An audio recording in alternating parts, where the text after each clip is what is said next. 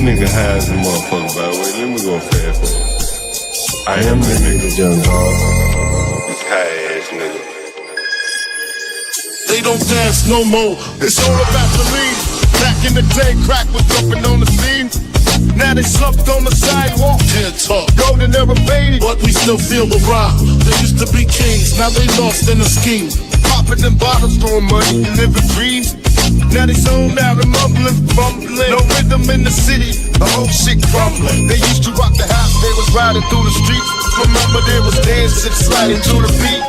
Now it's poison in their veins, ain't no pulse on the street. Guess it's over now, they accepted the back in the day, the rock had them wild and free. Different story now, they got no energy. The new drugs got them slow with the hit unload. Out close and they don't dance no more. Rock used to be jumping, type shit they was on. Now it's lights out, guess the thrill is gone. I am the nigga, young dog. I bring it to you rough, rugged, and raw, nigga.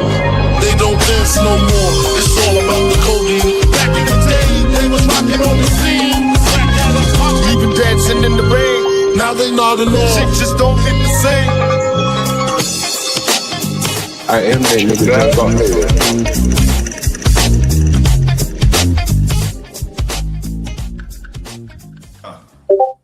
Hi, you the urban landlord. This is a ridiculous phone call. You have to hear it. This is a black tenant. You've seen him on the channel before. Very low IQ. Probably has some violence in him. You can see that interaction on a previous video. And so here's a call I'm giving him. He was supposed to be out, I guess, he was supposed to pay his rent last Friday. He said, hey, I'll be out by Friday. But he said, he was begging to pay. Hey, I'll pay you on Friday. I said, I don't want your money. If you can just be out on Friday. Well, today he says I'll be out next Friday. He's also said, you can't put me out. His wife is bullman me, whatever she is. And you can't put us out. So basically what they're doing is they're asserting that they have tenant rights. This is one of the dangerous things of renting to blacks. Blacks will typically, if they can't pay their rent, they're not going to move. They will just more or less squat on you, knowing that they have the bully government behind them. So here's the phone call from the tenant. And I want you to just take a listen to it. And then you kind of extrapolate this phone call out to the broader society, particularly among black people, when you realize why they are so poor. It's such a low trust society. Their morals more or less are set by the government. I think you'll get a good idea of that by these people who are willing to stay and live on someone, not recognizing that there comes a cost just living anywhere, the lights, the gas, the water. And you're going to hear the ridiculous comments from this person in response to all that. Once again, I hope you enjoy this. Your cub is named James. Hello? Hey, what's up, James? How's it going? What's up? Oh, not much, man. I was just calling, checking on you guys' status. There ain't no change. We leaving on the day we said we were leaving. What day did you say you were leaving? I forget. The 14th. You said it, we texted you. You said I didn't text you. I didn't respond back the 14th. But you said if you're going to leave out on the 14th. So that's, what, 5 days from now? And so what happened to all that money you said you had that you were going to pay me on Friday? Man, I don't got time for leaving. We're moving Friday. You said you ain't want no money. So you just going to live for free for the last week or so, and the next week you're going to live off of me for the last, I clean up in there, you just going to live off of me? You clean up where? Shit. That place you clean up where? Well, the lights stay on. Let's say I don't clean up, but the lights stay on. You shitting and pissing in there. You take shits, you take pisses, right? We don't leave it. We don't use the kitchen. They on us. Somebody else upstairs doing. When last time? Let me ask you this question: when last time you took a shower in there? When last time you took a shit? Who's the owners? Are you the owner of the house? Nah, but when last time you took a shit or a shower? All right, we've been cash strapping you though. We've been paying you. We've been paying you. But I'm asking you: when last time you took a shit or a shower in there? Like at least a week. You ain't took a shower or shit in a week? At least a week. Because I like what you said last time, so I ain't take one in a week. So you just stopped taking shits in the house? Because I'm leaving Friday, so I ain't better use the bathroom. You don't piss in nothing in the bathroom? Nope, none of that. Nope. How about lights? Do y'all turn the lights on? Nope, we don't touch the lights because it's so hot down here. It's real hot down here. No circulation of air, nothing. How about TV? So, do y'all have the TV on? No, we don't use the TV either. So y'all just sitting down there in a hot ass room? Yep. Waiting on Friday so we can leave. All right. So Friday you gonna leave? Yeah. All right. I give you a call back if I have any other questions. All right. You said what? I give you a call back if I have anything else to say, but as long as you have by All right. Friday, I guess that's understood. You just heard it from the black's own mouth. He said, I don't shit down here, boss. I don't shit. I don't piss. I don't cut no lights. I don't live in a primitive condition. Because who believes that? Blacks. This is the mindset of blacks that the Izzies, the Hamps, they want to act like this is just a minority of the black population. But I don't give a damn what it is. At this point, no one wants to take a chance on these type of blacks. That's a good shit. Batu, Yeah. we're trying Yeah, to my bad. understand you. What did John Galt say that is true? That you guys get judged based.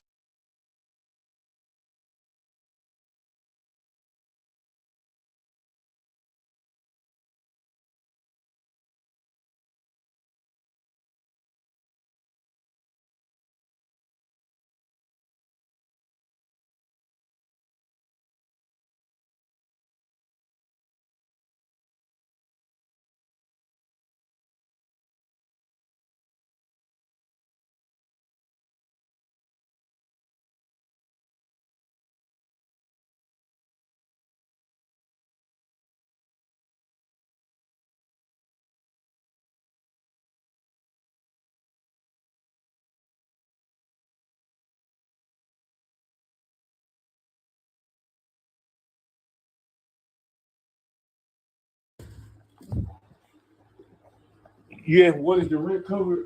Shit. Hell. I can't believe you asked that question. Yeah, You think I'm curious. the shit. Like, you asked me to fix the door, right? That's covered by the rent. Yes. So the stuff Hey. that gets damaged is covered by the rent. Well, okay, yeah, that too. Like, do you know who fixed the shower door? Do you know who broke the shower door? No, I don't. Okay, see, Right, that's what I'm saying. See, that's covered by rent too, because I can't point the finger at anybody and say, fix that shower door. So it's covering everybody's rent, right? You see what I'm saying? You don't pay enough rent to pay for that shower door on your own, right? That shower door is basically a whole month's rent that you would pay. You ain't gotta have the installation. And only go to utility. Come around fixing shit. But I've been for like the last couple of months. What you think? What do you think? The utilities? I'm talking about the door. You said the rent covers for expenses, right? What, the door? Yeah. It got it put up, right? But y'all ain't paying enough rent to put another door back up. Matter of fact, if I can't even find out who did it, why the hell would I put another door back up? Right? Like, you know what I'm saying? Maybe when a new group of people come in, they say, well, let's put a new door up. But the current group of people, for the most part, still here. That's trash. What? Think about it. You know how many people that stay here and they broke the shower door? There's a shower door right across the street. Same fucking shower door. They ain't broke that one.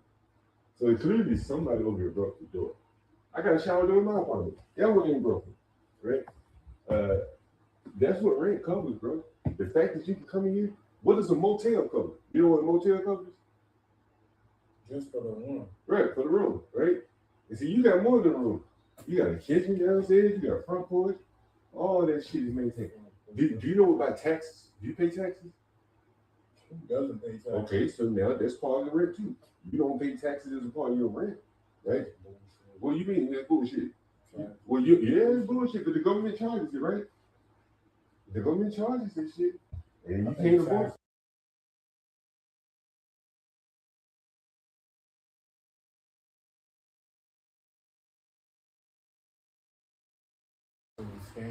No, she ain't. Join the club, my friend. But I can't do shit about it. You know what I mean? I can't make them stop taxing people. And they're not gonna stop taxing. So, that's what rent covers, man. The convenience of not having to deal with all that bullshit. Dealing with DC government. If you walk right in here, just furnished, the furniture wasn't free, right? If you had to rent some furniture, what would that cost? You wouldn't rent some furniture. I'm gonna be honest, I wouldn't even care about not having a room that has stuff in it. I prefer it that way. But okay, even if you rent that ain't gonna be free, right? Because somebody still gotta pay for the utilities, the light, the gas, the water, the taxes. They never go away, they keep going up. What about the mortgage?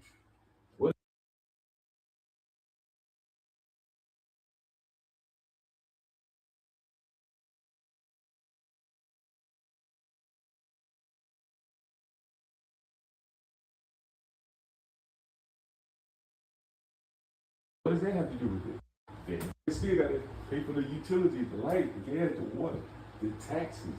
They never go away. They keep going up. What about the mortgage? What does that have to do with it? What does the mortgage have to do with it? Mortgage comes with a house. What if the house is paid?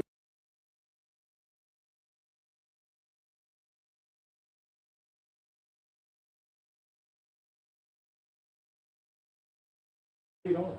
It still doesn't matter. Your rent, it has nothing to do with the mortgage, right? That's crazy. What do you mean? It's crazy.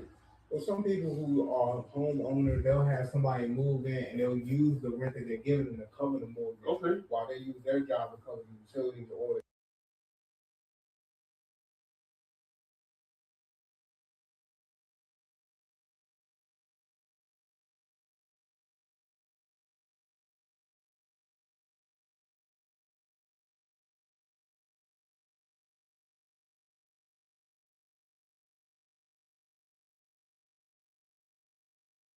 the gas and Yeah. different things of that nature. Yeah. Yeah, I guess some people do that, yeah. But either way it goes, ain't nothing free, man. If somebody offered you a place to stay for free, you should be looking at them with a skeptical eye. Like, wait a minute, what? What did you have to do for me? You got any kids? No. Okay. This would be a good learning lesson. If you ever had children, how old are you? 30. If you ever had children, one of the first lessons you're going to tell them this ain't nothing free. If some man comes up to you and offer you something for free, it's probably a kiss. Ain't nothing free, man. Like, there's just no way to manufacture something for free. The fact I had to come over here and do this, how do you think I eat? I had to go to the store, get that shit. Well, first I had to come, figure out what it is, go to the store, get the shit. And then think about this. From my perspective, think about it. All this I just did, and it may be all for naught, because everybody here ain't cooperating. For nothing? Could be. Because this is what I'm saying. I've already explained this to you earlier. If one person in here is the cause of the problem, it really doesn't matter what everybody else does. Do you understand that? Do you understand what I'm saying to you? Not really, because that's not necessarily true.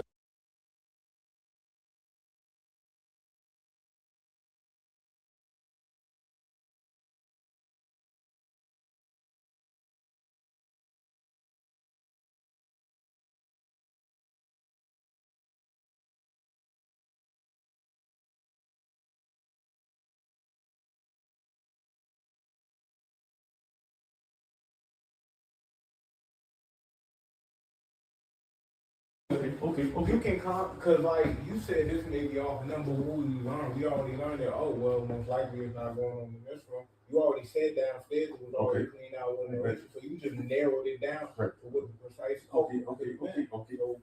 Okay. So now that we got that clear, and there's one person that said, I don't want to work with you.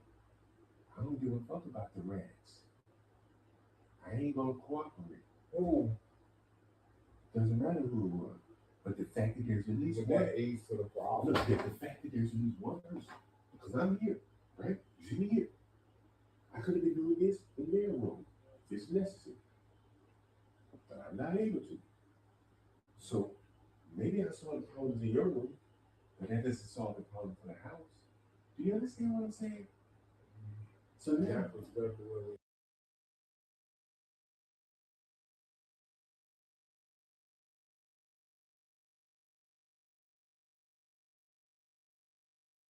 again, he had no idea of what is included in rent. And I have another conversation with him. I'll play that one a little bit later. But here's another conversation that I had.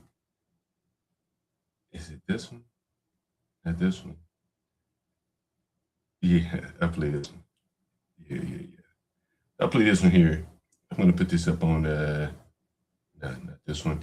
I'm going to put this up before we get into the show. We may just go to the Clips channel, depending on how raw this gets here. And I'm going to have to put this on YouTube. Give me 1 second. So the National Guard is in Southeast now is in my neighborhood. Trump has put the National Guard in Southeast, right around the corner from where you see me all the time filming. And so I was talking to the National Guard yesterday, and I'll share it with you. It's going to come up at some point. While this loading now, I dropped the link. I'm going to talk to Master Kim about something that I talked to him over the phone with earlier, if he wants to join. And it centers around the same thing. I got a text message from a black man yesterday, and he was all frantic as all hell. It was today. Yeah, it was today. He was frantic as all hell, and luckily, I was in Northwest DC to respond to him very, very quickly. And I'm going to get into this, and he's been on the channel. I'm sure his phone call has been on the channel. And here is the Twitter message that he sent me. And let me put this on Twitter. Here's the Twitter message that he sent me. And right on time, Master Kim is here. So what's up, Master Kim? Hey, what's going on, John? What's going on, everybody? Great show. Master Kim, you know, I talked to you earlier today, and I said, man, I had to talk with a young black man. He was 28. I told you about this, right? Yeah, and so you're restreaming that. That's the man sitting on the red couch. You're restreaming? No, well, that's the one that didn't understand rent.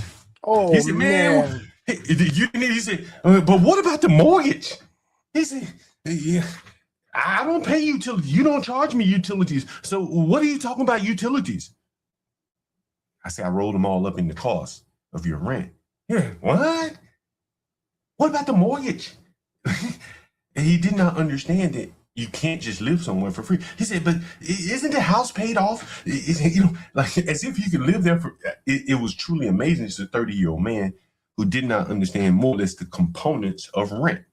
There's taxes, there's utilities, clearly there's supply and demand. All of that factors into the price. You understand these things, right, Mr. Kim? The black man did not understand that. That was the one I was playing earlier. Now, he's a security guard, so we shouldn't expect too much of him, though we probably should expect him to understand that. Is that fair? He should understand what comprises rent. It should be kind of intuitive. Would you say that's fair? Yeah, John, can I squeeze in a comment real quick? Yeah. So about this guy here and then the other guy from the other show and just all these guys, and I'm going to be respectful as I can, but the best term I can come up with is empty adolescent men. They're empty. They got nothing upstairs. They got no cash in their pocket. They got no conscience. They're empty at all angles. Just empty. No common sense. No nothing. Don't understand. You know, as Pastor Manning would say, the way of the world. But this is dealing with the basics, and by living in Section 8 housing with Big Mama, there's a lot of lessons that they just don't learn, so they're literally oblivious. So the point is, and the guy is empty on wanting to save face, you know, with you. He just it is what it is. The care less, doesn't care that he's lived for free. So a question I have for you, John, and you don't have to answer at this moment, have any of these guys ever came to you and turned things around to save face, so they bowed out, they either paid you back, or when they got to their aunt's house, they paid you some of the rent has anyone ever done that? Okay. Never. So they just keep on stepping and never even think of you. Yeah, it's very much a lack of conscience. You know, there's something missing, honestly, because these people do this over and over and over again until they end up in the shelter. We've seen this over and over again. The Renishas, the Johnny Boys, they ultimately end up in shelters when they burn every bridge. And it's got to be some component of IQ there, because anyone with any intelligence would not let the world just crash down on them like this. It's been very mind-blowing, to be quite honest with you, Master Kim. And so I was telling you, Master Kim, about the black man today. They called me in a frantic. This is his text message on the screen. You can see that here. And people are probably saying, well, why are you showing this young guy? And again, this was another young man. I didn't get a chance to film this somewhere on my phone. But the bigger problem is this man works in a professional environment. He mentioned Salesforce. For those of you that work in professional environments, Salesforce is like a customer relationship management software, CRM. It helps companies manage their customers. I don't know what he does with Salesforce. He could be, admin, adding users or whatever, or he could be developing it, whatever. So anyway, he sends me this text message. You can see it on the screen, and he was very, very much in a panic. He must have called me 3 or 4 times. I wasn't able to answer the phone. So he kept calling over and over, and he sent me this text message. Answer the phone. I cannot get in my room. The keypad is not work. So luckily, I'm across the street, and I go across the street, and I say, to assist the guy. And at that point, he was already going into the room. He had gotten the keypad to work. Maybe the keypad was delayed. Maybe he hit it with his thumbnail instead of his the fingerprint. And so it didn't alert the keypad, and he freaked out. He was 15 minutes. He had a meeting starting in 15 minutes. And the amount of aggression and panic that he exhibited, I couldn't help but wonder, how in the hell is he going to comport himself in a meeting? And that's what I called you about, Mr. Kim. And John, on a previous stream, we'd mentioned about giving some of these guys estrogen and what else? Estrogen and catnip or whatever it takes to lower their testosterone so that they can focus. As silly as that sounds, we need to, do, is it neuter where you cut the nutsack all that shit needs to be done for the sake of their whole family, by the way, right? So that the man can be level-headed enough and emasculated enough so he can think straight. I mean, versus aggression, and almost be like Asian. I guess he'll be Asian actually. Well, but how much of this was him probably being out of position? Oh yeah, we talked about that. He probably DI hire, faking the funk, or trying to do too much, right? Instead of being working from home in front of his PC, he's probably running around, having sex with some chubby ass white girl, and then he's getting texts to, hey, join us on the Teams meeting.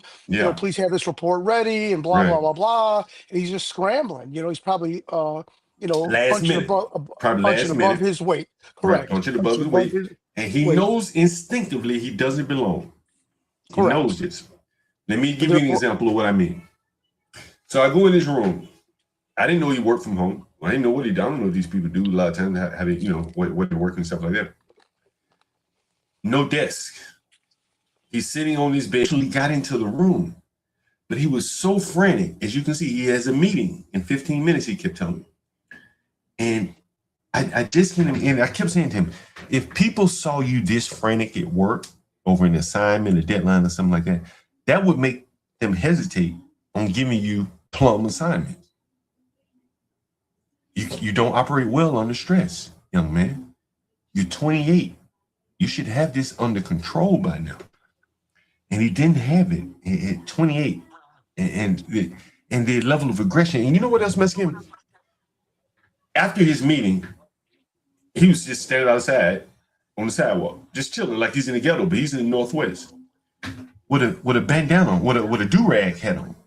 So again, I guess he took the do-rag off for the meeting, or maybe he didn't cam up. But in this professional environment where he works in front of a laptop, he's like a fish out of water. He doesn't belong there. Yeah, John. So, I guess had he been talking about, can I say the P word, or are you going to go over to your clips channel anyways, right? Yeah, we go there. Everybody knows the same. Yeah, go ahead. Yeah. So if it's not involving chasing after that powerful pussy or the NBA young blood and all the drama stuff, he's above his, he's punched above his weight.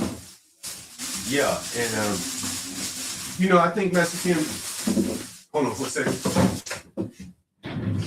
There's some things that he's probably really interested in, but I don't think this is it.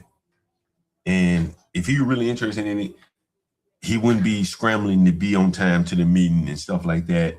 There would just be a little bit more enjoyment, passion, stuff like that. I just think, these people are so out of place. Maybe he has a degree to get into place. But once you get in, then it's all about moving up, improving your mettle. Otherwise, you just get patted on the head and put in the corner and just give him make work. And you're more or less a DEI hire. And this boy, by the looks of him, is a DEI hire. Well, John, keep in mind that there's also a program not only to artificially push DEI people up, right? But there's also a program to say, okay, we're playing by the rules, doing this DI bullshit, but there's also a system in place to cycle these people out quickly because they know that they're although it looks good for optics, right? Mhm. And then they can go beg into the government. Look how many prisoners we hired. Look how many felons we hired. Look how many DEI dummies we hired. So it's good optics. But look at Bob the pilot. He did say that the airline industry has their way to cycle these people out. Now, Yeah. these black women's reds turning a bombardier jet or a bombardier jet upside down for Delta Airlines. I don't understand that, but yeah, I think that a lot of these companies have got their way to hire these fools and then cycle them out. Yeah. I think they definitely have the capacity financially to put them in positions where they don't do any harm. Like to make work. Is make work jobs. Yeah. Like again, after this boy's meeting, he's standing outside like he's in Southeast somewhere. He has nothing to do. He probably doesn't do anything. He's just a blackface on the contract, maybe for the government or something like that. I'm sure he has a government contract. And again, he can't move up with that inability to handle stress. And this was a minor stressor in his life. And he was totally out of control. It blew my mind to see a young man like that just lose all composure in a drop of a dime. He didn't even try to solve the problem himself before freaking out and calling me. And again, this is what I'm saying. Like, this doesn't work in corporate America. It doesn't work. Look at the text. Listen to the tone of the text message that he wrote. Answer the phone. I cannot get in my room. The keypad is not working. Nigga, I'm your landlord. You need to tame this voice down a little bit. Who are you talking to this way? And I think this kind of behavior will extend to the workplace, and it will limit your career path. That's just my opinion. It's just something that I noticed today, Master Kim. Someone says, nigga, take shit. But Master Kim, the story of the day is, CT told me, he said, John, you getting real rough on these blacks. He said that the other day. And just the other day, I was in one of these black people's room, and it was filthy. And I'll show you that, and it's here. And the little black girl, she says, "Hey, what's your?" Hi, you the urban landlord. The little black girl. Look how filthy this shit is, my daughter. Look at this shit. Young man, you can see that they brought a blow-up mattress. It's the blue blow-up mattress in the room. The room is totally filthy. Who? Huh? Who's girlfriend?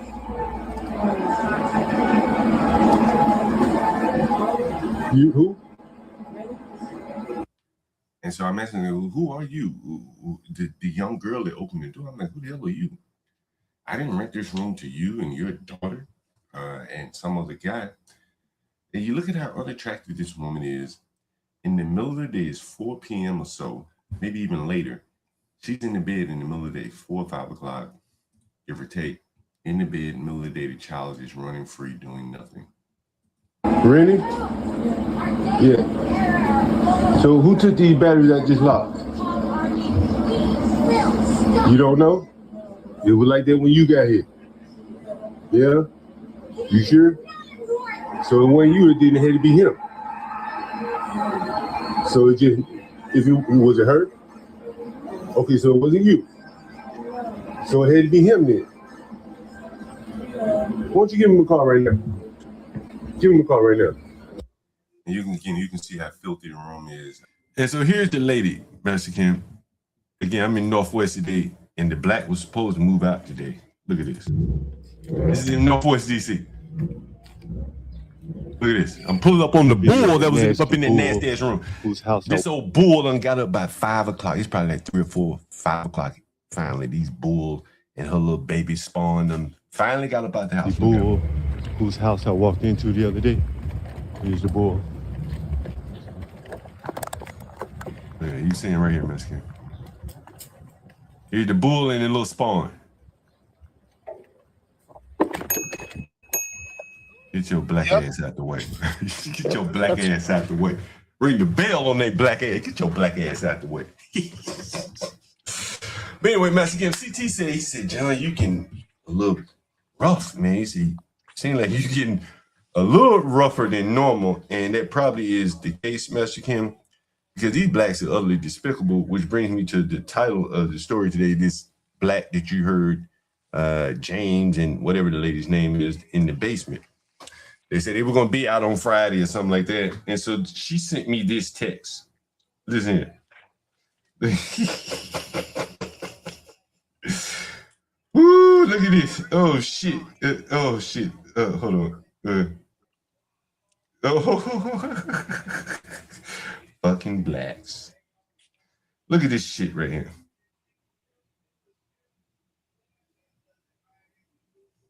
Look at this shit. Hold on. All right, here it is. So here it is, Master Kim. I'm going to show you this progression of text messages. Take a look at this.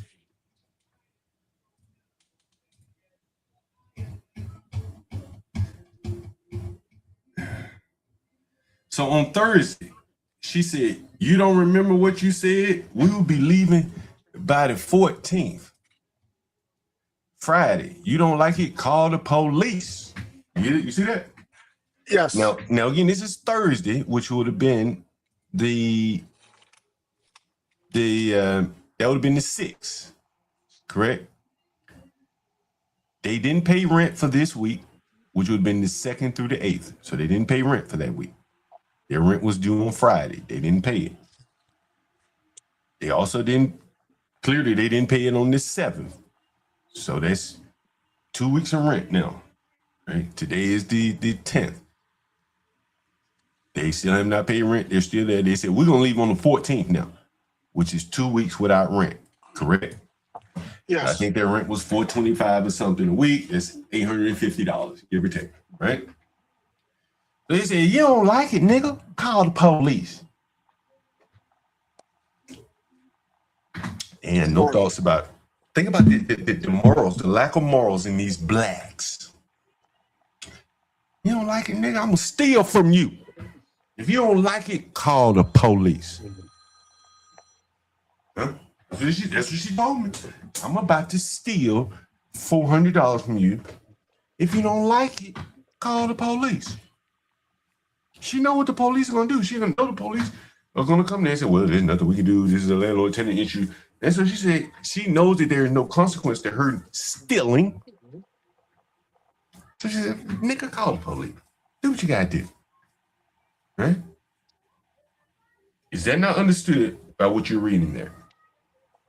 Oh yeah, absolutely, John. And again, all the listeners, and I'll just squeeze this in real quick.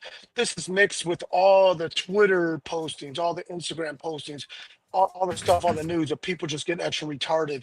It's making a good amount of the population not say they don't want to be around blacks, but it's just making them cautious. You know, I live in a middle class, wealthy black neighborhood. All my neighborhoods are hype, you know, but I see this little girl dreadlocks on a little scooter riding down the street. And the first thing that goes to my mind is like that Korean lady that got killed in the liquor store in Menace to Society. Or I don't want no problem. I feel sorry for your mother. Yeah. So, sorry, John. But no, I'm just asking, like, how would a white person or a Korean person feel if you got this type of text message? They're like, what would be your thoughts? Well, almost insulting because you're down. You understand pragmatically that the law doesn't help. So by that person saying, if you don't like it, call the police, it already hits quicker because you know that these people are just dirty like that. You know, that they're going to not only steal your money and just be so disrespectful about it. And then now it's a timing thing. You need to quickly get them out of there so to make sure nothing's damaged so you can get that that room back into your inventory. You know what I mean? Could you imagine a Korean saying this? Absolutely not. Absolutely not. The Korean saying this to you. Hey, man, I'm going to steal 400 from you, 800 actually. And if you don't like it, you call the police because I know they're not going to do anything to me. Yeah. Yeah. This is what I'm saying. Like, the government laws and policies have more or less shaped blacks in a very negative way now. We're seeing it. Their morals now are being set by what the government allows them to do. See this? Call the police. I know I'm stealing, but the police ain't gonna do a damn thing about it. They're on my side. This is where the blacks' mindset is shaped right here. The lack of morals. No other group of people would respond like this in the numbers that the blacks do it in these inner cities. It's like par for the course. Listen what the other black man saying. What is rent? Why do I have to pay rent? How much is the mortgage on this house? If you ain't got no mortgage, why do I need to pay rent? That's more or less what he was getting at. So John, when the guy said that, I took it as a dummy trying to step up his game and trying to sound inquisitive or relatively smart. He just sounded like a dummy, like not realizing what does mortgage have to do with rent. And I mean, Yeah. What does it have to do with it? What does the landlord have to do with it? You don't need to know who the landlord is to pay your rent. You don't know the landlord of a big ass building. You just know the shell corporation that sits in front of you and collects your checks. But with blacks, it's like, I've been here a month. I've been a month here. I've been paying rent for a month. I done something now. So their lives are so up and down.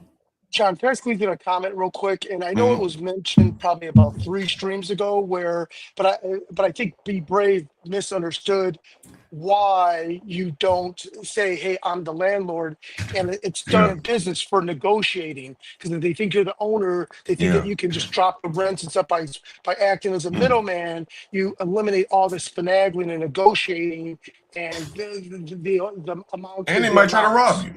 They might try to rob you. That's exactly correct. Right. So it's a negotiating tactic. And it's also safety in business, just to look like a buster that's affiliated with the business. And so here's the rest of the text message from the blacks who asked me to call the police. Look, so I locked their black ass out. And so they said, nope, our stuff downstairs, and you locked us out. So they called me. See, now they want to call me. When they don't have their rent money, they don't want to call. But when they locked out, that's when they want to call. They said, don't worry, police will call. Now they want to call the police. See? I never ever intended on calling the police on their black ass. They thought I was going to call the police for what? What am I going to call the police for? And get the government involved, knowing that the government is on these blacks' side. Think about that.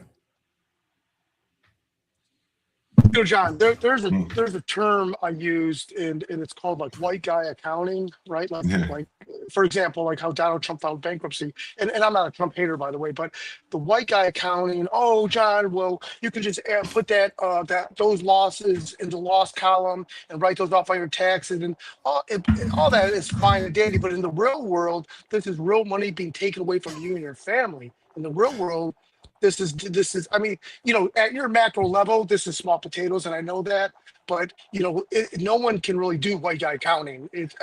Thievery is thievery. I mean, you know, what they're saying is, and my finance is a little off, or a little, but what I would say is they're looking at like balance sheet, and then you're looking at income statement or cash flow statement. Yes. Right? You see what I'm saying? That is correct. That's so when kind I of say, right. Go ahead. White guy accounting is at the real street level. These people are stealing, right? Yes, you could chalk it up as losses against your profits and blah, blah, blah, blah. But in the real world, that shit don't mean nothing, because we're all real people. We got people to answer to. We got loved ones. And these people are just absolutely stealing. Now, you're very professional and you've got a lot of liquidity, so you're able to chalk it up to that asset needs to be freed up so it can be cleaned up and get the next person in there. And then that's and people, majority of people would not be able to do their job. They couldn't stomach it. They can't stomach what you're doing. Not only the money lost, but the insult and disrespect at time and a looming danger, but you handle it quite well. Yeah, because this black is dangerous. Like, I don't know if you saw him, but he's very dangerous. He's a big man, large. He's very low IQ. He's dark skinned. He has violence in him. Trust me on that. And so, you know, back to this balance sheet, income statement, cash flow. This is very important because if you have a lot of money, tax credits matter to you. All right? It matters. If you have money, then you can play the tax credit game. Right? Oh, this is a write-off. But if you don't have a lot of money, if you're not rich, Write-offs don't mean anything to you. Is that you get where I'm going with this, Mexican? Yeah, If you and make that, 50,000, huh? and what you said was what I was trying to do, but you did it in a much better way. When I say white guy accounting, mean when you're wealthy, you all that write-off shit means something. But when you're It an means average, hardworking people, it don't mean shit. They're stealing from you. Yeah, that was exactly what I was trying to get at. That shit I just did a poor job. It hits the cash flow, right? It hits the cash flow, and the tax credits that I may or may not get at the end of the year. I got to get through the year to get that. Elon Musk, he can float losses. Giant, the grocery store around the corner from me that loses $500,000 a year in losses, they get all kind of government grants and credits and all this kind of stuff for operating in the ghetto. They can afford to take a $500,000 loss. I can't afford those kind of losses. At the end of the year, the tax credits just aren't worth it. That's how it works. The utility bill comes every month. There's no tax deduction for me for my utility that's going to make it worth it for someone that's leaving their air conditioner, and all the other appliances on all day long, 24/7. They don't care about the utilities. It has to be priced in to reflect that. So here's this black that's locked out. And I guess maybe we should get this black a call and see how irate she gets. Not about her not paying me money. She's not going to be sad at all about that. She has no morals. They only have morals set by the government. And I'm going to prove it to you by calling this black and let you hear it all. You're going to hear this, what is the word? This entitled black. She's deserving of something that she did not pay for. And so now you have to ask yourself, where did she get this entitlement from? She don't demand that from T-Mobile. She knows she got to pay that T-Mobile bill or the phone goes off. She doesn't demand that from the grocery store when her food stamps are run out. She goes to the grocery store, and if she ain't got it, she knows she got to steal it or pay for it. So where do these blacks get this entitlement from as it relates to housing? Does anyone know? My theory, my thoughts is they get it from the government. All of their morals are set by the government. If you tell the blacks they can steal $1,000, they go steal 1,000. They'll take a calculator into the store and calculate how much they're stealing based upon what the government allows them to do. This is what I believe. Look at the blacks that stole my bikes. Look at all the behavior of the blacks. These people do not have any morals. CT called me today. He said, man, and it's on his public. So Leonard, what's that boy named? Ivan was talking about how drug dealers are heralded in the black community because they open up car washes and stuff like that. So again, their morals are way off base. And so we're gonna call this black, Master Kim. You want to hear this, Master Kim? Oh yeah, hey John, didn't on stream a couple streams ago you mentioned that the dope boys days are numbered because of pharmaceutical drugs and fentanyl, so they're not making as much money these days. Oh man, hey bro, I was thinking about that this morning. I was thinking about that this morning, Master Kim. And I got so much dope on the channel. You just mentioned something, I just come with this or that. And the dope boys are having to drive Uber part-time now. That's true. The only thing is any dope boys. Hey, let me see if I got this up here. If it's loaded yet. Yeah. Listen to this. Listen to this. Why did they do that? Because it's a federal land? Yes, sir. So damn, so you can only really just go around this little part? Pretty much. I think the main reason they put us out here is pretty much a lot of the overdoses out here. Yeah. You heard that? You heard that? Yeah, it's crazy. I play it again for the people that did not hear it. This is right across from the liquor store, Malcolm X and Martin Luther King Jr. Avenue. Trump has deployed the National Guard, but the blacks in charge of DC government, they do not want the National Guard to curb crime. So you hear the National Guard man say what? Why do they do that? Because it's a federal land? Yes, sir. So damn, so you can only really just go around this little part? Pretty much. I think the main reason they put us out here is pretty much a lot of the overdoses out here. Yeah. The drug overdoses. Yes, sir. Oh, I video them motherfuckers all the time. Yeah, that's the main thing we're countering. So you come out here with to resuscitate these drug addicts, son, bitches? God damn. God damn. The shit out again. Let's let these motherfuckers have their last breath. I'm a landlord to these. These some of the stupidest motherfuckers. I've been landlord over here 30 years. Man, these are stupid. These are stupid.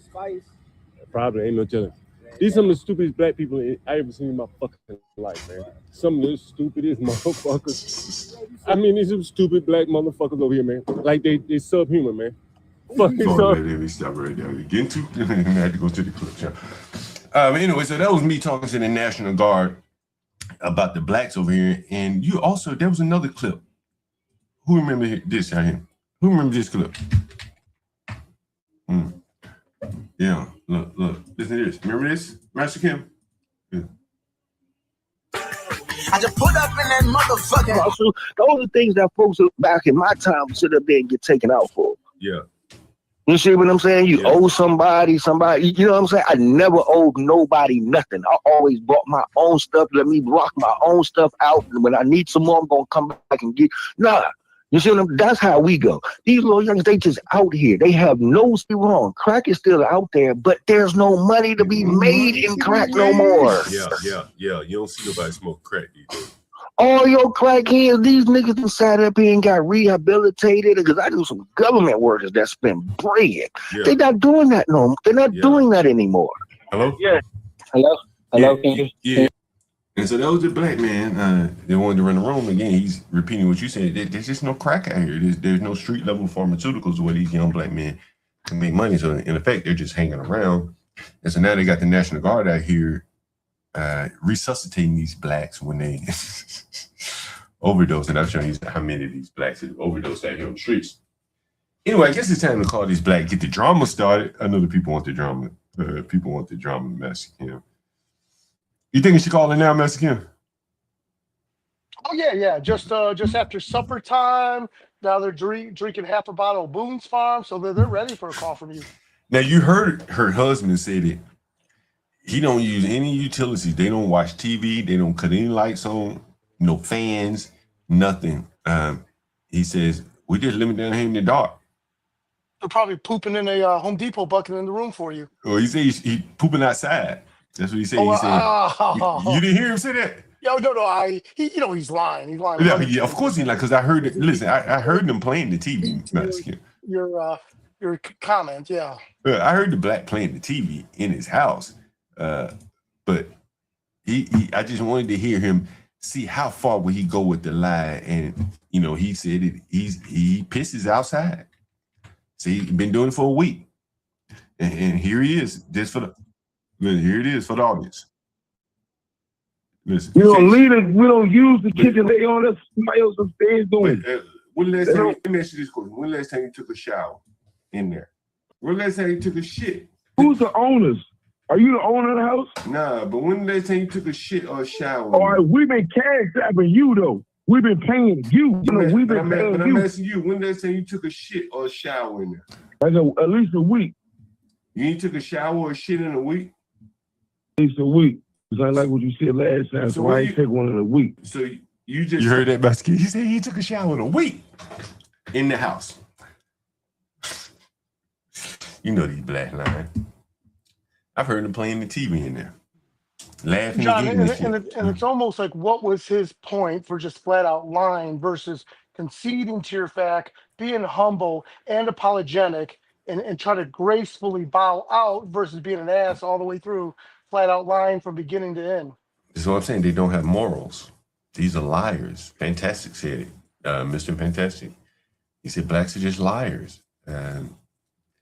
We've seen it right here. This guy is lying like hell. He ain't taking a shower, a shit, a piss. Why are you trying to get in then? Like what? Like why even stay there? If you're not taking showers, shitting, pissing, like what's the point of even living there? Think about that. John, is it safe to say, and please forgive the less than flattering comment I'm about to make about you, John, but could to them, you're just like a dried up little Alabama cockroach. And this is what I mean. Because of the big wiener of Trump and the government, run into big government to clothe them, feed them, help them, Section 8 vouchers, that's the real power. The individual is just a dried up ass cockroach from the South. You know what I Yeah, mean? yeah. So they're so detached from the human beings because sucking off the genitals of the government. And I know you're not wanting to get banned, so I'm trying to caution my language. But But yeah, I this, wanted to throw that out there. That's why they're so rude and god darn awful to you. yeah, and this is what I point out about the the black man that wanted $50 an hour. Remember him? Like, where the hell did he get that from? Oh Like, yeah. how the hell he pull that number out of his head? That's the equivalent of damn near $100,000 a year. You know, if you made consistently $50 or $60 a year, you'd be right at about $100,000 a year. And here's a lowly black with mental issues thinking that he's deserving of $100,000 a year. Who told him that? Now, John, there are instances of in reverse of a white guy that would say I want $50 an hour, and after he shakes off the buzz and the alcohol and gets a clean set of clothes and shaves a little bit, he said, yeah, I could pull wire from a 220 panel. You know, Yeah. he's got, I mean, aside from being a shaky drunk off pop off vodka or 5 o'clock vodka, which is $13.95 a half gallon, they've got some skill set to demand that $50 an hour specific, like a trade related thing. Or I can pull your engine block apart and change this lifters and blah, blah, blah, blah, blah. You know, they got something versus the arbitrary, I want $50 an hour and have Yeah, no for what? concept of business. And what does it take? How many of what do you have to rent or sell to get a net $50 to pay your Yeah. gas? You know what I mean? Yeah, and then I got to micromanage him. Especially in your neighborhood where peas about $12. You know what I mean? So yeah. Oh, and then I got to micromanage this guy down to the most simplest of tasks. He's not worth $50. He's nowhere near worth that kind of money. But somewhere, someone has told him he's worth that kind of money, and this is where he sets the market for himself. There's no buyers though. He just has an artificially high price where there are no buyers. His minimum wage should be his going wage should be about $9 an hour. To be honest with you, you think about how many of these young black men, like the young black man that didn't even understand the concept of rent at 30 years old. What can he do? Well, he's right where he belongs. He's a security guard. Imagine him trying to work in an office where he had to think abstractly or something like that. It just would not work. He doesn't even understand basic concepts of life. And so that's what we're seeing in so many of these people. The guy that's lying, say he's shitting outside when in reality, we know he's not. But why does he just go somewhere else? If he got to lie to that point, why not just go somewhere else? That's the lack of honor. Because remember, he's down there with a woman, and we saw the man crying on the stream. She was the bull in the relationship. She's the one that wrote me the text. Master Kim said, hey, you call the police and you don't like it. It wasn't him that wrote me that. That was her. And so this is the bull relationship, the bull dynamics, right? Don't worry, police will call. So I think it's probably a good time to give him a call. What do you think, Master Kim? Oh yeah, I would like to hear from him. Absolutely. What do you think they're going to say? Chat, what do you think they're going to say? I think communication is going to be hard because you can't get even a minimum amount of communication from him without him just being a jerk. So I think he's just going to continue being a jerk. And you're going to have to unfortunately be kind of sharp and crude right back to him because you need his ass out. You think they're going to call the police? Oh, you locked him out of the room, right? Yeah, locked him out of the house and the room. Oh, yeah. Let's hear it. They probably kicked the door open.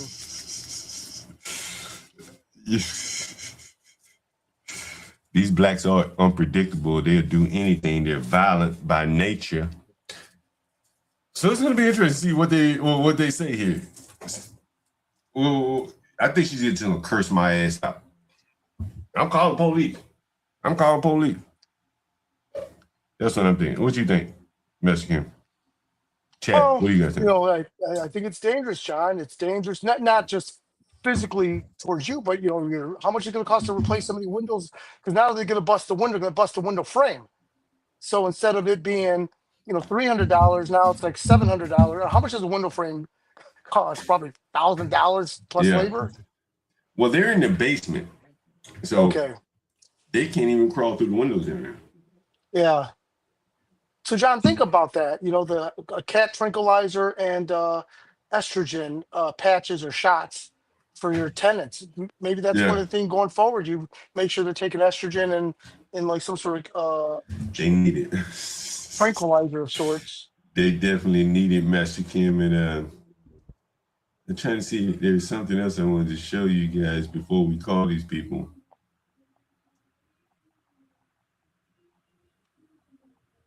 There was a guy asking about rent. I showed you the National Guard. I got so many other pictures. I should post them all on Twitter, but I'll do it in a minute.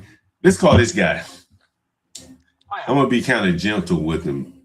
Start off with see how the blacks, how she take it. What do you think? I'm gonna start off a little gentle. Yeah, John, be gentle because you just want them to move, get out of there peacefully. You're not going to get your money, right? So I think aggression isn't going to solve anything. If well, you know what? Maybe I'm wrong because they're going to act a fool because you locked them out. So I guess you're going to have to respond to whatever mood they're in. Yeah. Now I'm gonna start off peaceful, and then we're gonna see where she takes it. I'm guessing she's gonna be aggressive right off the break, even though they owe me money. Think about this. This is blacks.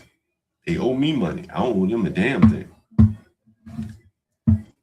And watch how they behave when they're in the wrong. This is Carmelo Anthony. This is Trayvon Martin. This is all the cases you've seen. Even when blacks are wrong, they blame others. They cannot accept responsibility. You're going to see it right here in this call. All right? You're going to see it. Guarantee you. So let's get into it. Should we just go to the clip channel? Because she's probably going to be screaming and cursing and shit. Should I go to the clip channel? Let's see. Yeah, maybe we should go to the clip channel in case she starts cursing and all that kind of shit. What you think, Mescam? You can stay up here, Mescam. You don't have to go anywhere. But yeah. Go, bring it over to the Clips channel. Yeah, I'm going to do a redirect. Give me a second, guys. I'm going to do the redirect to the Clips channel. I'll set that up. And then we'll call this lady. Let's see. How did I do it? Redirect. Hey, John, can I talk about some witchcraft voodoo shit? Yeah, go ahead. So my son moved into UGA in Georgia, and I had some DJ speakers. There's a big-ass DJ speaker that put a big Monster energy drink logo on the center of each speaker, and I gave them to my son. He put it in his apartment, and my wife tore off the Monster energy drink stickers, and she says they're cursed or something like that, like it's a bad omen. I'm like, what the hell? And then I've got a business credit card that I've got a Monster energy drink sticker on it because it's a gray credit card, and I've got 3 credit cards that I don't want to accidentally not. So I want to signify my business credit card. So she peeled that sticker off that too. Ever since I took these Monster energy drink stickers happen, 3 things have happened. Excellent. My daughter got a letter about attending a walkthrough visit at Georgia Tech, which for all the dummies listening, Georgia Tech is Southern royalty. It's hard to get in. That's where faggot ass family's gay son goes to school. But my daughter just got an invite to Georgia Tech. That happened. My older daughter's having another baby. Just found out last night. So just celebrating. And one more good thing happened. I forgot. But anyways, so since I took those Monster energy drink stickers down, and some good things have happened simultaneously. It's just like someone said the M symbol. What is the M? I don't drink those energy drinks. What is it? It's a green M. I've yet to Google what it stands for, but my wife's a beautiful lady, and she for her to say that shit, I was like, okay, but 3 things happened back to back, just that are just blessed. Absolutely, or as my Korean mother, God blessing you, would say. But yeah, dog, it's crazy over Monster energy drink stickers. You know, I stole a Bible from a Hilton hotel, and it brought me good luck as well. Weird. So, okay, I'm sorry, John. I'll unhijack your stream. Hold on, let's see. Damn, let's call these blacks. Let me see if hopefully I do this right. So we're gonna be on the Clip channel, because we don't know what this lady may say here. So we're going to the clips now. So I have a redirect. It should work. Hopefully it works. Join us on the Clip Channel. We'll be there. Let's see. Yeah, this is it. I don't know. Maybe I better. Am I doing this right? We'll just stay here. I got to figure this out. Maybe I better test it before I do it. I don't want to end the whole stream. Anyway, so let's call this lady, see what she says. Here we go, Mexican. HB2 and all this here.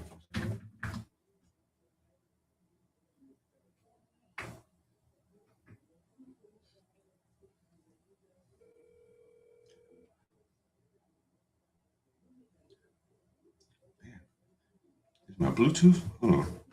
Make sure my Bluetooth's on.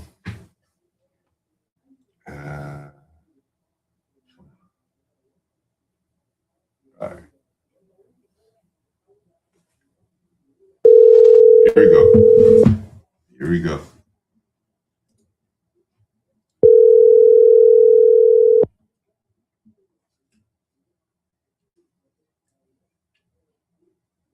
Yeah, hello?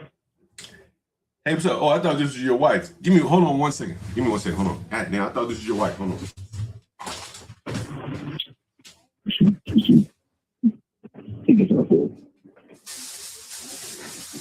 He thought it was you. What's the difference?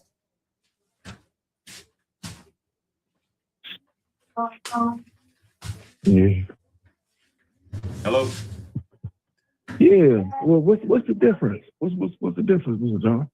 What are you talking about? You said you thought it was my wife. What's the difference? Oh, no. I thought I was calling because I think she called me back. So she had called me. So that's why I was calling. No, she's home. She's home. That was me texting you. Oh, shit, man. Because we couldn't get outstairs. We couldn't get outstairs in the basement. We leaving Friday.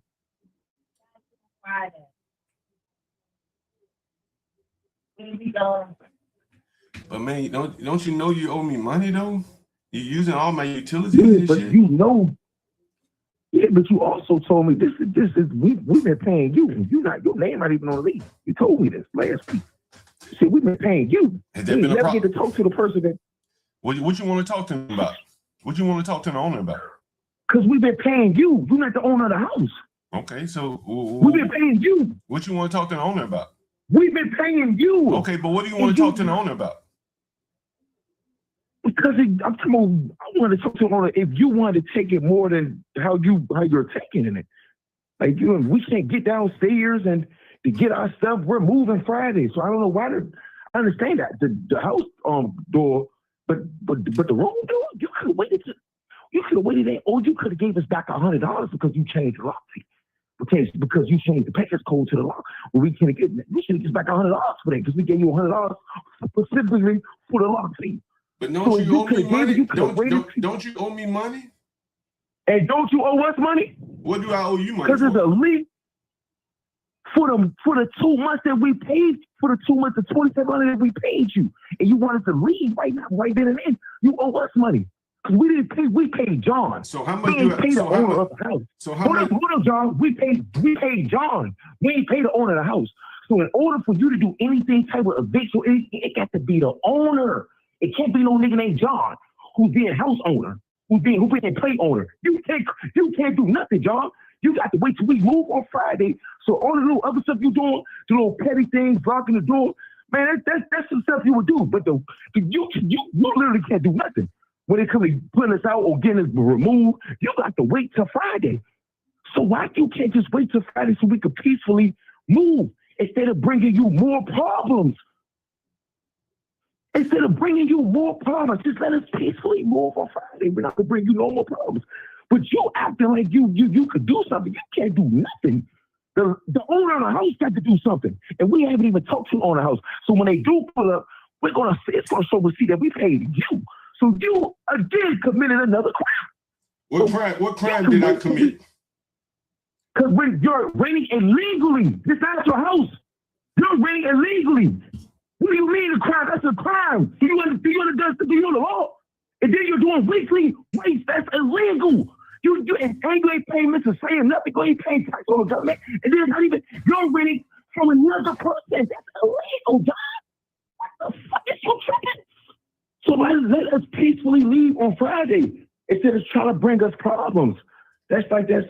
Let us peacefully leave on Friday. We're not gonna bring you no problems. We ain't gonna get the police involved to your little shenanigans, so your whole shit won't cave in. We're gonna leave. We're gonna leave, and you can keep doing your little room rent. You do it, whatever scam you got. We're gone. You think I scammed and we don't owe you no money. You think I scammed you? Man, listen, man. No, you scamming. You ain't scamming. You scamming. You scamming. You scamming Mr. Sam. Because you ain't paying taxes. The money, the $2,700 that we gave you, you ain't paying taxes on that. Mr. Sam ain't taking tax out your cash out for no rent payment. You ain't reporting that as a tax back on. You never reporting that. So right there it is. That's illegal. If you know your law, that's illegal. Right there it is, because you're presenting as a renting apartment, but you're not paying taxes as an apartment. So right there it is, you're illegal. So if you John, want to go the law legal way, you're going to put yourself in more trouble than you think you're going to put us in. They're not going to put us out. They're going to say, oh, you got to, but it's the landlord attendant to the situation. You get them 30 days, but we're not going to take 30 days. We're leaving on Friday. So stop trying to give us a hard time. That is weird. And then we paid you, another law, we paid you, we didn't even meet you. We ain't meet you till we got in the house after we paid you. So, like, that's another legal law, right? You is tripping. You is really tripping, man. How you talk to me. I still haven't forgot that yet. I still can't wait till what did I say to you? What did I say to you? What did I say to you? Man, it don't matter no more now. No, I'm just saying,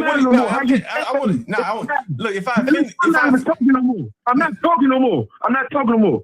Please leave us alone. We're gone on Friday, John. We're not going to bother you. We're not going to call the police. We ain't going to get your things shook down. We're gone. We're gone on Friday. Please leave us alone. And we will, matter of fact, we will pay you the week that we leave on Friday. We will pay you that $300. When you go, we will pay you $300. I thought your rent was $400. Man, listen, I'm doing that out of generosity. I wouldn't give you nothing. I'm doing it out of generosity. I wouldn't give you nothing. I'm doing it out of generosity because you gave us a chance. That's what it is. I'm doing it out of generosity. It's a flood down here.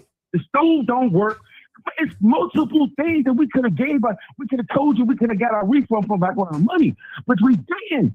So you man, no, I don't know what you think this is. Where were you living before you moved in my house? It don't matter. What was you doing before you moved in? What was you doing before you rented this house? What was you doing? I can tell you just started because you're still riding a bike. And you've been doing it for a minute, nigga. You were in the car. You had your house, and your mail is in that mailbox. So that means it was probably a room you had before. Man. What you doing? What was you doing before you ran the house out? What's wrong with riding the bike? Man, listen, man. You got a car?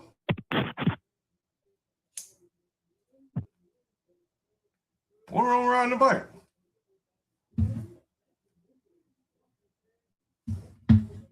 Hello? What's wrong with riding the bike, bro? Shit, I'm broke. There's nothing wrong with riding the bike, but I'm telling you, how you said the other day, you said, y'all this and this, y'all this. And you ran a rooming house and you riding a bike. Why you don't get no car? You ran a rooming house and you're like, it doesn't look like you got ran a rooming house name. So what are you doing? You tell me what was that doing? What are you doing? What are you doing? Why you don't get this thing packed out, in and out? What are you doing as a rooming house landlord? When you don't got multiple people, what are you doing? The fuck is you talking about, man? Man, leave us alone, please. Man, we gonna move on Friday. I'm just riding my bike, man. Yeah, okay. Keep riding your bike. Leave me alone. Because we're not one of the ones. We're not one of the ones. You can tell I'm giving my show. They ain't paid all the way. I'm not one of the ones. I'll put being fact you already crossed the line to talk to me like you was crazy. What did I say, man? You talk to me like that. But man, listen, it's nothing. I don't want to no more. Leave me alone. Woo!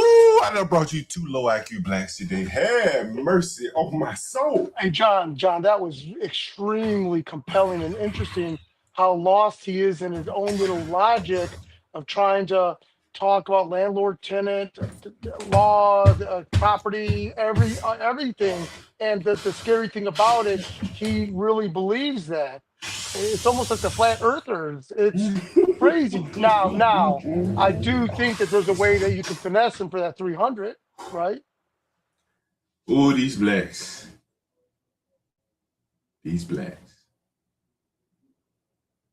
I don't want no money from that nigga, man. Like,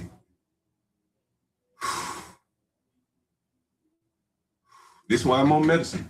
What the hell's my medicine? Give me a minute, Mexican. I take my fucking medicine. You black. Yeah, Oh, yeah. Almighty knows Mexican.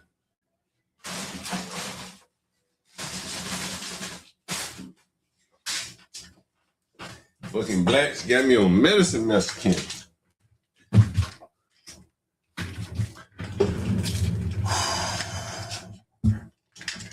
For the blacks, you say, not all, not all, not all. Boy, this is rough for them to look at here, Mexican. I've Now, just shown. John, it would be nice if you could play the first initial phone call and how excited they were to meet you. Yeah. And thank God for the John Galt of the world. And you need to transpose that to this Yeah. last call to show how a matter of 6 weeks or 8 weeks, how their behavior is changed. And all these things that they mentioned, they had 8 weeks or 6 weeks to tell you, hey, this doesn't work or that doesn't work. But instead, they bring it up at the last minute to, and then also lack of understanding of trying to create this fraud or lack of trust. And, this is money that's supposed to go to the landlord. It's just foolery. But John, that's great how that you could pull up the original call and the original interest in you. Yeah, that was amazing. That was nothing short of amazing. It shows you like the mental, the IQ of blacks, the 0 to 100 behavior. 1 minute he crying. Thank you, Mr. John. Then he crying. And now he like, you don't know what kind of, like, he went straight ghetto. These people, like, can you imagine him working anywhere? This is the question I keep coming back to. Because again, who's gonna rent to a 6 foot plus tall black man, clearly low IQ? It's obvious. Him and his bull mammoth. Who's gonna hire them? Their whole life is gonna be up and down. And that is why. John, and I'm so sorry for interrupting you, and there is a delay, but John, also keep in mind, let's say that he physically doesn't do anything, right? But what about that 3-foot hole in the drywall in the hallway of him just moving shit out, banging stuff, dropping stuff, the damage. Well, you know what that was called? You know what that was called for Mexican? And this is again the low IQ nature of these blacks. The black upstairs is black upstairs. I think I have that call recorded. He was taking a shower and he has dreadlocks. And he kept taking a shower while the toilet was clogged. While the tub was clogged. And so he kept taking a shower in the dirty water. Go figure that. And so in doing so, he the water was overflowing out of the tub. So he was taking a shower in dirty water. You hear me? Taking a shower. His feet were standing in dirty water. And that's what he was taking a shower in. So the water was overflowing outside. We have stand-up showers. So the water was overflowing onto the floor in the bathroom. And then it was leaking downstairs. So that's why, and I asked the black, I said, didn't you know the toilet was stopped up? The shower was stopped up? All you had to do was remove the hair on the top of the clogged drain and it would have gone down. They have no concept of home ownership. No one, they've lived in Section 8 in places like that where they just call the maintenance man for everything. So they learn how to do nothing. That is the downside of having the government as your landlord. You can call them and do everything. But you learn how to do nothing at the same time. And so that's kind of what you're seeing. And this was a black guy who works. The one upstairs, not this guy. These are some amazing people, man. Again, I don't know where they fit here in society, to be honest with you. Like, who would hire that guy? If you listen to that call, would you hire him? Oh no, just how he came up with all these crazy reasons of accusing you of fraud and the complete upside down world, and zero grateful for everything you've done. It doesn't make any sense. And but just like you said, these people are going to end up eventually homeless because they're going to burn every single bridge. Well, who would rent to these people other than someone like me? Like, who would rent to these people? That's a legitimate question. I can't. Would anyone in the chat, would you rent to these people? You've seen them crying, the range of emotions in a 40-plus-year-old man. You have to ask yourself, where does he fit? Who would accept him into their ecosystem? Employment, housing. Would you let him live in your basement? That's a legitimate question. And people aren't trying to figure out who's who these days. That's in my opinion. And that black John, right there.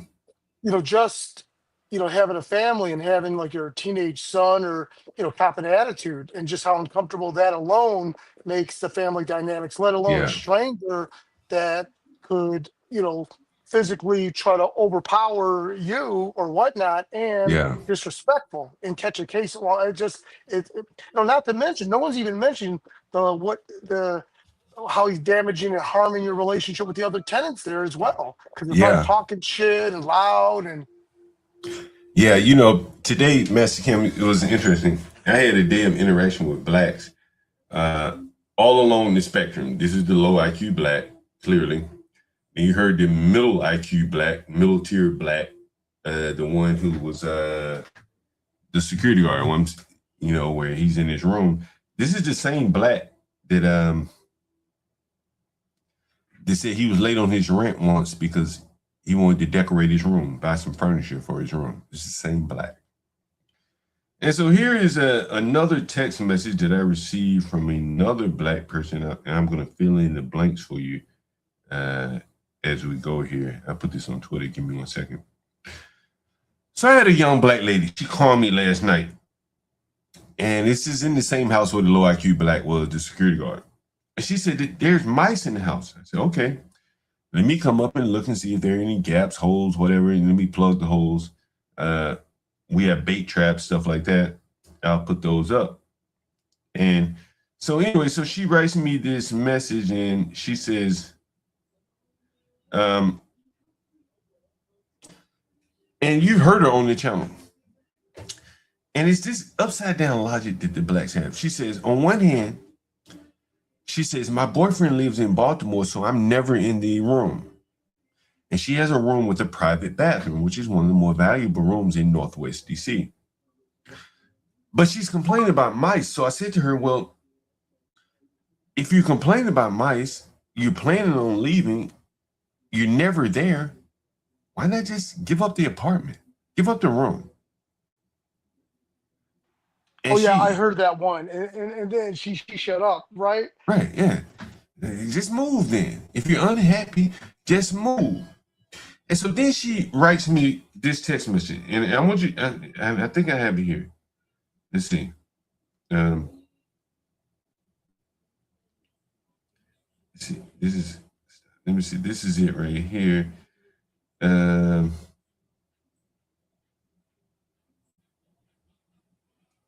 So here it is. And I'm about to put it up on the, here it is.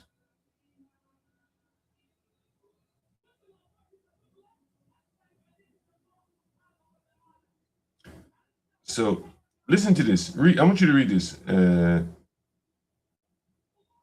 I titled it Black Girl Complaining.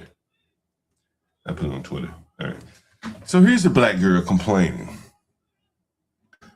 And this is the one I said, well, you plan on moving anyway, just stop complaining. You're never there. As she says in one of her phone calls, I'm always in Baltimore. So I said, well, hey, just stay in Baltimore, give up the apartment. She's been living there about a year. She's paid, pretty much, on time for the most part. And so here's a text message from the black girl today. So she's complaining about mice in the house. So I go up and I do an inspection of the house, see where the mice are, how badly infested the house is with mice, so on and so forth. So she said, I actually woke up to use the bathroom and saw this. I texted her. She said, my issues aren't with David. David is the white guy that wanted to be a police officer at 60-something years old. He called into the channel. Anyway, but in order for me to move, especially in the city that's so expensive, I cannot do that. Now, what she's saying I cannot do that is I cannot pay my rent here while saving up money to move somewhere else. Get it? Because I text her initially, hey, you need to pay your rent. I know you're looking to move, but finding housing oftentimes takes more than a week or so. And while you're living in my house, using my utilities, you need to pay the rent. But what she's doing is using my place as a finance or a loan to help her afford another place. Does this make sense? She's saying, again, and I'll read the text to you. In order for me to move, especially in this city that's so expensive, I cannot pay the rent. That's what she's saying. I cannot do that. And then she goes on to make an excuse with the amount of mouse poop that I've taken pictures of and cleaned up. And so today I was in the property where she lives. And I called her.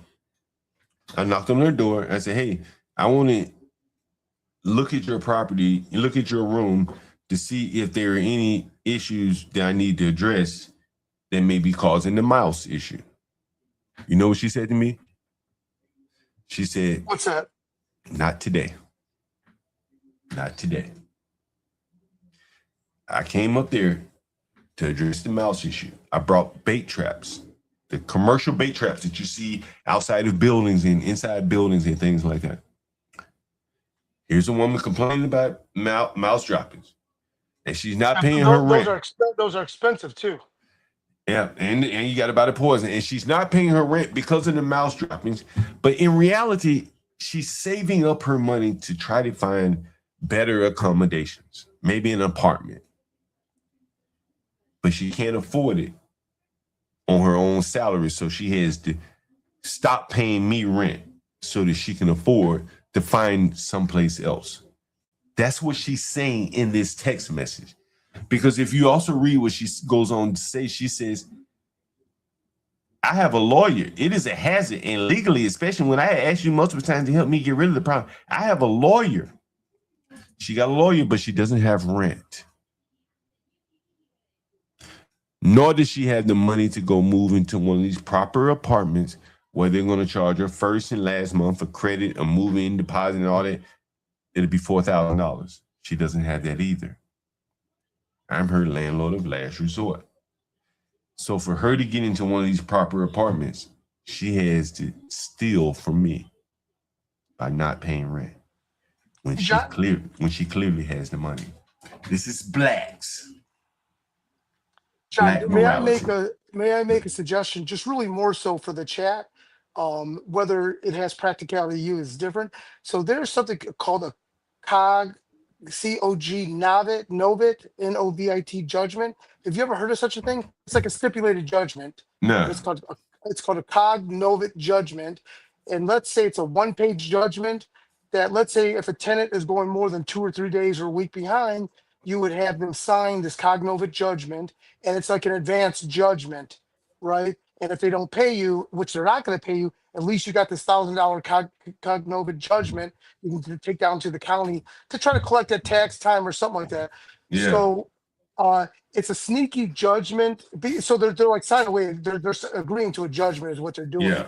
So therefore, if they're going to beat you, let's say anything over $300 is worth having them sign, and they get to finish out the week because they're not going to sign it, or they're not going. I mean, they will sign it, but they're because they're going to be stupid, not understand what a stipulated judgment is, and although although they're not going to pay you, at least you have this. So should they get a job or should they towards tax time, you can try to intercept their tax return. Because some of this money, it's almost like you owe it to your partnerships as well. Because. With the various properties you have, I mean, I'd make these fools sign it's called a cognovit judgment, and these people are stupid enough to sign it. The white boy's not going to sign it, but these people will, because, if that's all they got to do, so you quit fucking with them till Friday, they'll sign it. And you got this $1,300 judgment. You can take that to the county and file. I wonder if that's legal, if it's allowed in DC. DC does so much to protect these people that I would imagine that they made that illegal. This this is kind of a little bit clever tool, like it's a stipulated advanced judgment, where you're not saying that you're not establishing any sort of tenancy rights or anything like that. It's just, hey, they owe you 1,300, sign this, bam. You know what I Yeah, mean? So yeah, but you're right. It could be, or it might not be illegal, but it might be unenforceable in those little magistrate courts there because they would hate to do anything to harm the blats, despite the fact they need to be harmed so that pressure toughens them up and makes them yeah. survive the next 2-3 generations. They actually need a shit sandwich. I shouldn't say that because it's going to make them and their kids stronger, and that's what they need. No, Quit I sucking definitely, off the wiener of the government.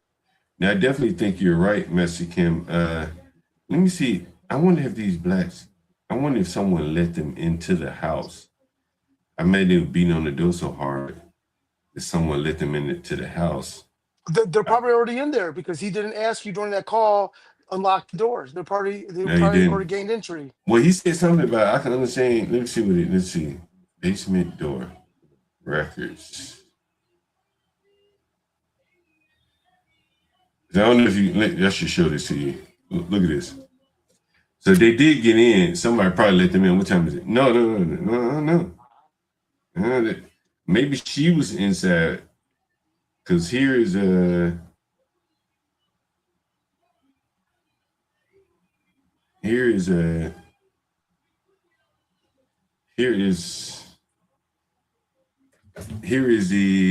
activity on the door.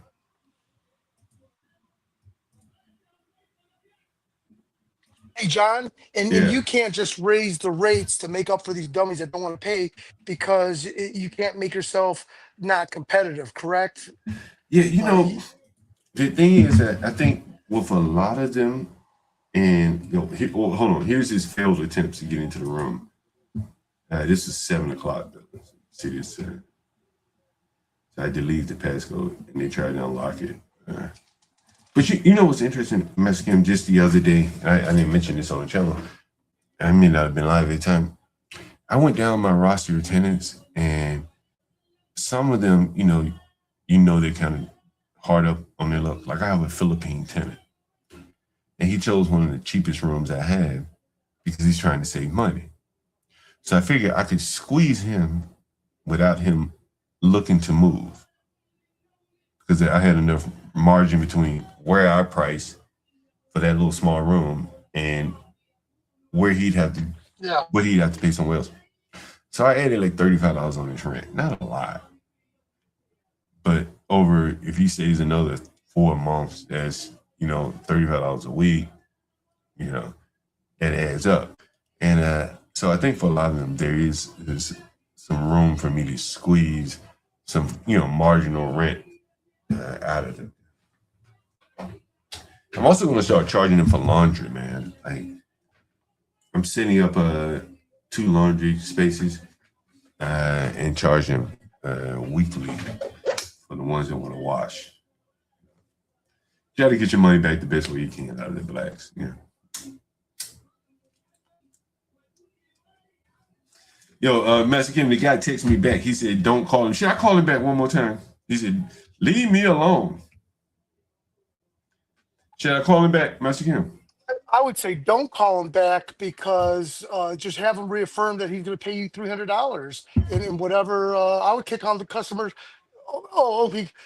There's no benefit of you being nice or mean to. No, let me articulate this a better way. There's no benefit of being on him. Now just be nicer to him. Just to reaffirm he's out on Friday, going to have some money to you. I wonder, did they get in? I guess they could have taken the hinges off of the door or something. Well, what you could do is offer a peace offering, like, hey, I'll be down there shortly to unlock the door, and then wait for his response. Oh, the HB got to go. Call him back and say you just talked to the owners. Ooh, what up, though, HB? 7 Mile to Belle Isle. Somebody said make him cry. Yeah, look, how much do you think I could offer this nigga right now? He'll leave. You pay him to leave? Yeah. I don't. I just want to see. I just want to prove how lowly they are. This black could probably go sleep in the streets for $200. You know, John, I don't think it's you'd be doing justice to your subscribers. They don't want to see you do that. What? Come out of pocket more money just to get that bastard out of your property. No, I mean, Your listeners want to see you finesse the 300 out of this fool. Is that right? Do you think listen want to see 300? I want to punish these black. To do a reverse Uno. No. I want to punish these black. He's got low IQ, so I think you can do a JT. Oh, he low IQ. He definitely low IQ. Finesse that money out of him. He already offered to pay you. So why not? That's free money. Did you hear what he offered? No. He offered to pay me when he moved out. 300. Okay, good. Get the fuck out of here. Yeah, on Friday. Bro, you think he's gonna pay me $300 when he's gone? Get the fuck out of here. Well, this is where you would insert your comments like you do with what's the older gentleman in the morning, the white guy. You talking about my brain is be brave. I'm sorry, where you have to remind him he knows white culture, you know black culture. Yeah. So, he's not gonna pay. Right. He's not gonna pay. HB had a good point though. See, I talked to the owners. Yeah. That's a good one, HB. See, I talked to the owners, call you back. And how should I attack it though? He said they want to know what you want to talk to them about.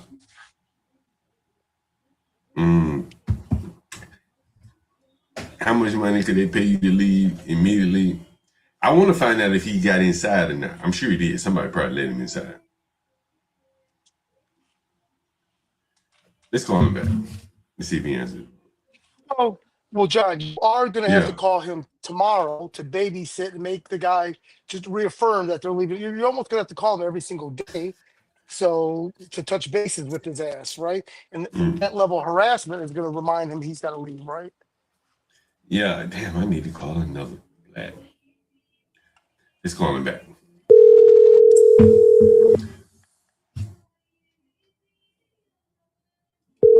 I'm going to tell him I talked to the owners.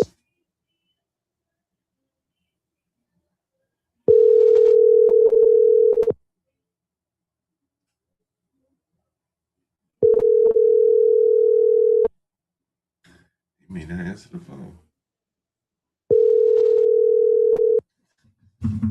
Tell him to give me a call. The subscriber you are trying to reach is not available. Please leave your message after the tone. Tell him to give me a call. I talked to the owners.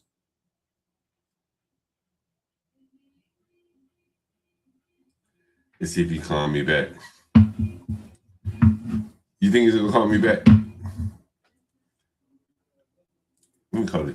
Remember the black that works in that restaurant, Mexican? John, I think he will call you back because, like a dummy, he's got the false sense that he's got the upper hand. So I think he will call you back and be rude. Yeah, you remember that black that worked at that black ass restaurant? The Awakening? Yes. I showed this bull earlier, walking down the street.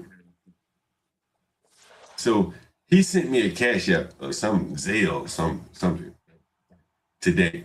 Now he's supposed to be moving out today. I ain't want any money from that black. I want the black to get. But him and his bull and his spawn have nowhere to go.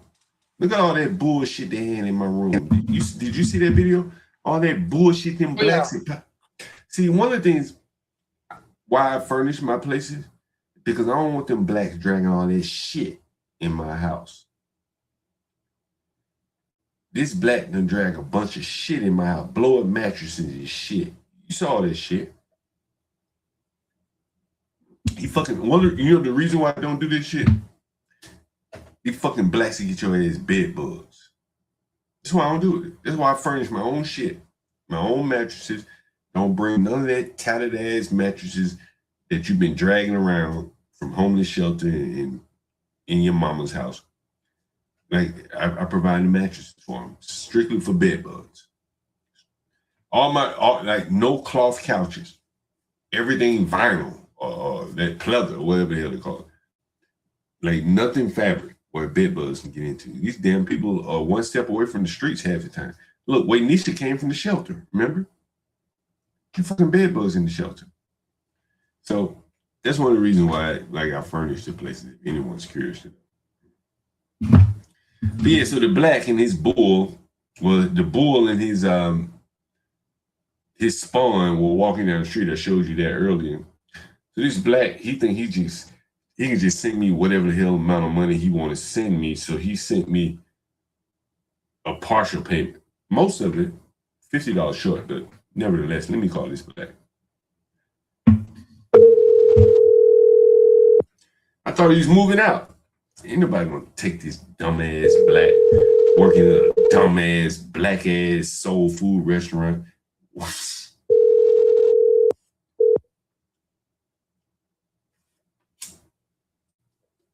The person you have called is not available. Anyway, he didn't answer the phone. Hopefully he'll call me back. But anyway, he's supposed to be moving. You heard him on the channel. I'll be out by Monday.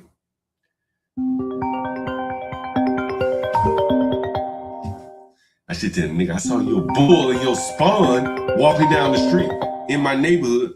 Why don't you take your black ass to Southeast? That bull belongs in Southeast.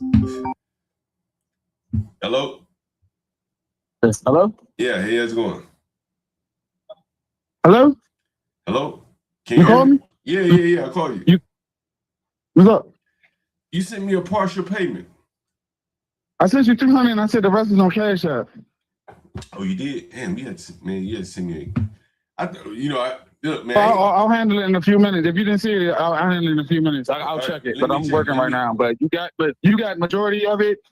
Only thing is left is $50, and I'll send it to you. If you didn't get it, I'll check it in a few minutes. I'm looking right now. I ain't get it. Yeah, all right. Well, yeah, I'll check on it. You need to be talking. What do you mean? Hey, look. Look at that. He's black. It's the black with the bull. Working in a ghetto ass, stupid ass, black ass soul food restaurant.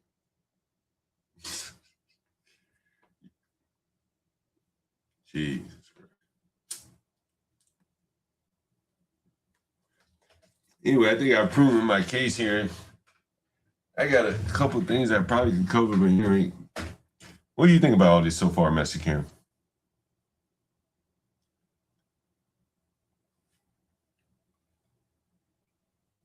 You know, one of the things that's interesting to me is, like, I think I've shown you the full spectrum of, like, the blacks. Yeah. There's a chef black, security guard black, low IQ black. They all kind of behave the same way. That's very interesting. That they all kind of behave the same way. Drop the link. Let me drop. I got to grab a beer anyway, so good. When you come up here, I grab a beer. HB, man, you got to come up, man. You driving right now? What? You probably chilling since you doing what you do. Jesus Christ. I didn't play all the. Maybe I should play all the National Guard video.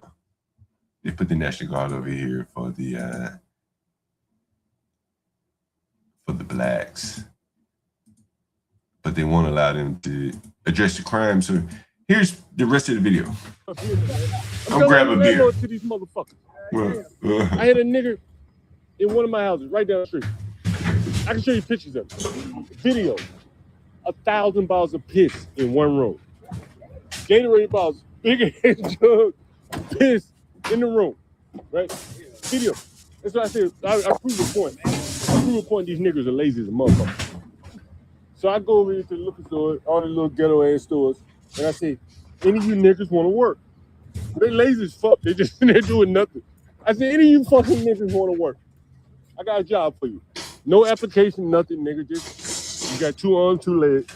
Don't nobody else want to hire your black ass, right? All you gotta do is haul this piss out of the room. Now one nigga would take me up on the these fucking lazy motherfuckers. They stand up here all day, do nothing. That's when we did the that was part of that team when they did the homeless encampments. They were moving them out and stuff like that in certain areas. They were like they had the damn social workers out there. Yeah, oh man, shit. Yeah. Shelter employees out there to try to help them out. They didn't want that shit. A lot of them did not want it. They replaying. Did you hear? This is a black man. This is a black National Guard officer. He's one of the few out there.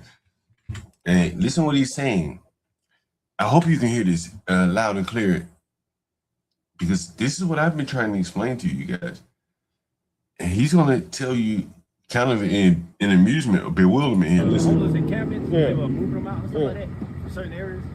They were like they had the damn social workers out there. Yeah, oh man, Shelter employees out there to try to help them out. They didn't want that shit. A lot of them. They didn't want it. This the long arm of the welfare government. These National Guard soldiers are not from DC. These are country boys. Many of them. They brought them from Oklahoma and shit like that. And at one point, one of the white soldiers shook his head and said, he right. Certain areas. Again, this is a black man. Freezy would call this black man a raccoon. He said, it is a raccoon. You want a black coon. That's what Freezy called black coons. But listen what the black National Guard soldiers about to say. The damn social workers out there. Shelter employees out there to try to help them out. They didn't want that shit. A lot of them did not want it. They replanted. But a lot of them didn't want it. I seen these some bitches replant this grass 25 times. And the niggas just turn right back to the soil. I tell you, it's fucking pointless, man. We spend all this money on these dumb motherfuckers. Listen, I just had a motherfucker. He took a shower. Tub was stopped up. He just kept taking a shower and stopped the tub, right? But it's just a shower though. So with a little lip. So the water just flowing all over. I said, damn, you dumb motherfucker. You didn't know how to plunge the toilet. I'm telling you, these motherfuckers they're like children. Like children. Man children. That's what I call them. Fucking the underman at this motherfucker. You ever heard of the fucking underman before? Yeah, you should look that shit up. I talked about that shit on my YouTube channel one day. I'm a landlord. I've been landlord to these motherfuckers. What YouTube channel you got? It's the Urban Landlord on YouTube. Oh man, look at the black guy say, I'm about to look you up. To these fucking stupid black motherfuckers. There's some stupid motherfucker. Listen, I just published a video this morning. A fucking nigga said he don't want to pay rent. This fucking nigga said, I'm just gonna shit outside. I said, but you still in my house? It's cool in there, right? I'm not using any utilities. I shit outside. Yo, we going to the clip channel, yeah. I tell you, the IQ of these some bitches. And the women are so fucking ugly, man. Who would even get up and go work for these ugly motherfuckers? Yeah. I got two channels. It's the Urban Landlord and the Urban Landlord Clips. Yeah, the Clips and the main channel. And these motherfuckers so ugly, man. We talk about all the time on my channel. Yo, you gotta hear the guy. One of the guys laughed in the background, and I think there's a little Hispanic guy right here in the front. He said, channels, the Urban Landlord and the Urban Landlord Clips. Yeah, the Clips and the main channel. This is a black guy subscribing to the channel right here, the Black National Guard guy. And these motherfuckers so ugly, man. We talk about all the time on my channel. They so fucking ugly. Who would have any motivation to get up and do anything? I just hang out too. These are ugly fucking women over here, man. Huh? I think these motherfuckers are real ugly, man. I take videos of them sometimes. I call it, you ever heard of a food desert? I call it like a beauty, it's a beauty desert over this motherfucker. Yeah, damn. These motherfuckers are ugly, man. It's a food and beauty desert. Food and beauty. Well, they got food. They got food. He said food and beauty desert. That's a good one. Yeah, they got fucking grocery stores, man. There's a grocery store right up the street. Is it right there? I mean, it's a fucking grocery store. You know what I'm saying? It ain't like a Costco. It ain't Whole Foods. It ain't. It's a Safeway. They ain't gonna have no Whole Foods in the hood. No, they ain't not. But it's a Safeway. It's two of them. It's a giant and a Safeway. So two proper grocery stores. Oh, yeah. It's not like that's what I mean. Right. It's a proper grocery store. And I mean, everybody over here got fucking food stamps. Look at all the fucking food they give away over there. Yeah. These fucking niggas ain't, man, this is a big, all the big fucking lie. The whole fucking shit is a big lie. The schools, everything. You can't have shit around these fucking niggas. Listen, I done had 3 or 4 fucking bikes stolen off my back porch, man. I mean, brazen fucking nigger ass criminals, man. And you can't shoot them. You can't even confront them niggas. Man, listen, if they break in your fucking house, you gotta run out the front door. If they come in your back door, you gotta run out the front. Right? You don't have the right to shoot these niggas up here, man. My aunt live in Maryland. He did say The guy said, my aunt live in Maryland. You ain't lying. It's true. If someone were to kick in my back door right here, right now, while I'm live on stream, I have to run out my front door. I could have a weapon right here in front of me, but I'd have to run out the front door. is can't true. shoot them, man. You defenseless against these fucking animals, man. The black women, they up with it, man. These are their children, right? Think about it. It's their fucking children. Like they all up with this bullshit. The whole shit. It's all money. Huh? Oh man, I've been cleaning up, man. I had to clean up out these fucking niggas, man. I had to get my fucking rat traps, man. These fucking niggas, like they leave so much food in the goddamn, they eat in their room, like, you know, and they just had so much fucking food. You want to see some pictures of how these niggas live? You want to see some pictures? I'll show you. You can look on my channel. I'll show you some pictures of these fucking. Hey, look, I don't even go to black restaurants anymore. If I see a I don't know if the raid worked. Hopefully it did. If it didn't, I have to perfect that at some point. Let me see. Let me remove that. I'm not even sure. I think what I did not do. Let me see. Is this what I didn't do? Let's see. This software coming out of me. I'm really curious to know. Let's see if this is how.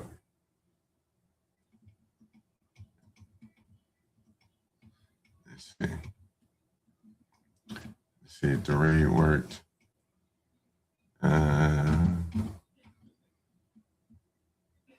Okay. It should have worked. Yeah, it should have worked. I'm not sure if it did or not. I'm not sure. We got Vanta in the audience. Vanta, I saw you on a. Did I see someone say Vanta? No. Yeah, Vanta is out of sorts. You know, I saw Vanta on DJ. Damn, let me add myself. I saw Vanta on DJ Witch Doctor panel, and he's kind of like a fish out of water over there. I think that audience was not necessarily his audience. There is something. Yo, Latino, what's up? You want to hit the panel? I had some of interest to you, that may be of interest to you. Someone put someone in that chat. Oh, all right, yeah, cool. All right, let's see. Where was it? Okay, it's videos. This is something that's so interesting. And I think this is you know, you've heard me talk a lot about Angry Man on the channel and the problems with the whole black conservatism type thing. What's up, Latina? Here is something very interesting. What's going on? Here's something very interesting from Angry Man, a back and forth between Angry Man and Sharon Bracey. And you know what's interesting about Sharon Bracey is damn, I hope this uploaded. If it didn't upload, I'm gonna be pissed. But okay, it did upload. You know what's interesting about Sharon Bracey, bro? What, that hairline? Nah. Sharon Bracey ain't is like what you see him on YouTube or how he projects himself on YouTube. I was listening to him the other day. He rebuilt a motorcycle. Would you have thought Sharon Bracey rebuilt a motorcycle? I wouldn't have thought that. Wow. But he has. He's done it. Huh? Go ahead. I mean, that's good for him. I mean, I'm not surprised. That's not tough to do, but yeah, I wouldn't see him as the type. Right. I've never done it. You know what I'm saying? So and someone like him, I wouldn't have imagined that he would have done that. That's my thoughts about that. Give me 1 second. Hold on.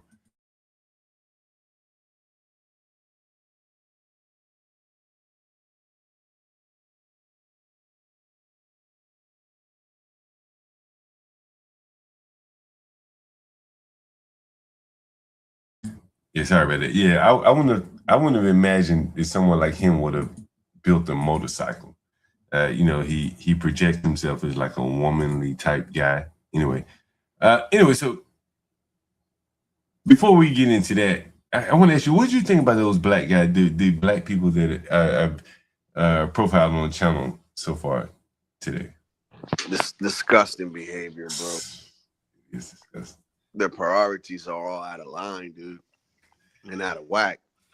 Yeah. Like, that last caller, man. Not the last caller, but the one that before you change the stream. Yeah. That dude, man, when he's getting all upset and tight, not realizing, or he probably does realize and doesn't give a shit that he owes you money, but he feels entitled.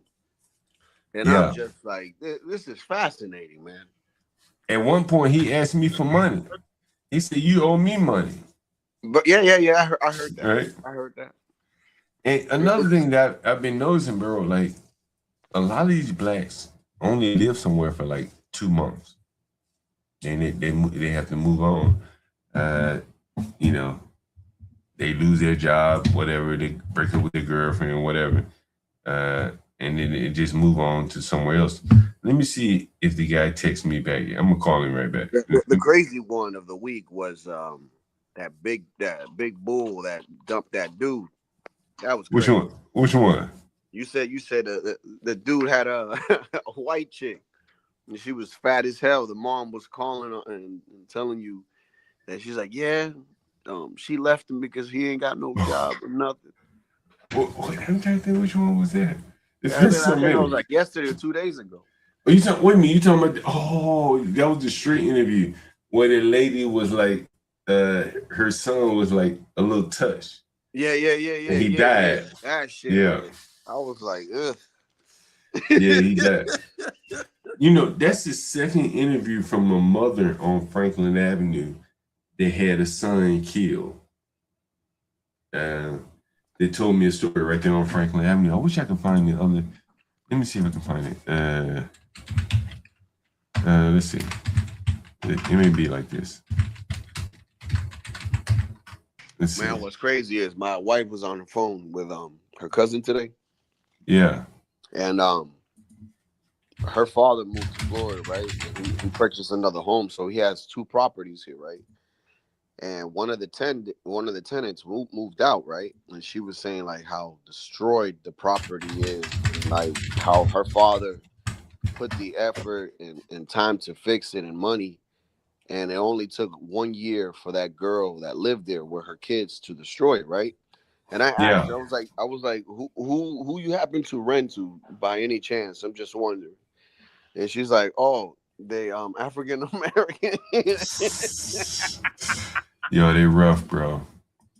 Bro, like I think with the blacks, man, like a lot of them have so little understanding of how a house works that they're better off as renters.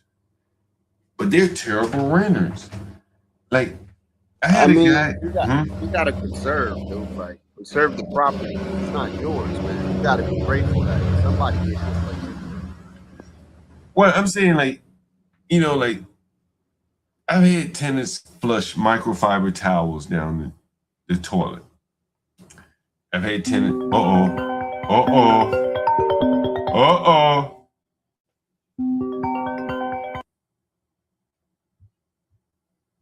Yeah, what's up, man? Hello? Hello? Yeah. I talked to the owners, man. Okay. And look, they say they give you $200, if you would be willing to leave immediately. You said they what? They'd be willing to give you $200 if you'd be willing to leave immediately. Nah, because if we're going to, the owners is willing to give us $200, give us back our $2,700 that we gave you. Because we ain't paid them nothing. We paid you. Tell them to pay us back what you paid us. If we got to leave immediately right now, we could, yes, give us enough that we can go buy a hotel like we was going to do on Friday. If not, we're going to move on. We're going to leave on Friday. Because we paid John $2,700. We ain't paid them.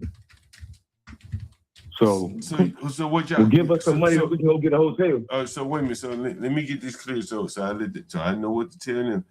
So you need some money to go book a hotel. Is that right? The hotel fee that we get on Friday was the $545 for a week. If they not giving us no way, close to that. Wait a minute, hold on. The hotel charge $545 a week? Yeah, but it's a whole hotel though. It's a whole kitchen in there. It's a whole kitchen and everything not like this. So don't even try to No, I'm just asking. No, I'm just asking. You know, shit. So anyway. So once again, they can't give us the fee for because we paid you, John. So that means you stole from us. So if any police is involved, because they want to give us $200, be there. Because we got receipts that we paid you $2,700. So you won't have to come up with that $2,700 if they want us to move out their house. Because we paid you $20 in their house. We ain't paid them. Okay, so what you want me? So what you want me to tell them is? It's nothing. What I want you to do, it's nothing to leaving Friday. If they wanted to leave before then, tell them to tell John, which is you, to give us back our money so we can move. So we're not about to move for no $200. How we gonna move with $200 right now? The Uber, we're gonna have to pay for an Uber. What? It's no, we're not doing all that. We're moving Friday with our money. Oh, so you can get our money that we paid John, because that's a law. That means you robbed us on some real stuff. That means you stole from us. You robbed us. So that's a charge right there, John. Just to let you know, that's a charge because you're not the owner of the house. You should. This is a rent this house in your name and making your tenants pay you and not pay them. And now you're saying them are willing to give us $200. Why? So that means that's a free $200 from them. So that means you took their tenants' money. You took their tenants' money. Because we don't even know if that money that we paid you went to them in any kind of way. In any kind of way, because you barely gave us receipts for your money that we gave you. So, no, we're not moving for no $200. Give us back. I tell them to tell John to give us back our $2,700, and then we gonna move. Or at least half of our $2,700. We'll move right now. This instant, we'll start packing our stuff up. We're not about to pack our stuff up for no $200, and you already changed the locks. You ain't giving us no money back, and we ain't never talked to them. We keep talking to you. What? And you can't do nothing? You got to, I got to go talk back to them. You wasn't talking back to them when we paid you. You wasn't going back and forth to them, giving them conversation when we was paying you the money. You was, just cash at me. Now you got to go back to them. What? Man, tell them to give us half of our money. We can leave tonight. If you can't give us half of our money, we'll rather move on Friday with our money. With our money. And until then, what can you do? Like, what can you do if you're not about to give us back our money? Because if you call the law is going to tell you, tell John to give us back our money, because he wasn't even supposed to be doing that in the first place. But you don't want to mention the police. I didn't mention the police. You did. Yeah, because you're mentioning making us leave. That's the only reason they're mentioned, because you're mentioning making us leave. So if you're making us leave, or you think you about to make us leave, or you think you about to change the lock and keep our stuff down there, okay, the police gonna get involved, because now you think that we're green. Now you think that you can bully us out for something that you violated on. What? Now you talk about them. What? Them was never associated with in the first place. We paid John. So John, give us back our money so we can get out their house. Until then, we're gonna stay here on behalf of John. Because John got our money. They don't got our money. We know that we got receipts that John got our money. So why are you talking about some $200? Like what? That don't even sound logical, man. That don't even sound logical, man. And you already changed the locks. That was what? So what about the $100? What about the $100 lock fee? And then we have proof that you told us we was gonna get that back. And then you switched the game up and said it was a one-time fee. What? We ain't signed no lease to get in here, John. We ain't signed nothing. We ain't do no paperwork, nothing. So you have no trace on why we was paying you $2,700. You have no fight. If you go to any paper trying to put it out, and if you do try to do that way, it's going to look bad on you, because you have no reason why we was paying you all this money. What's the reason we was paying you all this money for? Why do they got receipts that they paying you all this money? If your name not even on the lease, you talking to somebody else only when somebody owes you. But when they pay you, you don't even bring them other people up. Only when somebody owe you, you bring them other people up. And we only owed you 1 week, and we paid you $2,700. We was gonna pay you the next week. But you was real sassy how you talk to us.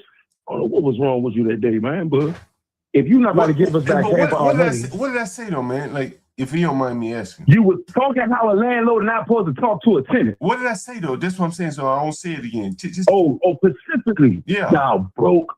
Y'all both counted. Y'all just got paid last week. Y'all both got paid last week. For one, you count out pockets. You ain't supposed to be doing that. Then y'all broke. Y'all need the money. Y'all can come with $200. Is y'all on drugs or something? What you doing? You should go down the street and all. You was saying a bunch of stuff that the landlord shouldn't say to a tenant. A bunch of stuff that the landlord shouldn't say to a tenant, and I bit my tongue. I didn't get out of character. I bit my tongue because I could have got out of character with you. But I didn't because I was wrong because I didn't owe them to my word. I didn't pay it. I didn't have money up front. I was asking for what you were saying, a free week. But it's the way that you said it. It's the way that you presented it. For me to bite my tongue and hold my tongue in that situation, almost definitely. You're not supposed to change them blocks. You're supposed to give us time to leave.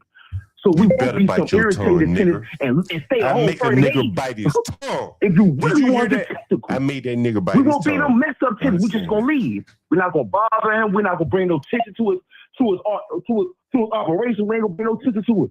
We're going to let him rent this out to somebody else. We're going to leave. But you pressing us out, changing the locks. What? For some reason, some dogs got locked in the yard. They barking at the motherfucking door. We got our groceries out in the front gate because we couldn't get on the yard because they on the front porch. Wife had to call the police. The police ain't give a fuck. So that's another reason to let me know that you can't even call the police because they're not going to care. Because your name ain't on the motherfucking lease. The fuck, when they call you, sir, where's the report of crime? You can't say your name is John Gathers, report here because your name ain't on the police house. So once again, there's a big leak. It's rents in here. It's in the skies. Why you can't just let us leave on Friday? You doing all this. Like when our money comes, it said you trying to play with us and give us $200. What? We about to leave on Friday and you got $2,700 out of us. And you try to give us back $200 to leave in one day. Where are you from? Where do they do that, man? They don't do that down here. They got laws down here, Mr. John, where you can't play landlord and then go report to the government or play a landlord. You can't act like a landlord tenant, rent an apartment out, and then don't report back to the government paying their taxes. Mr. John, you can't do that. You can't do that. There's laws.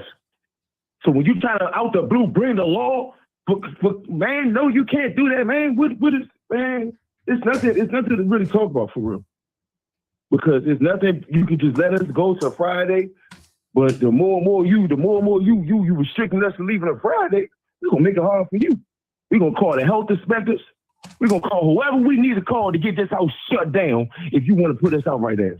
Because there's multiple things that could get this house shut down, being the fact you're listening as a Roman house. It's things in here that you not put that's a health hazard. Do you freaking come in this house and clean it? It's a health hazard house. This is mold. This is old water. This is stuff that you didn't clean up. That's when we're inhaling it. That's mold. That's a health hazard. We can call the health department tomorrow and get your whole little operation shut down. Now you ain't make no more money. Instead of just letting us leave on Friday. You doing the most. You doing the most. Calling us old. They want to talk to them. If you could talk to them, that means they could verbally talk out their mouth. That means they could physically call our number themselves and say, hey, we're the real owners of the house. If you owe us this much money, we're going to give you $200. Instead of keep delaying a message to Mr. John. What? You was just saw my tenants the whole time we was upstairs. What's wrong? Y'all need to do this. Y'all lost. Y'all need a bunch of y'all money. Don't you need a bunch of your money and bunch of your communications with your tenants? It ain't look like you stacking up your money. Because it don't look like a bunch of people was renting for your place because of you. Come on, man. Hey, listen, I don't really want you to me. Because it's nothing to talk about, to tell you the truth. It's really nothing. It's nothing to talk about. We're gonna have our money on Friday. We're gonna move on Friday. I mean, if you're not trying to give us, because you could cash app us. You can cash app us half of our 2,700 right now. Because we cash app it to you. And then we got receipts that saying this. So you can cash app us. I have money right now, John. We can leave right now. We don't even got to talk to them. You can tell them, hey, I got them people out the house. But you're not even trying to do that. You're trying to make us leave and make them pay us $200 to leave. And we know the law. Because if they really want to pay us, we can make them really pay us to leave. Because that's the law, John. We're not squatters. Well, if you know squatters' law, we're not them. We came in this house with an agreement. So you got to go to tenant court, John, to get this situated. Or you could just let us leave on Friday, like we said we was going to leave. But you doing all this, man. I don't know what you want to talk about. And then you want to call my wife. That's another irritation thing. Why you want to call her? And then you called her at work. And then how you talked to her while she was at work. What? Like you some real landlord, though. You call my wife at work, talk to her crazy while she's at work like you're a real apartment landlord, John. Like, do you really get that in your head? How disrespectful, unlandlord tenant that was? A real apartment building, John wouldn't have even did that. You're paying apartment building. A real apartment building even wouldn't have even did that. You're paying apartment building, and you did that. Why she was at work? What? Man. What are we talking about? What are we talking about? I'm just listening to you. Okay, I'm not saying if the answer is, will y'all move for $200? It's a no. We're not moving for $200. Okay. Give us back our money. Okay. Or give us half our money and we can move. But until then, we got 4 more days. That's it. Right, that's all we asking for. Right, I'm gonna call you right back and see what they say, right? No. I'm trying to enjoy my night. What's the call us back for? Why they can't call us? What's stopping them from calling us, John? If they tell us they want us to move for $200, what's stopping them from calling us? Well, why you gotta keep going back and forth? Well, I'm gonna tell them just what you said. No, you don't got to tell them nothing. Nothing, because just once again, you know these phones are being recorded. Once again, you admitted to your crime. Or I will tell them what you said. And we're talking about rent. Once again, like, did you understand what you saying? You saying it on the phone. Well, but once again, you have no fight. So it's nothing you need to go back and tell them nothing. Because we're not moving to Friday. But they would be the ones that might decide to give you half of your money back or whatever you're asking for, right? It won't be me. Okay. You understand? Okay, we'll call me back. That's what I'm saying. I'll call you right back. See what they say, right? Okay. Right. Okay. Have I not proven my point? This black has lived there. He's consumed the services. He's gone to the restaurant. He ate up all the food. And now he said, man, shit, I want my money back. I ain't paying for this shit. No. You got to clip that. Like, at first he said, I want all my money back. Then he said, give me half. I take half. You see how dishonest? Like, these blacks have eaten up the food. They've taken shits and showers in my house. And yet he demands all of the money back. That's amazing. That's amazing. Yeah. What do you think about it, Latino? Man, there's no shame, John. They have no shame. But you saw that? You saw he spit multiple personality right there, just real quick on it, man. He went from from a raging ninja to a white man in a suit. Mm-hmm. But in reality, who he is the raging ninja, right? Yeah. He went ham, and then all of a sudden, he was just like a business white man in a suit. You know, can you see now, Latino, why blacks want me to quit doing what I'm doing. Can you see now why blacks want me to quit doing what I'm doing? Yeah. Every day, Because like, you showing a side that you know this is only probably expound upon, you know, within the black community and not outside. And now you showing this shit to everybody, bro. right. This ain't a TikTok video, right? The Anton Dames and everyone else could be responding to and wrap fancy graphics around it. This is just raw stupidity being displayed. And I think this is why the blacks have such a hard time with what I'm showing. This is pretty rough, man, when you really think about it. The first black who didn't even have a damn concept of what rent is at 30 years old. What? The other black working at the Awakening restaurant. Look how crude he is in talking. This low IQ black in the basement of one of my houses, like which one of these blacks are hireable? Above and beyond a security job. What do you think, MFP? That's a charge. That's a charge right there. What? I got lawyers. Call my wife. Call my wife at work. What? And you get disrespectful like that, man. It's a charge I got right lawyers. there. I got lawyers. Dude, that guy is living in a fucking fantasy world, man. You see how his emotions go? 1 minute he crying, the next minute he a gangster. Like, Yeah, this is what I'm saying. Like, Yo, can I ask you a question? Yeah. And both of y'all can answer. But like, why didn't they study law if they know so much law? Like, They just know the law surrounding the crimes that they commit.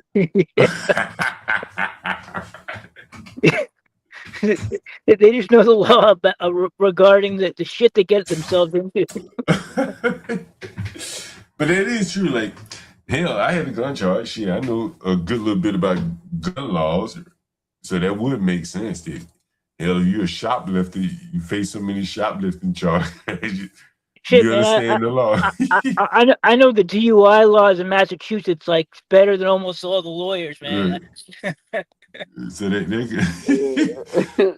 could be where it comes from. We're gonna call this guy back up something that look, man, owners can't do that, man.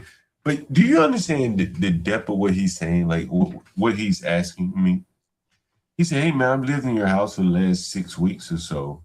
I need you to give me that money back. And I want all the money back. Even though I haven't paid you for the last 2 weeks. I haven't paid you for the last 2 weeks either." Oof. Right? So he wants all the money back plus 2 free weeks in rent. This is really amazing. And his low IQ could not even fathom what he was asking. That's crazy work though. Like, No. I always think that you want that money Dude, back. they build. Did you see him? He was like his energy was building off of what he said. The more he talked and the more you didn't respond, the more like convinced he got that he was right. And like he started to get, and he was getting amped up. With, yeah. Like, and I think that's why they get so intimidated by whites. Because like if a white guy had said it, interrupted him and said like no, like you're the one who's guilty or something, he would have lost that energy real quick.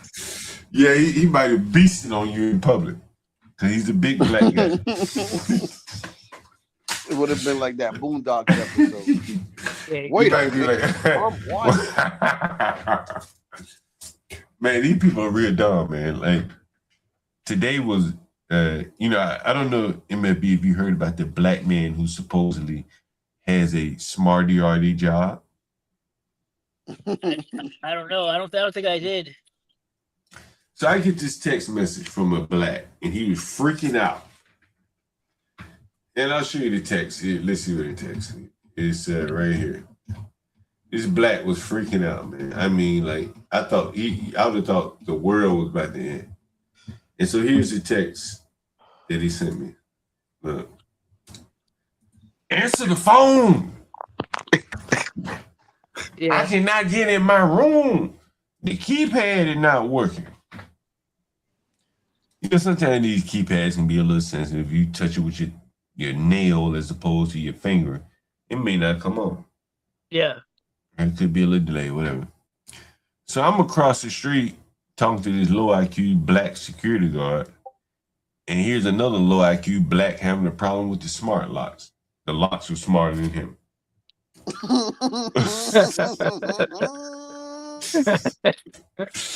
Right? And so, yo, bro, you wild. So he sends me this message and he done called me like 3 times. I'm like, damn, what the hell's going on, right? And he says, I got a meeting in 15 minutes, you know, and I need to get in my room. By the time I walked across the street, he had already figured it out. And he was walking into the room. I said, and so that's what prompted me to have the conversation with him. And I said, bro, like, he mentioned that he worked with Salesforce, a CRM system. And I said, bro, just some words, some advice to you. I don't know what you're doing, but I was a software developer. You can't get that out of sort for something as, you know, minute as this. You're not going to go far in whatever you're trying to do, losing your shit over this when you eventually got in the room 2 seconds later. Yeah. In the workforce, they'd be like, damn, we can't trust him to work on a sensitive project because if he misses a deadline, he may lose his shit. Yeah. You know, it's those type of traits that I think hinders people from moving up in corporate America or just in life. Hell yeah, man! I wouldn't trust a person like that to do a fucking thing. Right. You know, as soon as something don't go right for you, you calling your manager, hey manager, I need some help. You need to be micromanaged. Oh my god, I could only imagine what it would be like. My keypad didn't work. Right. Man, if I had an investigator working for me and he ran into a problem like with somebody and he called me freaking out, like I couldn't trust him to handle himself. Right. And there's just no way there's no way I could ever take that chance because it's too much risk. Yeah, and this was what I was explaining to the guy, like, bro, like, you gotta calm yourself down. Like, you gotta, like, this is not that serious. Calm yourself down. He just couldn't calm down because he probably really needed that job, right? He probably was outclassed in the environment. You know, as I said, man, he was sitting on his bed in a room about to join a meeting. No desk. Everybody, all his coworkers probably had desks and things like that. He's running the room week to week, 2 week to, you know, every 2 weeks or whatever. Let's look at his position in life. Trying to work in Salesforce where you're going to be, you know, some more professional people than him. And after the meeting, he comes out of the house. During the meeting, like maybe took it off. He has like a red bandana or red, what they call a wave cap. Oh god! So he doesn't look the part. That's the point that I make. He doesn't look the part. Yeah. So, and he you know what I be seeing, dude? You know what I be seeing that pisses me off? Grown ass men with bonnets in the street. JP. I mean, yeah, he's probably already on. They're probably getting ready to fire that guy anyways, just for wearing that shit in the meeting. If he wore that in the meeting, I'm going to assume he didn't wear it. How about that? Yeah, I mean, he took it off, right? Hopefully he took it off. Hopefully he took it off. Here's you know, I was talking about Angry Man and you know what I think Angry Man's problem is, stuff like that. And so here's a video. We can react to it. Tell me what you guys think. It's a fucking fly in here. Shit. Anyway, here's the video. And what they're talking about is Jasmine Crockett. I found this interesting. They're back and forth about this. And Angry Man is supposed to be the conservative. Take a listen. Use white people as the litmus test. So if Marjorie Taylor Greene want to get up there on the floor of Congress and act a damn fool, okay, let her act a fool, and let her be her by herself acting a fool. We shouldn't be engaging in that behavior because you know full and well that in this country we gonna be judged differently. Right or wrong, That it could is be what it is. that could be true, but also we got to also admit that she is not ghetto as well by responding to somebody in kind.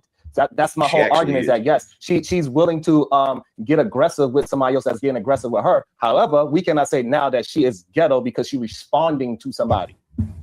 No, that's what I'm saying. So again, this is a debate between Anger Man and Sharon Brayson, and they're debating, is Jasmine Crockett ghetto?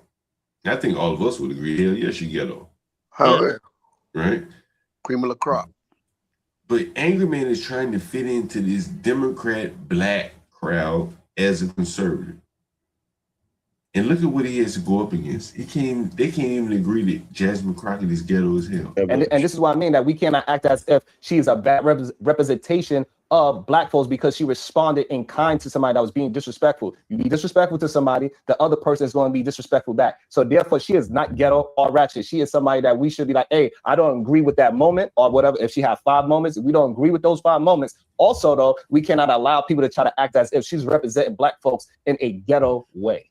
She is. She's horrible representation because black women and black men in Congress and in politics in the 80s and 90s never behaved like that. Not once. They never behaved like that. They never functioned like that. That's a fact. Sit here and try to pretend like with that. They didn't. I disagree with that, Angry Name Man, because Name one. Because Malcolm, he was very aggressive. That's Malcolm. He's not in politics. He called people names all the Malcolm time. is not in politics. We have plenty. We have plenty. Huh? We have plenty of our scholars from back in the days that spoke very aggressively and talked down on the oppositions and different people and called them out their names in a very aggressive way. We didn't call them ghetto and ratchet, and we shouldn't do that today. Sharon, that's a shitty comparison. They had to, like, it was different, bro. Like, it's so different. No, but Marcus, in the moment when she's responded to somebody, she had to act that way in the moment. You know what I find interesting here, the reason why I'm playing this video is it should be like universally accepted. Jasmine Crockett's kind of ghetto as hell. Anger Man is having a hard time articulating that point. Sharon Bracey is probably more intelligent than Anger Man. You listen to Sharon Bracey, he has a lot of practical experience, construction, as I said, rebuilding a bicycle. Family was in the street game. Dad was shot. Like, he's not that soft looking guy that you see on his channel.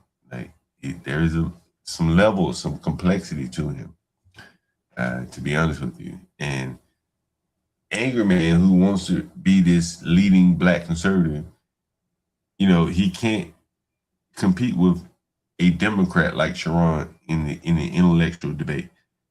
This is what I find interesting, and the reason why I find it interesting because I played a clip a while back where Anger Man said I should be a millionaire, and I said, well, from what? On what basis? And if you look at how he's not acquitting himself very well with Sharon, you see why he's not a millionaire as a Republican thought leader. You can see that. Anyway, what do you think about that? Yeah, I mean, I think I mean, in my opinion, Sharon sounds like he's really, really low IQ. I mean, that's just my personal opinion. Man, I'm gonna tell you this. Like, I've heard Sharon on other panels. I can't really watch his panel, but Sharon talked about rebuilding a motorcycle. The blacks didn't believe him, but he started getting into the detail of it. I'm like, he knows what he's talking about. He's talked about street business, selling drugs and shit like that. His family was involved. His dad was shot. That's a lot of street cred that even someone like Anger Man does not have. Think about that. Yeah, but at the same time, though, his logic that he was just displaying there, saying that, you know, the conclusions he was drawing were just inaccurate. Like, they sounded very, very like a low IQ take on it, like not really taking into consideration anything else. Like, well, you have like to just remember, saying, Jasmine Crockett's. I don't think these people are debating the truth. They're like debating to win. Yeah, It I doesn't matter get about that. the truth. You know what I mean? I get that, but it's just asinine statement to say that Well, Jasmine McCracken and try to compare her with Malcolm when Malcolm X was an Yeah, activist. that was really dumb. Yeah, That was that really was dumb. very low IQ. well, but none of the blacks could articulate it and refute, that statement. So watch how Sharon Bracey again gets to like stampede through these low IQ blacks. Again, Angry Man with 1 million subscribers should be, who's the conservative thought leader on the other side who would have obliterated Sharon? He's not that guy. Yeah, yeah. And so look how he struggles with Sharon, who probably is fairly intelligent relative to Angry Man. Because if people are speaking to her respectfully, but you if people compare if people are Malcolm X- communicating to her respectfully, she's communicating back with the same respect. But you compare Malcolm X to what's going on today, it's no comparison. Like it's literally no comparison. That's not true. Like no way. We didn't have like motherfucker could beat fucking go down too. So do she. No, she does not. She does not. Yes, she does. Why the fuck she has to be aggressive? She because there's nothing. The reason why she had to be aggressive is because people that she was talking to was being aggressive towards her. Oh, she can't be the bigger person. No, what she did is she proved that. What she did is she proved their point. Why? Why we always gotta know? Why we gotta start standing up for our people and say no, it's okay for us to buck back. We cannot. And so you see that right there. That is Sharon. That is Sharon's grift right there. It's bread and butter. It's his bread and butter. What is Anton's grift in that YouTube panel? The people that he's talking to don't necessarily agree with him, and if they do, they're not going to financially support him. They're not passionate about what Angry Man is saying the way that the black women and shit like that are passionate about what Sharon's saying. Right. And he can effectively articulate it. You listen to him talking. You don't have to agree with him. I don't agree with him, but he ain't stumbling and fumbling over his words like being Crump. He's slick. Right. That nigga slick. Game recognized game right there. He's slick as a motherfucker. Yeah, I've realized this about a lot of blacks. When you're trying to have any sort of debate with them, you automatically are at a disadvantage if you have a higher IQ because you have to take what they say, even if what they say makes absolutely no sense. You have to combat it as if you're like you can't just say anyone else would say would be like, this is ridiculous, which you would understand the nuance of it. But the blacks, they can't they when you have a black audience, like I've debated some like blacks on TikTok, like Carmelo Anthony, you have to dumb it down to their level. Where you need to explain the small things, whereas just the littlest things that we all take for granted, like just why it's wrong for Carmelo Anthony to stab somebody, literally they think they're beating you in a debate because you can't articulate why it's. I hear it going on right here, like what Sharon Bracey's doing, like he just uses that low IQ nature of these black listeners. And he's taking advantage of it. But I want to highlight something for you, and I'm going to draw a full circle for you, so you kind of get what I'm saying. Why I say Sharon Bracey is fairly slick, and again, I tip my hat to him. You maybe can even say the same for Fatty. They're appealing to the money in the black community. That's the women. Sharon Bracey takes on a very pro-women approach. They are the ones making the money. Fatty does the whole relationship shit. He probably has a lot of black women and shit in his audience. That's, their strong suit. That's Anton and Angry Man's weak suit. Is that talking all that conservative shit to black women is not going to fly. Hell, it doesn't fly to a lot of black men. Look at the Afro nerd. Look at the Stanleys. Those are the people presumably with a little bit of disposable income. They're not listening to what Angry Man has to say, right? They're not buying into it. So that is the problem for the Angry Man, in my opinion. That is why I think he hangs out on these black ass panels. It doesn't make sense to me for a conservative, guy like him. He should be a thought leader hanging out on traded truth tellers panel. Doesn't make sense to me. Does that make sense? Nah, you're right. It's like the black conservative, right? Yeah. Greg Foreman, he does his thing, he does his videos, but you never see him go on lives. And if he does, it's basically an interview. You know what I'm saying? Mm-hmm. Yeah, he doesn't do lives. I've never seen him do a live. I don't think ever. Some people aren't cut out for doing lives. He's different. He may be better suited for videos. That's a different channel. Right? Yeah, and angry man, he really falls short in like a lot of different areas if you think about it. Well, I think I think I've highlighted it very well with Anger Man. I did probably a lot of little clips on him.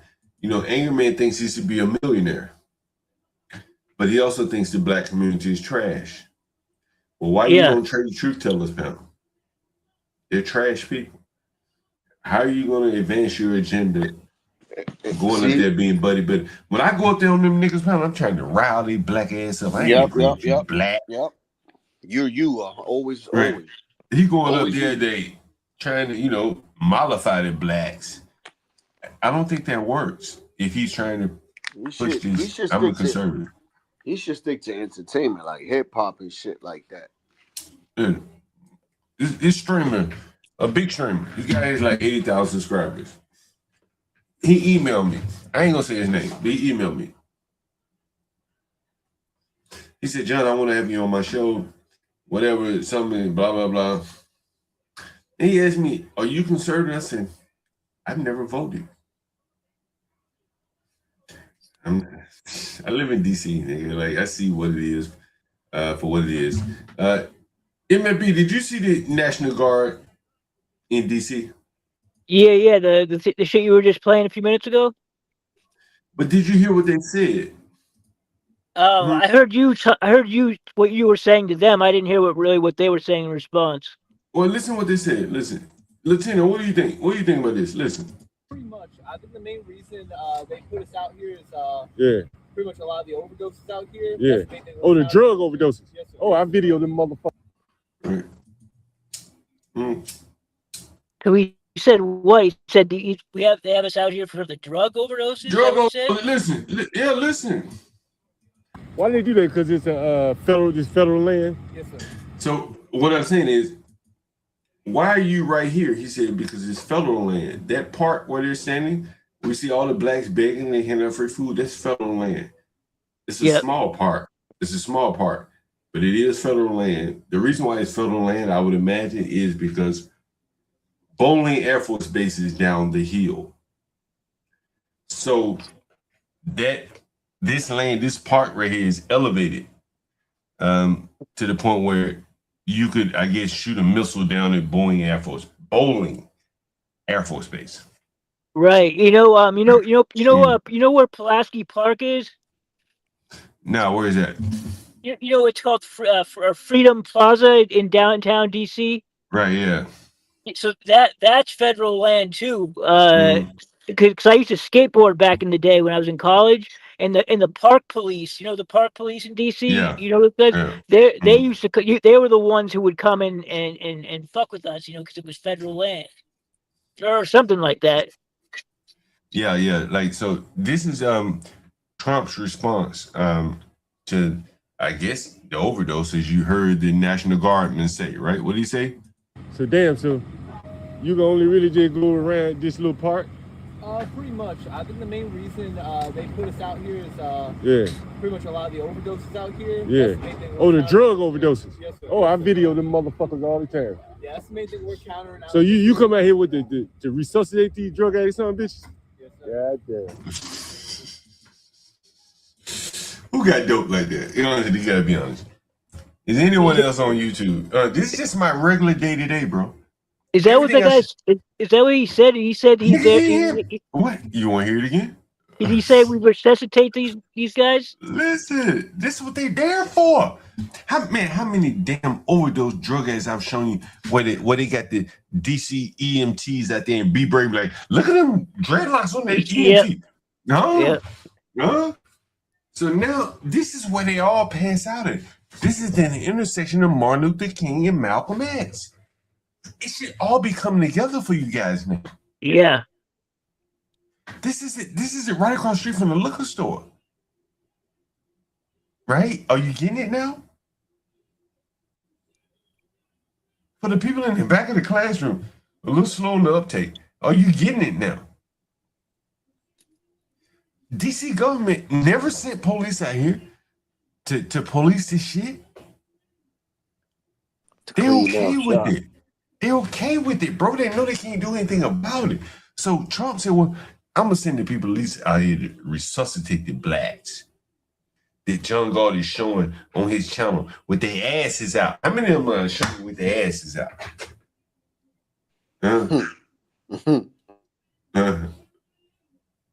Bro, like, you remember what I showed you? And I played the video earlier where the black man said, ain't no crack out here on the streets anymore. Who do you think saw that first? I used to rent to the little punk-ass crack dealers, the nickel and dimes. They're not around anymore. They're gone. That's it.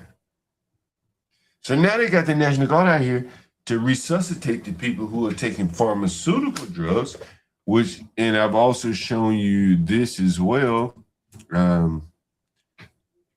What is that family down in North Carolina?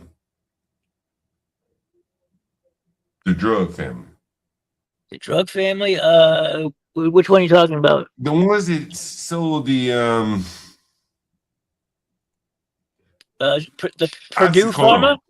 Yeah, Purdue Pharma. Yeah, what was the name of their family though? The Purdue Pharma.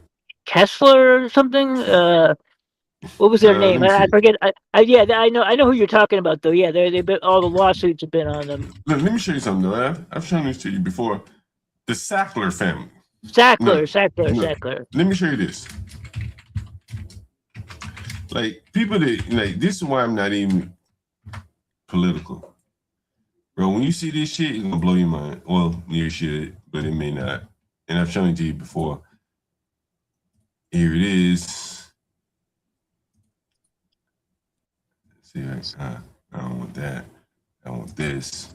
I want this. I'll zoom in on it right here. Look at this. I don't know if you can read this.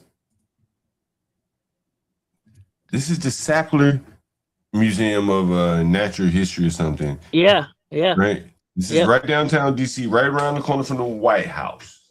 Yeah, it's crazy, man. This was after they settled, what, $10 billion for addicting people to Oxycodone? Oxycontin, yeah. Right? And here they have a museum in their name. That's crazy. Yeah, that's just like they're just flaunting it. They're flaunting it. You know what I'm saying? Get it? Shit, I was a victim of that. Oxycontin was the shit that I got started on, man. I got started on Oxycontin back 2005. Right. That's what I'm saying. And so here is, the people that talk the politics, Republican, Democrat, like, look at this shit. This should tell you that it's all bullshit. Yeah, it's all bullshit. Right, like, listen, look at this shit. Look at this shit. Like, I was riding downtown one day and I saw this shit. I said, I can't fucking believe. Look at this. The Arthur M. Sackler Gallery. Can you see this? Yeah. It's an art museum. That's crazy. Of the Smithsonian, and this is federal property, ladies and gentlemen. Focusing on Asian. And he's responsible for the deaths of more people than, I mean, damn near a whole generation almost. Yeah. And no one points a finger at him. And that is, again, why the National Guard are here. What did the National Guard say? Why did they do that? Because overdoses. So you can only really go around this little part? Pretty much. I think the main reason they put us out here is pretty much a lot of the overdoses out. Bro, you ain't gonna believe this shit, bro, if I tell you this. Interesting. See Dude, this? You see? You see this? it connects all the way back because the OxyContin is what created that OxyContin created the fentanyl. The fentanyl That's crisis right. was created by the people who made OxyContin. If it was never an OxyContin, there would never be That's fentanyl right correct. That's now. correct. That is correct. And I want you to look at this. Look at this. Look at this. Man. It's probably a video. I'm sure there's a video. Let's see. Anyway, so I'm going to find a video. Hold on one second. To bring it all together for you. And here is, let's see. Trying to find the clip for you. I'll show you what I'm searching for. Look. Injection sites, DC, right? Safe injection sites. Oh shit! Are you serious? Nigga. They have them in DC now? Look, this is the incoming mayor. See what this Oh is? my god. Let me see that. Hold on, let me see. Now, what do you think they're gonna be? What do you think they're gonna be? Safe injection site for drug use. Holy shit! So they're really gonna have them? It's like this, like that. That's so she's supporting that shit. Man, The incoming mayor. that's basically like they're turning the methadone clinics into heroin clinics. That is correct. And they have the National Guard there to resuscitate them. To resuscitate them. And you know what? You know what? They're gonna have in those safe injection sites. They're gonna have it packed with Narcan and everything that you need. So they're gonna have people there whose jobs are to just bring people back to life when they do too much heroin and fentanyl. That is correct. And so you see why, now. Again, this is Democrats. You know, this is Democrats doing all of this. This is a Democrat-run city. This is a black mayor, female, who's pushing for drug injection sites in the ghetto, right near John Galt. Jesus Christ! It is amazing. Oh my God, man! Do you know how dangerous that is, man? To have that. I mean, that's a whole different like that is literally you're legalizing drugs. Like you're not just legalizing weed. You're legalizing shooting up heroin now. Yeah, that's right. And that's what she wants. She wants safe injection sites. The community, though, Amsterdam. Well, but Amsterdam, most of the people are not going there for rough drugs. Right? They're not going there for rough drugs. You know, the thing is, and you can see this. This is started out in San Francisco. I think the difference is, honestly, and you probably are a very good example of that, is that you're white. You overcame that shit. These fucking blacks over here can't overcome this shit, bro. Like they're already beaten down. They had their low IQ, and now you gotta give them. Look at this. Maryland bill would create safe opioid injection site. Again, this is a Maryland. This is borders DC. Primarily, they're doing this. Look at this. Here's a black social justice black man, and he's on Instagram. He's talking about it. Across the street right there is where they had. Did we lose him?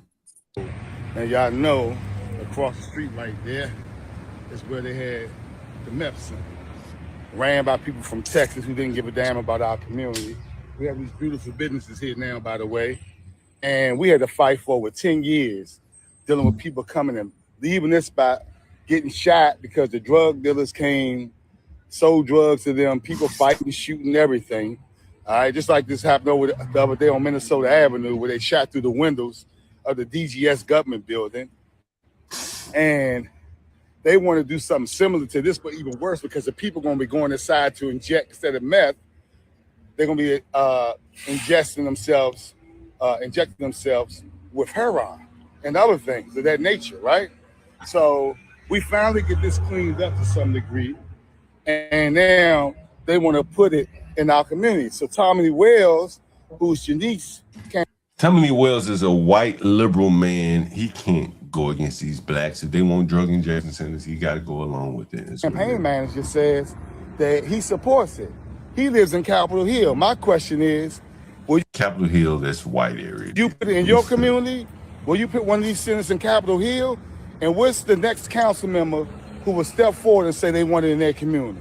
I need somebody to respond right now, because I know we used to have to fight to help children get to Ketchum Middle School.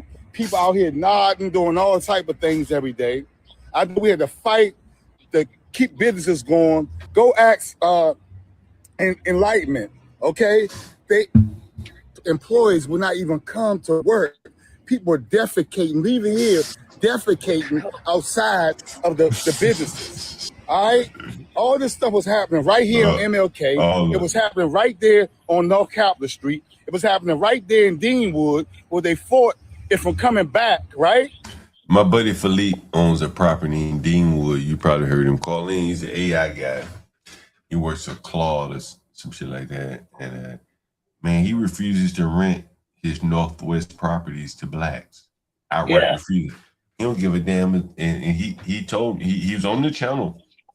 He said the government offered him 100% of his rent in Columbia Heights. You know where Columbia Heights is, MFB. He said, no, I will not take it.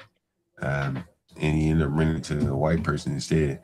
The interesting thing about that is where Howard, a lot of Howard students want to live. They want to live in Columbia Heights because it is close to Howard. I'm not sure if you, well, you know that. MFB. Yeah, Columbia Heights is close to Howard, but Columbia Heights has been taken over by the Hispanics and run businesses there. And the white people who feel comfortable living around the Hispanics in Columbia Heights. So if you go to Columbia Heights, you're going to see a lot of businesses. Here's something interesting, MFB. I've been telling you guys all along. What did I say about Howard? Does anyone remember what I said about Howard? You said a lot. You said Howard. I said Howard is nothing but a real estate play. Yeah. Today I rode up Georgia Avenue. They're doing a lot of construction, and I guarantee you that the students, they're not building whatever they're about to build that the Latinos were doing the demo on will not be built for Howard students. So if you look at this headline, it says Howard University offer retirement packages. And basically what's going on here is that Howard is looking to lay off some of their employees. Howard University offers retirement packages to 600 plus employees amid financial planning push. Now, this is a school that, they go on to talk about, let's see if there's a video. Let me find a video of it. Because what they're talking about is, Trump changed a lot of the financial aid. Yeah. Are you familiar with that? No, Latino? not particularly. And so it changed a lot of the financial aid. Oh, so it changed a lot. Well, you may remember this, MFB. You remember refund checks? Yeah. Back in college? Yep. Those are days of long past. There are no more refund checks the way that they were. Which more or less finance students. We talked about this. Right. And this is what I'm saying. And all the grants and stuff. Right. Trump has curtailed a lot of this. And so you'll see that here, Howard University is responding to that. All these changes in financial aid. You've seen all of the news articles. I've covered a lot of that. I even had some Howard mothers.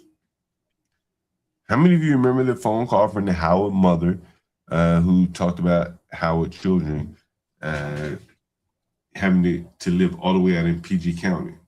Yeah. And you see this comment here is saying Dems have a small number of people who at least give a fuck. Okay. But then he also says he took financial aid that was targeted particularly to underprivileged communities. Fair enough. He limited the amount of plus loans and stuff like that as well. It has a big effect on universities like Howard. Listen. We're now offering at least 600 faculty and staff separation packages. A university spokesperson insists the employee voluntary retirement incentive plan and program is not unique to Howard. Our Tisha Lewis joins us tonight with an update on this story. Tisha.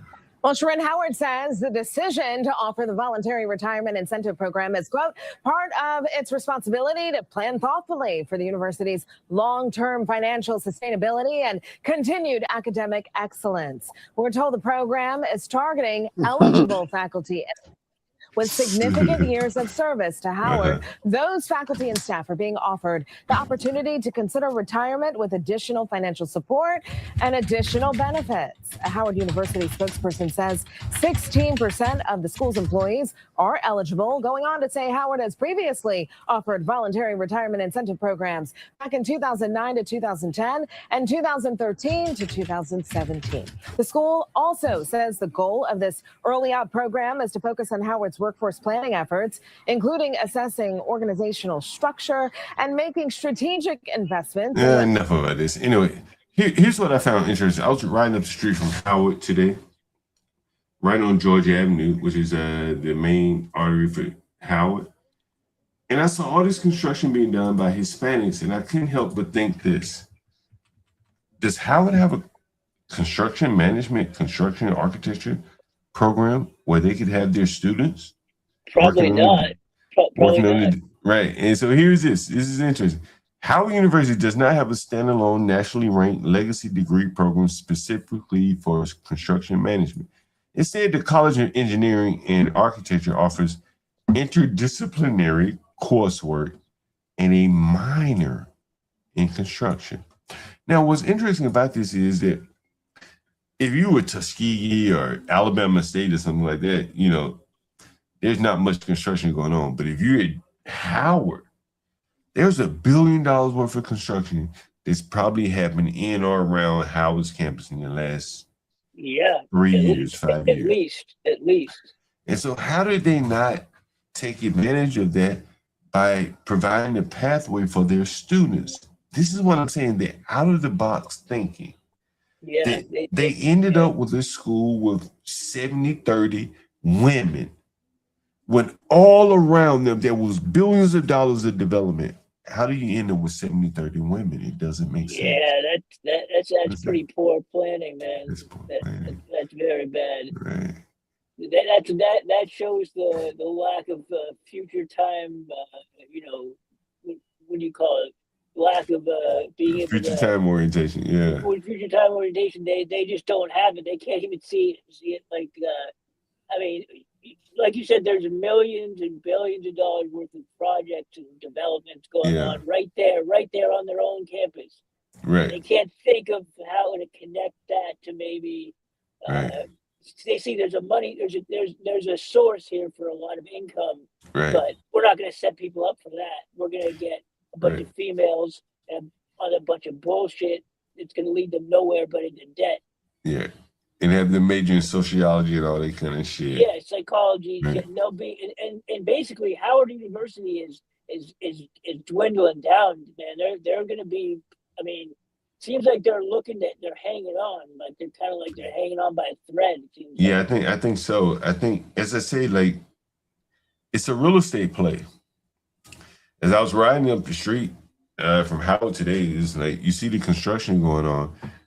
You can't help but think, like, what is the president doing most days? He's probably talking about all of the development around his campus. He's not talking about the academics. This is where I think a lot of, the people that, there's a lot of the economy built into grifting off of this. Yeah. Look at how many blacks we're sending with compulsory education all the way up until they're 18 years old, when in reality, most of them probably would be better served dropping out after about the 9th grade. Yeah. 7th grade, some of them. Yep. But there's so many jobs that would be lost if you did that. And now you're overeducating these blacks when now they're on the street corner begging for 50 cents while demanding $50 an hour. It's all upside down. Yeah, It's all exactly. And you know what else? I wonder, how they say that at some point AI is going to become so intelligent that it's going to be able to, it's going to take over. But I worry about some of these blacks; they're going to be overtaken by AI pretty quickly. Well, I think they won't be able to effectively harness AI the way that smart people will. Yeah. I was giving you an example of I was looking into building, looking into like how AI, the agents are built. And so there is some logic into that. And if you're using AI, if you're not very intelligent and you're using AI, it can help you up until a point.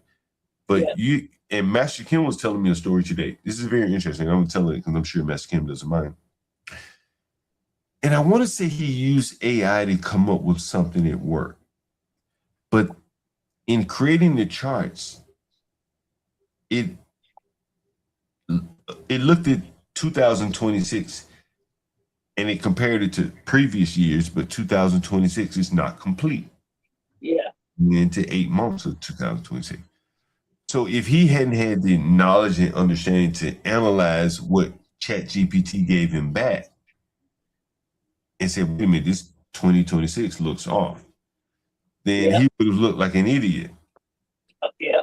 Right? The ChatGPT would have helped him up until a point, but it's sooner or later, and definitely when you don't feed in proper parameters to the ChatGPT, the inputs, the best people are going to win at that.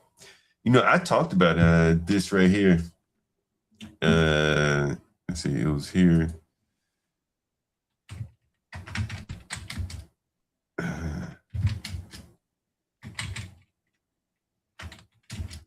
I think it's here. And you can do something like this. This is most people don't understand this right here. If you don't understand this, I'll explain it to you. I can't really read it. Yeah, that's fine. Does anyone understand what this is saying here? While I'm rolling up a joint, I'll let you guys read. Let me see if I can see what it says.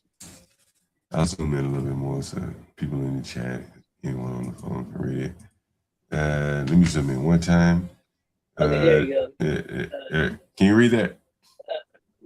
I could just a second ago. We go back to one. Basically, all you need to read is this right here. Yeah, I can see that. Yeah. Right. Go ahead and read that. You can read it out loud for the audience. I'm driving, so. Okay, no problem. I'll read that. Latino, you see that? Can you read that for me while I roll up and join? Latino, you there? Man, stepped up. I'll read it here. All right. So basically, and I talked about this a while back, to force an AI model to accept or return data in a specific structure, this is all software parlance, you configure AI requests payloads using JSON mode, structured outputs, or functional tool definitions. And so basically what that is saying is JSON allows you to fine tune your ChatGPT prompt to accept or return data in a specific structure. Okay. So if I'm writing code and I have a JSON object that I send to the API and it's forcing it to return it in a specific structure, then now I can integrate that structure into my code. Mm-hmm. And so that's how I think that people who are able to use AI in this one example will really be able to benefit from it. This is just one example. Yeah. I mean, but I see I see what you mean about the limitations because I use it for certain things, and you got to be able to, and you can recognize when it makes errors, like with the you can catch the errors that it makes. If you you just have to be paying attention to it, but you couldn't count on AI to give you because there's certain Right. things that it can't, certain things that it's not going to take into account for. Like if you use it like in QuickBooks, I don't know, have you ever used QuickBooks software? Yeah, I've used QuickBooks. Yeah, see, so I use QuickBooks, and they have an AI program, and if you allow the AI program to manage your books, they'll fuck it up like pretty Yeah. badly if you because they can't differentiate a lot of certain things. Like they can't see. Let's say you have all of your accounts attached to it, and you have all of your invoicing in there. So like all of your customer invoices, they can't differentiate when you take in a payment and when you deposit money, and from when you spend, like it jumbles things up. Like it can't Yeah. differentiate. It thinks you're getting paid. It thinks it made you. Sometimes it thinks you made double what you got because you received a payment for 2,500 and you deposited 2,500. And it doesn't realize that those are the same payment. That's the same payment. You know what I mean? The solution to that is this right here. This is what was shown on the previous screen. See this? Yeah. This is a JSON example. You could send this directly to ChatGPT. Most people would write out something. Hey, create me this that look like this, that got this and that. But people who are very skilled at ChatGPT or AI that are going to be creating AI for Home Depot and grocery stores and stuff like what you're talking about, they're probably going to be sending those prompts very specific, like in JSON. So like in that language, you mean like that type of language? This is just a JSON. What is it? JSON is JavaScript structured object notation. So it understands that? It can understand that? Yeah, so there is let me show you something. Let's see. Let's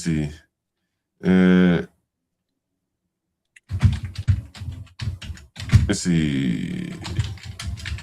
It's something like this.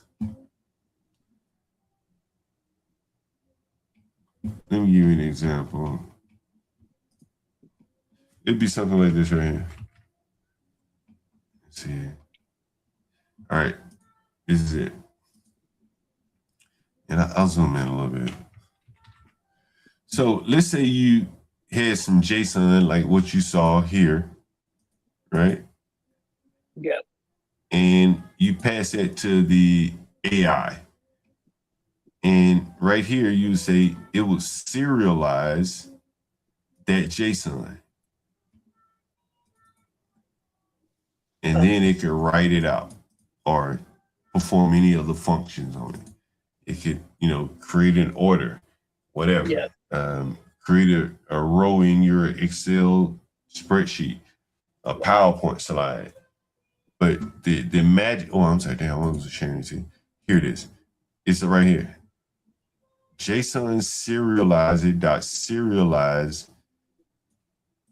this, right? And it converts it to JSON. And then I think there's a deserialize. I'm pretty sure. Let me see. Deserialize. Let's see. There's a JSON deserialize as well. So basically, it reads the JSON. And here's right here. Yeah, that's pretty amazing. They can do that. Yeah. And so you send over some JSON because it's going to convert it into an object. And you'll see that right here. See it? Look, so it's saying basically, pass me a string of JSON like this, but like this, and I'm going to convert it into a user object. And the user object is a name and an age. String for the name, integer for the age. You see that here, name, age, 30, Alice. And so it converts this to the object. So back to what this was saying is JSON AI input parameters forces an AI model to accept or return data in a specific structure. Mm-hmm. This would be the structure. This is the structure. Yeah, I was actually looking at there's people who write for one of the DJ software that I use. You can write your own mappings for your different DJ equipment you have. So if you want to map, for example, let's say you want to have a certain button on your mixer, you want to change it from what it normally does, and you want it to control let's say you want to control the crossfader. Yeah. You can input your own. You can use the language that they give you. Like they give you kind of like a glossary of different like terms and how to. And you can actually you can map it however you want, but you just have to know how to say it the right way. You need how to like teach or tell it exactly what you want to do, and you have to say it the right way. So you have to say like, okay, the parameter between 0 and 100%. If this, then like that. Like if this, then you put like question mark will be, in order to tell it like how to. Let's say you want to, for example, you want to have one button control your effects, and you want to have a certain effect played halfway. Like you just want it you want it played like not all the way. You just want it half the effect. You can do that just by writing the script, and you probably understand it very well. Like you could probably understand it pretty easily. See, I like when I'm trying to map, I can do basic shit on it, but I don't know how to do like the complex shit that really like a lot of people know it really well. They can really they can remap a whole system like however you want it. Like they can you know what it is. Whatever you want. You know what it is? It's really you know what an index is? Yeah. I would imagine that it's probably like an index or something like that. Like the software behind it is like an index. That's kind of how like I guess that's how I would explain it. Like it would be like you have to. They're different. Trying to think how to best explain it. Like you have different options for depending on what type of equipment you're talking about. Whether it's a knob or it's a lever, or it could be a button you push. It all changes how like you would explain. You'd have the machine or the software interpret what you're doing. So say you want to let's say okay, I have this beat playing right now. I want to cut it in half and have it on a loop. So you have to put in the parameters would be. You'd have two different places in the song, two different like let's say you want 40 seconds and 48 seconds. Let's say that's your space. You want a loop, so you have to put in. You have to give it the parameters to be able to chop it in half and then put it on a loop so it repeats itself. And you can do all that just by pressing one button if you put the script in right. Yeah. I know exactly what you mean. It's probably a bunch of there's I don't want to say what I'm thinking maybe because I'm not sure, but in OBS you can do a lot of it. It basically allows you to write SQL scripts, so it like puts an interface between you and the SQL script. So it's something like let's see, a SQL script. See if there's an example. So this kind of like plays on. I don't know if you heard what Izzy said about me the other day. Where Izzy said John Galt created his channel long before I did, and what he didn't realize is that companies like Facebook, Google, whatever, they create scripts and triggers and stuff like this. So if you go on LinkedIn or Facebook or something, they may create you a Snapchat account or whatever the hell it is. But that didn't mean you launched the Snapchat account at that point. It was just software that runs by the workflow, as they would call it. Yeah, workflow. Right. Yeah, and this is what I'm saying. Like it should have been, you know, Izzy should have known. Oh, damn. We're supposed to call that black back. Oh, yeah. No, I'm going to tell you the owners can't do that. What do you think? So what was his thing? His thing was if he gets half his money back, Yeah, he'll half leave his right money. away. And if Mhm. otherwise, he's going to leave Friday, and he doesn't want to hear anything else. It's just the only thing Yeah. he'll accept is half his money. So he wants to get half the money that he paid. That he already owes money. He's already in the hole. Right. But he wants half it Right. in return for that. He'll leave right now. Like, I mean, Right. Like, No, but did you hear where he said he was going? he said he was going to a hotel. Right. And you hear how much the motel is going to cost? He said it was $500, something like that. $540, I think. So that's per week, right? Right, and that's $140 more than I was charging. Yep. But he'd rather go there and burn the bridges there. It may work out for a couple of weeks. He was hoping that I would give him some money to allow him. So what he's done right now, he saved up his money to go to the hotel. It's more expensive. And the way he was able to save up was by not paying me. Yep. I've shown you 3 blacks now. I got to call another one. Let me call him. Let me call this black. Let's see.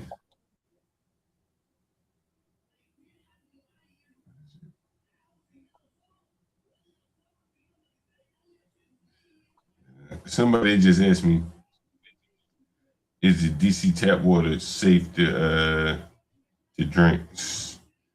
I don't know what to say about that. Who is up? Oh, yeah, I gotta call this black. Listen to this shit. Now, this is the black that decorated his room instead of paying his rent. Here it is. Let me call him.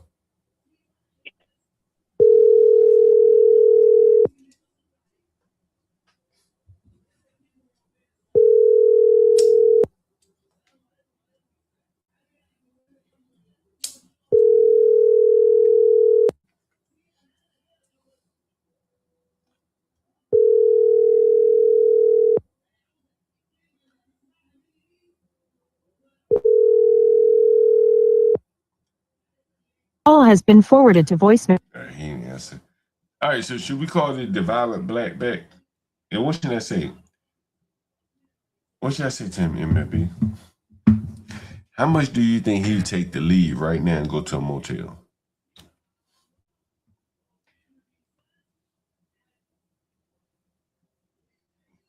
I'm curious to know. What do you think, audience?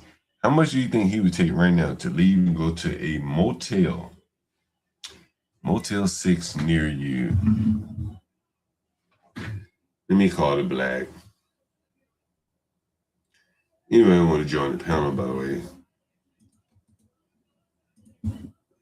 You want to act like you're the landlord. Anybody want to join and act like they're the landlord to the black? Like I said, look, I got you on 3-way right here with the landlord. You can talk to him. He's on the phone.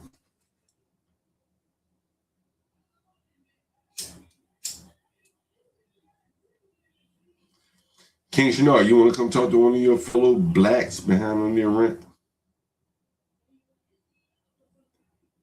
Huh? No takers, King Shinar. Let's see. This black said text me. Let me tell him, call me when you get off.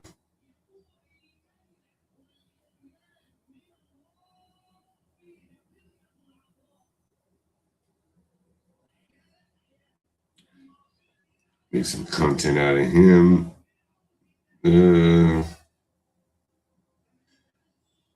Oh, the black. We gotta call it black back. King Chanel, boy, you dance on thin ice over here. John, what is it? Would you allow for your viewers to pay a lucky tenders rent? It could be, yeah. We could, I thought about that. We had a guy do that the other day. A guy paid for Waynisha. He paid like $40 for Waynisha. He paid her rent for one night. She was interviewing the next day at Chipotle. I guess she didn't get the job because she just stayed the other night. But Yeah, King Schnock, you want to come up talk to the tenant? You want to come up? You can be the landlord for the night. You can be John Galt for the night. Yeah. What do you think, King Schnock? Before I, while I wait on King Schnock, I'm going to play a little bit of this. I saw this the other night.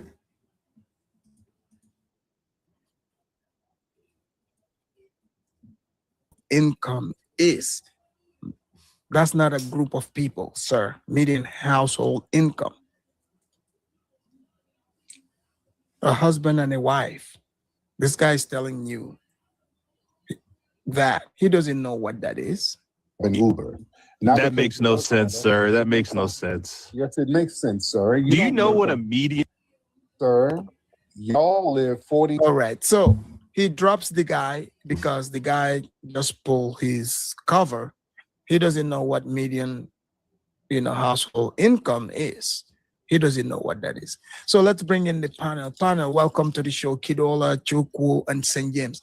Hola. Oh, Hola, are you there? The panel. Oh, yes, Dennis. He was really cooking right Only here. issue they have is they hate that African blood in them. If you want to understand, if you want to see that how much the FBA hate you, just mistakenly just say, oh, you look African, especially the females. Oh my goodness. It would seem like you insulted them. So this is why all this brouhaha, all the hating, because you see with Donald Trump's era now, Donald Trump doesn't play that, those little stupid games. If you notice, even this year, there was no all those silly made up stories about Black History Month. You see what I'm saying? I mean, you want to tell us you invented all this stuff, but now that invention is much easier, we're not seeing you invent anything. And you want us to buy this, right? But hey, this is America. Who cares? It's a free market. Don't tell me what you can invent, patting yourself on the back. Put it on the market. Ooh, Alfredamus hitting the blacks hard right there. I didn't even think about that point. Inventions now are easier than ever. Why don't the blacks create something? They created this country. They built everything. Hold on, give me a second. 3D printing and everything.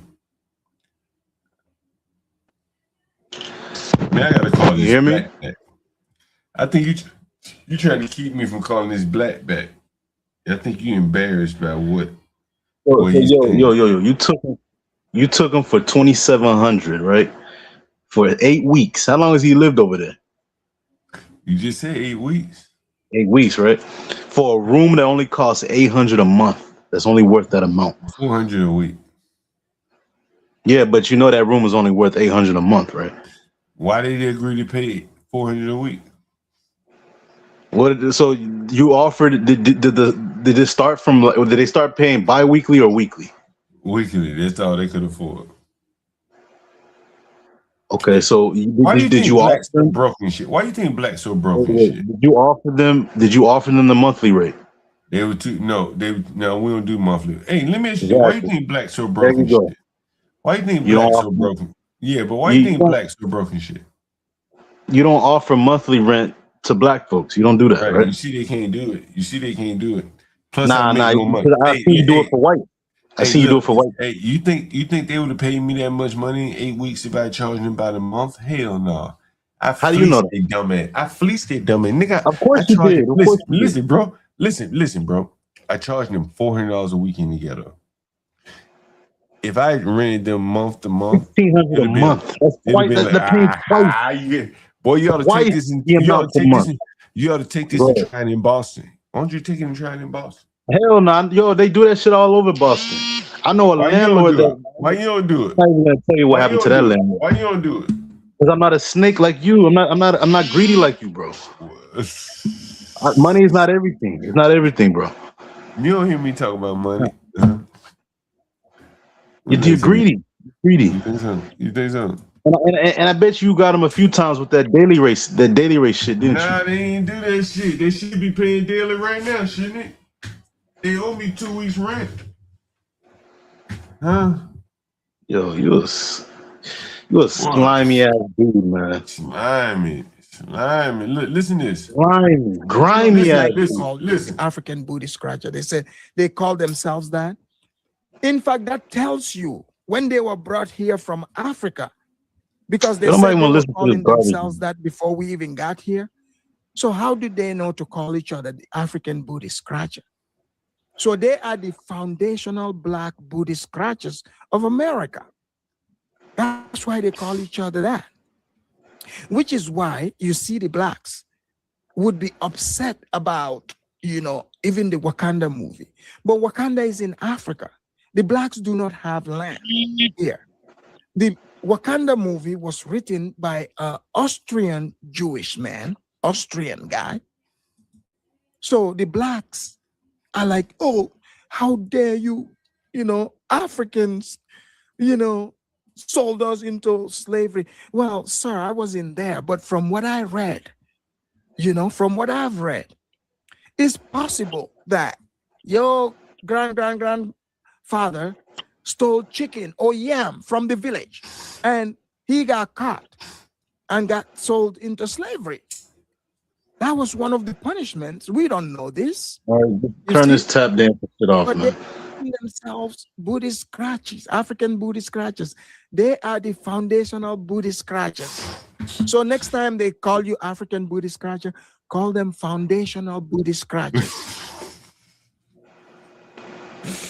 Ooh, that Afro boy, he was killing him yesterday. He was killing him yesterday. You gotta admit. But yo, you using something as basic as housing. You know when a tenant moves in, they don't. It's hard. First of all, it's hard to find another. It's hard to find another place to move. Hey, Right? is housing like that dope? Housing And then like you dope? use that against them, Hey, is housing like dope? King Chanel, and then would you get say? them by those weekly King daily Chanel, rates. hey, King Chanel, would you say housing is like dope? Nah. You're Is it treating hard? housing like you're selling drugs, bro. Nah. Yeah, that's what I'm saying. Is housing? You know what you're doing is illegal too. You know what you're doing is illegal. Is it easy to me? Is it easier for me to find good weed or good housing? What do you think these blacks will have a easier time finding? Good weed, good cocaine, or whatever, or good housing? But yo, you would never do this to a white. You would never try this with the white. Ever. You will never do it. Because some of these people, they don't know their rights. And you charge them $100 keypad fee. What was that about? What's wrong with that? Just so you can change the code to a keypad that you installed on there yourself, instead of allowing them to put their own lock on the door. Ain't no locks on the door. Right. So you charge them. So you charge them $100 for you to change the code to give them a code for the door. Yeah. And then you gave them a fake name, and then you pretend like you're not the landlord. You gotta love that, boy. That's landlord 101 right there. That's some game. No, it's slumlord 101. You gotta understand that's some game right there. That's not game, bro. You're scamming people. That's why you gotta give them you gotta pretend like you're not the landlord. You know what you're doing is wrong. You gotta admit there's some game, bro. Like, Bro, I'm telling you, bro, if you don't stop this shit, hold on, listen. Listen. If you don't stop this shit, you're gonna get seriously hurt one day. I promise you. You're gonna try this shit on the wrong person one day. And someone that has nothing to lose. And that you don't know what can happen to you. I'm telling you. You're playing with people's money. You are the main reason why homelessness in this country is a problem. You're part of the problem. You look at what you did to Ernest. He came out of the homeless shelter, and you sent him right back to the homeless to over there. You did. He had a new job and everything. He probably lost that job because of you. Yeah. You're wicked, man. You're wicked. And then the fact that you're doing this to entertain you know my mama told me today, she know it. What'd she tell you? She said, I only watch you to see if you're alive. Damn. And So I even said, she knows. I said, Mama, stop watching me, Mama. This is rough talk over here. Don't watch me, Mama. I told him, don't watch me. Don't do that. Don't do that to yourself. Yo, greed is gonna be your downfall, man. It's gonna be your downfall. What am I greedy about? What am I greedy about? Greedy, man. You're greedy. You think so? What am I And greedy the thing about? with greed is that you can't even greed cannot be contained. You can't contain greed. It just gets, you want more. You're never gonna stop. You think so? Until someone stops you. What do you think I'm greedy for?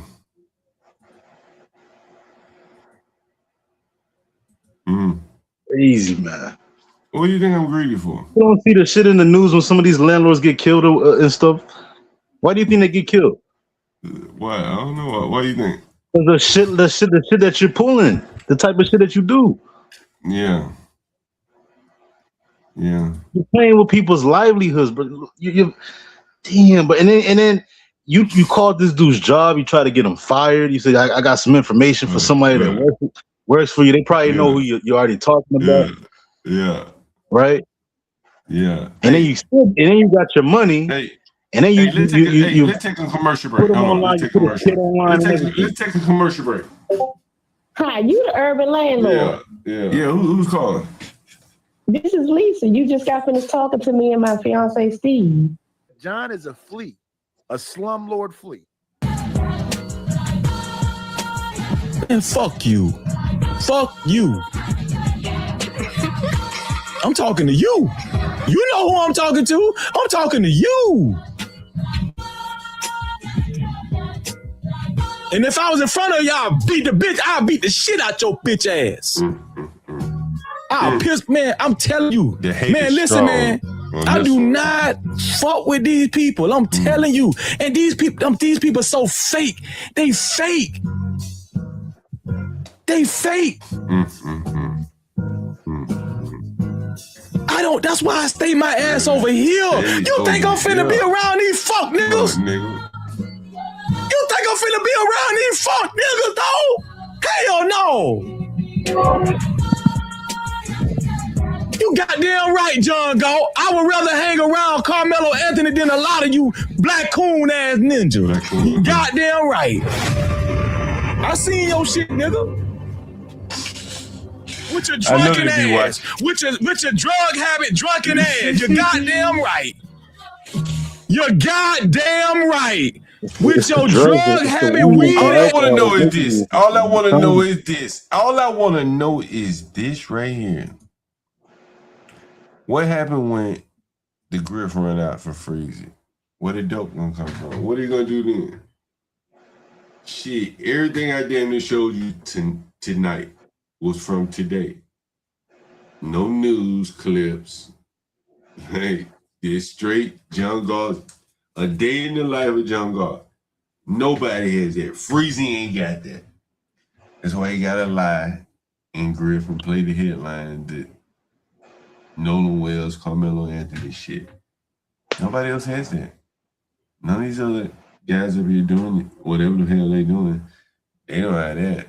And yo, why do you come out here and play victim though? Why do you do that? I ain't no fucking victim, boy. You are a victim, bro. I got some. Oh, you gonna make me play some? Where the blacks they don't pay me rent. They do this to my. You do all that. You the one that creates all these problems, and you come out here and complain about it. Oh man, you gonna make me play some shit? I've been meaning to play this shit for a minute. And then you defame your tenants. That's the main issue I have with you. You defame them. Yeah. You lie on the name. Oh. After you fleece them. I want to play this, guys. If you don't indulge me, let me play this first. Let me finish playing this. Hey, we had drunken ass, alcoholic ass. You motherfucking right. Yes. I would rather hang around a real nigga like Carmelo Anthony than your black coon, drunken ass, weed head ass. You motherfucking right.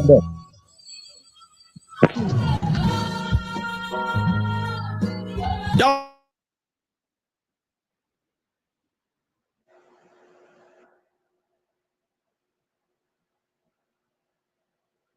some bitch ass niggas.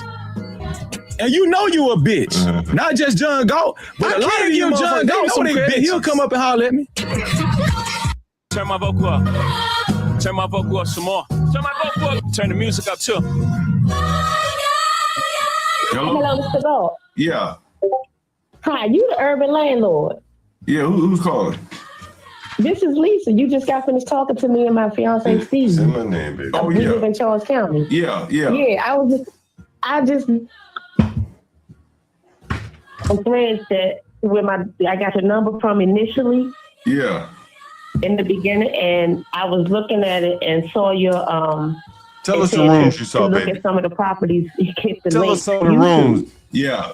So I did that, And what I rooms did saw you some see, of the baby? properties you had. What did you see? Or it was like a year ago, but I saw what you had on YouTube. That's how I figured out What did you who see, you were. baby? You're the urban landlord, the guy that rents to people. Tell us You what know, a you lot saw. of low income people or whatever have you. I've been doing it for a long time. I've been doing it for a long I time. know. I saw you. What she We say? was looking at you interviewing Listen, King Shannon, this a is guy for in you. Baltimore. Oh, everything. yeah, I the was like, drug okay. addict dude. You talking about the drug addict dude? The fentanyl guy, yeah. The fentanyl, yeah, that was a long time ago. That was some wild shit right there.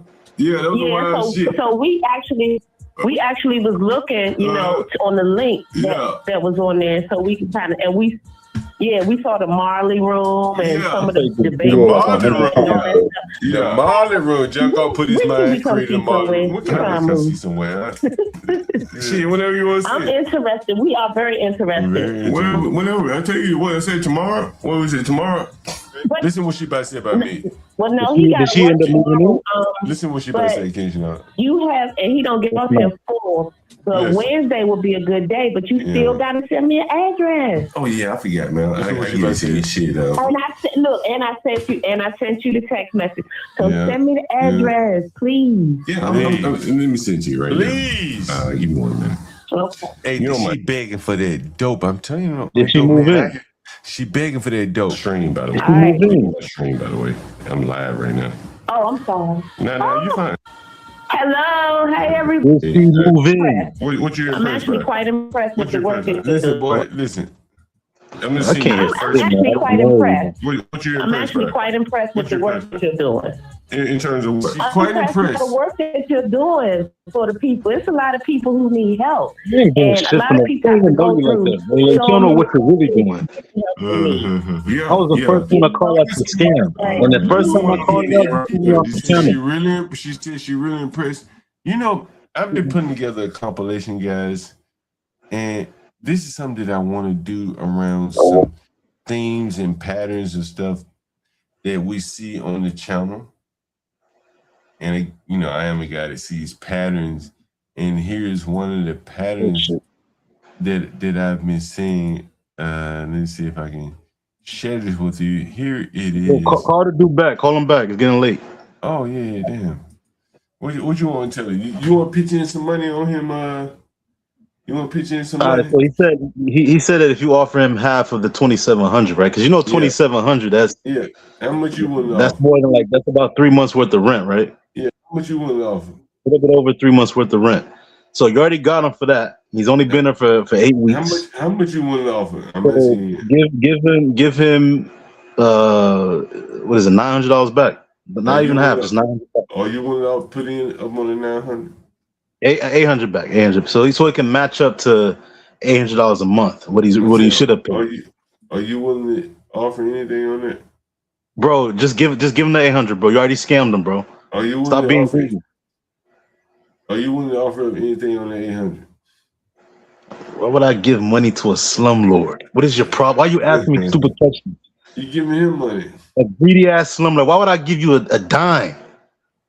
All right. Yeah. Hey, look, I want to play this for you. Yo, call him back. Call him back. All right, man. Fuck it. Man, forget about him. If you don't have anything, listen. I want you to listen to some of this. What I want to know, why don't you allow black people to pay by the month, but you allow? I heard you one time allowed a white guy to pay about a month. Yeah. Why? It's a changing world out here for you blacks. Because the black folks using the scam offer. Use the black folks. I want to play this video for you. Listen, this is going to be a compilation, honestly, but it's something I've been working on. I hope this sound comes out right. I still got to work on it. I think this is gonna be good though. This is some of the clips. Bro, you're wasting time. Call him back. Call him back. Up. I don't care about that black. Stop talking to me about him. This is some clips specifically curated from the channel, but I think it centers around a specific topic. Listen. At the end. It's worse. Now or then? It's worse now Why do you say that? because no matter how bad, you had to be real bad. It had to be almost unheard of. But everybody kept their own children. The welfare wasn't coming taking none of them. And everybody, you know, it wasn't like that. And the welfare system wasn't what it was in the 50s as it is today. As a woman, no. Because here's no. Pause. Over and over again. This is like the 1,000th time you play this video. Yeah, be quiet. Woman is the Listen. most educated woman. Watch the in America. pattern. The Black American woman has to, have everything on their back to even just survive, not even thrive. Yeah. So why the fuck would I want a child? That to support that, and then also because the white woman doesn't have to do it. The Latino woman doesn't have to do that.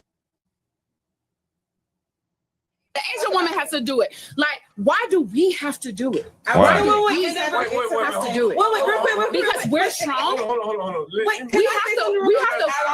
I just want to ask you. We're forced to be strong. Why do we have to do that? And I want to add on what you asked me. Do I like women? I don't fuck no women. I don't like that. But I am going to have to fuck a couple because I want some babies so I can extend my legacy.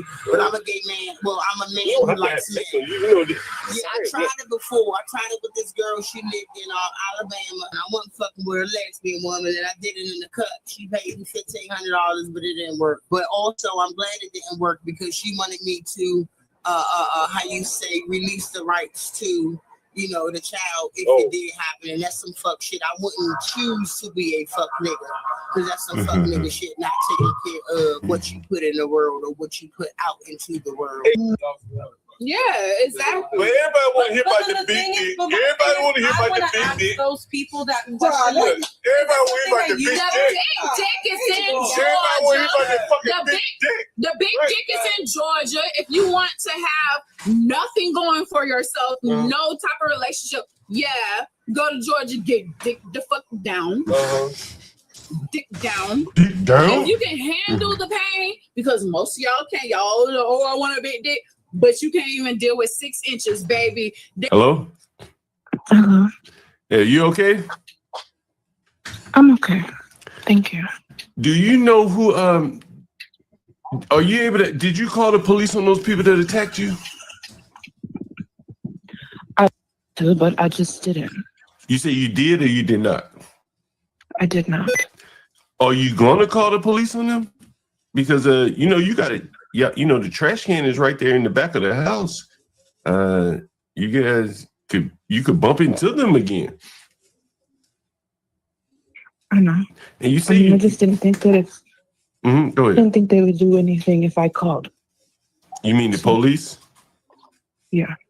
I mean, it's not going to change anything. They still stay there, and they're still there, and they're not going to leave, and I'm not going to leave. I mean, nothing's going to happen. So, I don't know. But I mean, they beat you up pretty good. They might arrest them if you could at least identify them. And then they might try to do something to me. I don't know. Do you know which ones they are? Are they like some of the regulars to be back there? Or what? Come up there. We always got videos to play. I don't get it. The other ones before. So Every time I come on the panel. Were there other women back there? It was just the guys. I mean, were there women back there? No, it was empty. Everybody was gone. It was just them. Oh wow, just women, just men back there. Wow, that's interesting. And how many men were back there? With me, it was probably about 6, maybe 5 or 6. So that means damn near all of them jumped on you? I think one of them didn't, but the rest of them did. One didn't jump on it. The rest of them After a did. while, yes. And how long were they attacking you? And what made them stop? I was falling. I mean, it was a lot of them. I think they stopped when they realized I was actually hurt. Did they rob you anything? No, I didn't have any, but they didn't try. No. Did they like try to sexually assault you or anything? Like what was the point of it? No, they sexually assault me. They just do what they always do. They just catcall. They just say. And I don't know if they were drinking. I'm not sure. I would assume for them. Now, my father's side, I don't really know my father, but like, I got videos of him and stuff like that. I got pictures and videos of my father, but like, I don't know my father actually. What I just know is that he's in jail. That's it. How long he gonna be in jail for? I don't see him. I think for the rest of his day, because what I got told was he was a child molester. I know we're not having a good time in jail. Okay. Yeah. So we might be I don't know. But like, yeah, it's fun talking to y'all. Everything. Y'all don't mind my hair. I grew up in the 90s. So with that being said, motherfuckers call me gay, fruitcake, faggy. But at the end of the day, I wish that I was stronger as a child, because if you think about it, gay people and pimps have the same mentality, characteristics, likes. So should have been a pimp. See, you got all them Lanillas down there, Shed Long, and he come out there, Lanilla crowd. Unhappy or whatever. But that was the most joyful time. Because you had the Collins, you had the videos of my father. Keisha, no, my mother's talking about segregation. My mother's talking about segregation here. Listen to this, Keisha. This area that I like living in as a child was 1226 West 17th Street. That was, if you call it happy or unhappy or whatever, but that was the most joyful time. Because you had the Collins, you had the Carlisles, you had Jules Sullivan, all of them. We played ball out there in the streets. We had Danny Peoples and all of them. We play hide and go seek. We go pick plums. We go down in the bottom and then pick berries. And then Papa, he lived around the corner. He let us get crab apples off of his tree. Linda Patterson lived up on 17th Street, up on 19. This is what it's like living in the South, Keisha. Listen to this. So it wasn't no TV. We played games. Remember when Ivan was talking about he had an 85-inch TV and all that? Listen what my mother said growing up back in the day. TV from Cobb High School selling PTA tickets. So it wasn't no TV. We played games, rain games, hiding, baseball, and go pick plums, pick berries. And the boys was catch snakes and form on us, on Milton Hill. But it was fun time then. It wasn't nothing bad. No. You think it's different now? No, Lord, yeah. Yeah, people don't have that cohesiveness, They don't have that no more. What do you think happened? I don't know. The times change, People start making more money, How old is your mother? Getting better jobs, My mother is 71. She grew up in segregated Alabama. And you heard what she just said there. People start making more money. Why was that a bad thing? I don't know. The times change, People start making more money, Women start getting better jobs, Mac was working at the Anderson Steam Laundry. Then white folks started coming to town and hiring maids, and they was already in town, but they got on their feet a little bit better and they could afford a maid. And then you get secondhand clothes, better clothes. Their children might have clothes, or the woman, the wives were small built and they blouse and pants and skirt might fit, or even Mac knew how to cut them off or sew them and make them fit you and everything. And it was just times changed. Yeah. Yeah. Yeah, times have changed quite a bit. Even over my lifetime. I've been living a long time now. Yeah, but I never was unhappy. I don't remember nowadays that I could say I was unhappy. Trish lived next door to us, and Diane, Miss Seeley. Again, she's talking about in a segregated time, she never was unhappy. This is very interesting. Again, take that all in. Forget a children to people. And Seeley gave Diane to Miss Marie. And Miss Marie worked up there at the Catholic school. So Diane didn't hardly play with us too much, black people, and and just started getting better job. Yeah.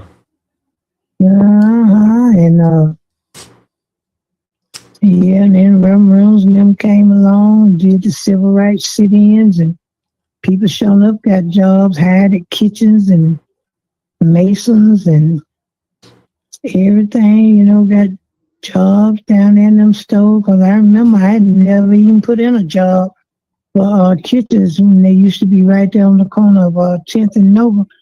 And they called me and told me I had a job at kitchens. And it was Reverends that turned my name in. And I went to kitchens and worked for kitchens. See, they had to get, I guess them folks said, well, you want us to hire these black folks, give us some names. So he gave my name. I'm sure that's how I got in there. So I didn't know nothing about them, but I worked right there on 10th and Nova. That's where kitchens used to be. And then I left there and went to Martin's, because they paid a little bit more, but I did that on my own. And so when did things start to change, you think? What, for the better or for the worse? For the worse. I'm gonna say probably in the 80s. Why do you think that was? I don't know. The drug. Vietnam War was over with. In let me see now, in the 70s. Yeah, I would think so, somewhere around there, early 70s. And a lot of them came back crazy. Syndromes, like. She's talking about the Leonard Roys of the world. But anyway, this is something interesting. I want you to listen to this, King Chanel. Listen to this. No, I've heard her, but Didn't pay me to win. This is this. And he was up this way. They say he ain't never really do too good. Hold on. Wrong with him or that? No doctor wasn't gonna do that. Yeah, it was. Sure was. So it was mostly poor people going over there to fight? Wasn't no rich people going over there? I don't know. See, they integrated Anderson school system when I was in 10th grade. This is what I want you to listen to, King Shannara. This is my mother, by the way. My mother grew up during segregated times in Alabama, Anderson, Alabama. I've told you they firebombed Nat King Cole's bus in my hometown. I later worked for the granddaughter of the man who actually firebombed the bus, and I'll show you that before we play this clip.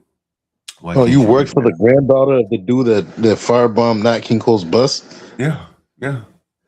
Me and my buddy Red, Red is calling in on the stream. We both worked for her. Well, she was our supervisor, I should say. And she was very anti-racist. She was a woman. Her name was Sherry. I'll never forget it. Sherry Adams. Her dad was I can't remember her name. Dad's name was his last name was Adams. But yeah, he bombed the Nat King Cole bus in Anderson. You can look that up. Maybe I'll pull it up afterwards. But anyway, I worked for her, and I tell you, one time my buddy Red called me the N-word in front of her, and she took offense to that. I never forget that. Here's a lady whose dad bombed the Nat King Cole's bus, and she's taking offense to some black person calling me the N-word.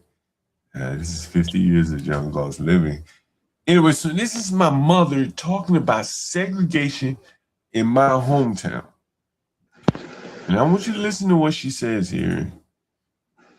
Listen. So not to go, you had freedom of choice. It wasn't no. Listen. They integrated Anderson school system when I was in 10th grade.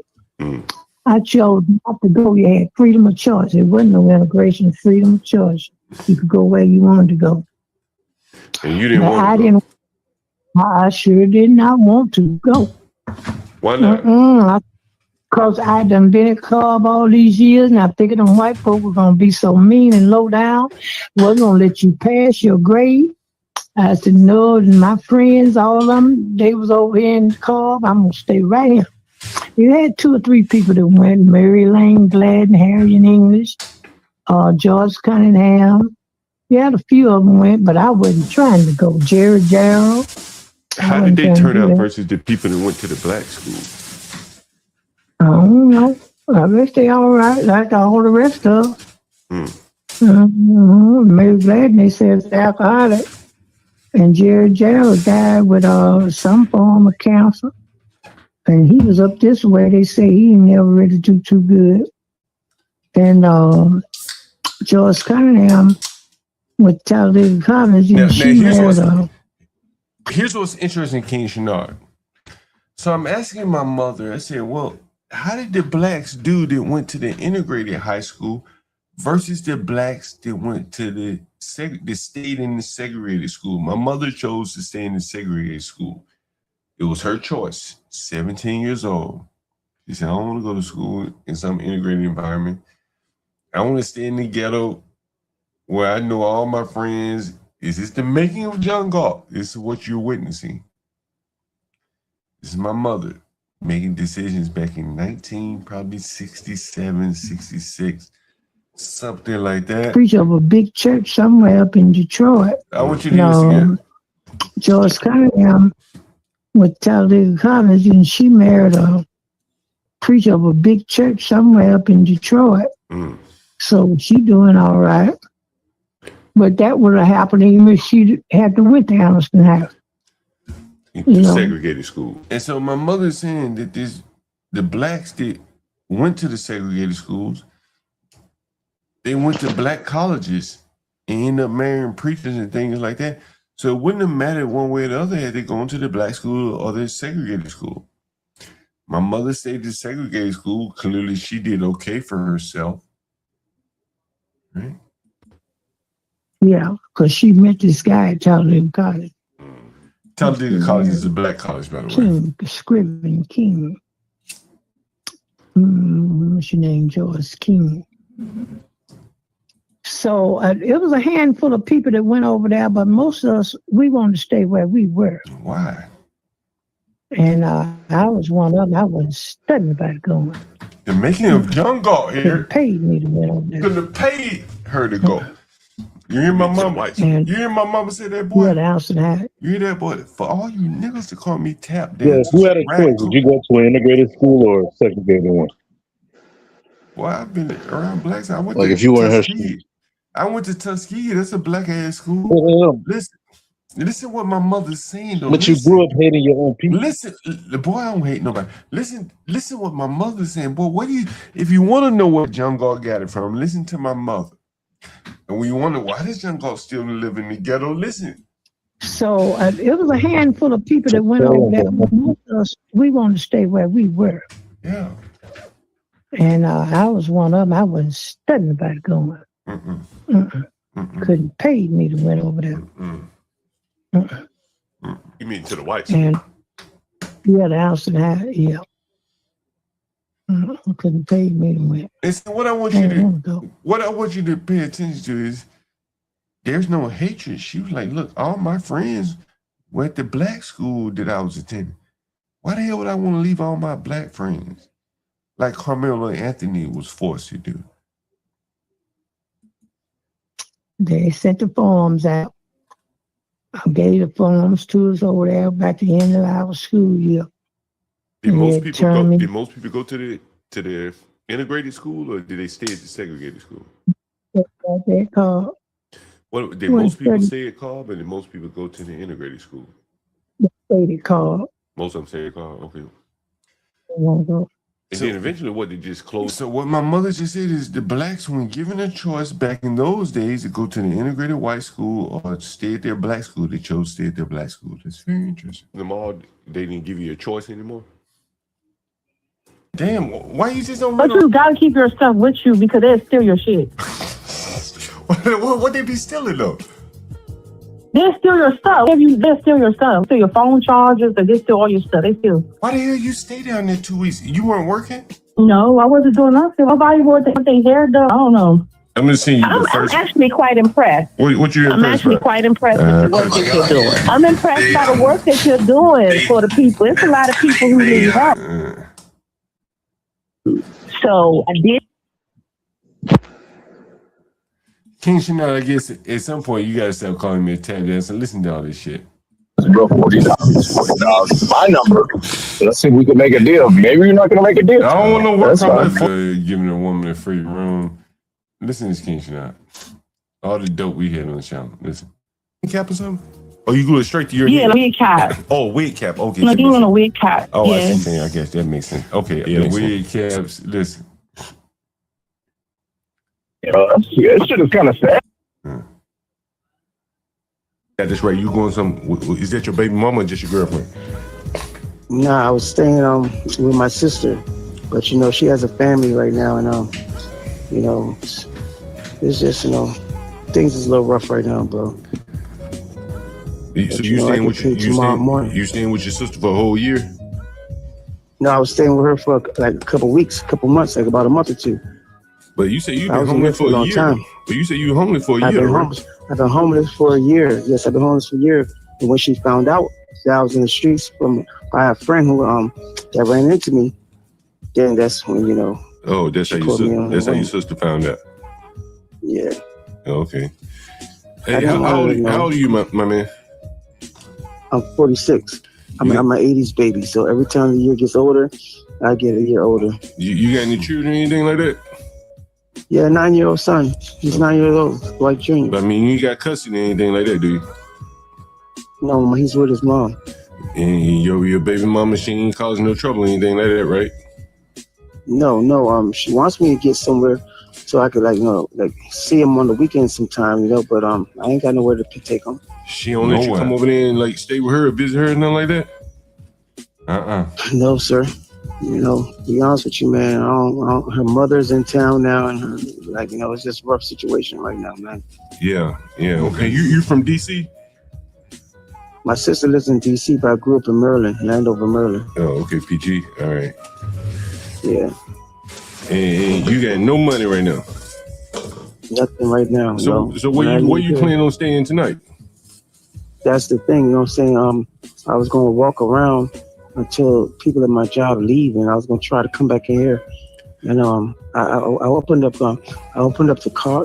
I do deliveries, right? Yeah. So I left the back door, the delivery van open, because last night that's where I slept.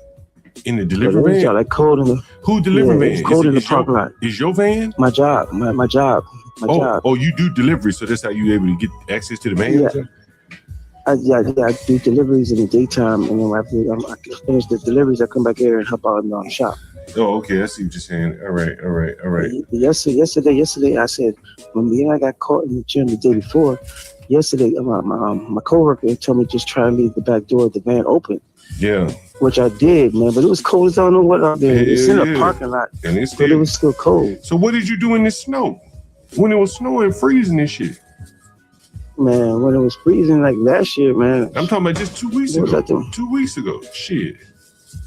2 weeks ago, I was still over at my sister's house. Oh, you said okay. I was still over there. All right, look, man. Look, I got a deal for you, man. Okay. I got a room with a twin bed. That's about all you need, ain't it? Yeah, just a bed, yeah. Twin bed, got a TV and everything. Yeah, just somewhere I can rest my head, you know. And right now, it's only you and another dude that'll be in there. You hear me? Okay. And what I can do, I can give you a good price on it. So you come by, you got your son, and you get on your feet a little bit, you get your footing, you move up to a full-size room with a full-size bed. If you get on your so footing how much a little are you bit talking more, about? How much you talking about? Yeah, shit. I'm making you a deal, bro. How about this? Can you pay me $275 a week? Be honest with yourself. Hey, Why can't you give him 200 a week? Right? How much you want me to charge him? Right, but you had to pay every week. So would you want to pay every 2 weeks? No. Yeah, Still trying to make a bus out for someone like me. Yes, I can. I can give you that tomorrow, sir. As soon as I wake up, you can go to the Hold on, listen. Hold on, you about to say something. I get after taxes, it's like about 920 something. Here it goes. After taxes. Well, they'll leave you about $400 for the rest of the 2 weeks. Yeah, to save. You don't get food stamps or anything? You don't get food stamps or anything like that? I want them stamps and all. Man, I lost my wallet, man. My food stamp card was in there. Everything. But I had to re-certify or whatever. And I did it over the phone, so I don't know if it went through or not. Yeah. And being that I lost my card, and I don't know if I got my food for the 15th. Oh yeah. Yeah. How much do you usually get by food stamps? How much you usually get in food stamps? I was getting $290. I was getting $290 every month. Yes.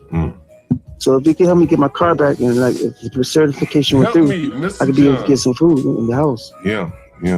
That big gift. All right, so look, tomorrow I'm off work.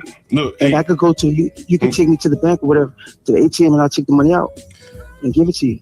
If I could just come over there tonight, because I really don't want to sleep in the van. You can't Zelle it anything? Can you Cash App or Zelle anything? I got Cash App. Yeah, I got Cash App connected to my bank card. So I can just Cash App you as soon as I wake up. I want you to, I need you to wake up as soon as your cash. 400 a week. About 12 at night, midnight. You're surprised at oh my goodness. I got passed, but I don't know what street it's on. Like, listen. Listen. Look, but what I need for you to, I want you to listen to this. Oh man, but you called me back. Oh. You know, you really called me back. Oh, that's it. That's it. God said, yeah, you called him back so you can make content out of it. Wait, hold on. Here it is. And we're gonna make that happen, all right?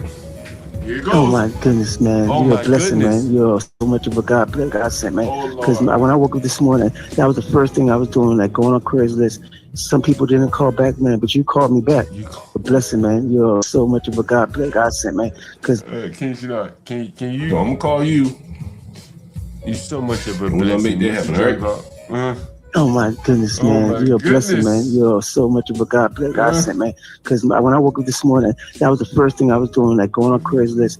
Some people didn't call back, man, but you called me back. I called him back. You know, you really called me back. He doesn't know he's speaking to a demon.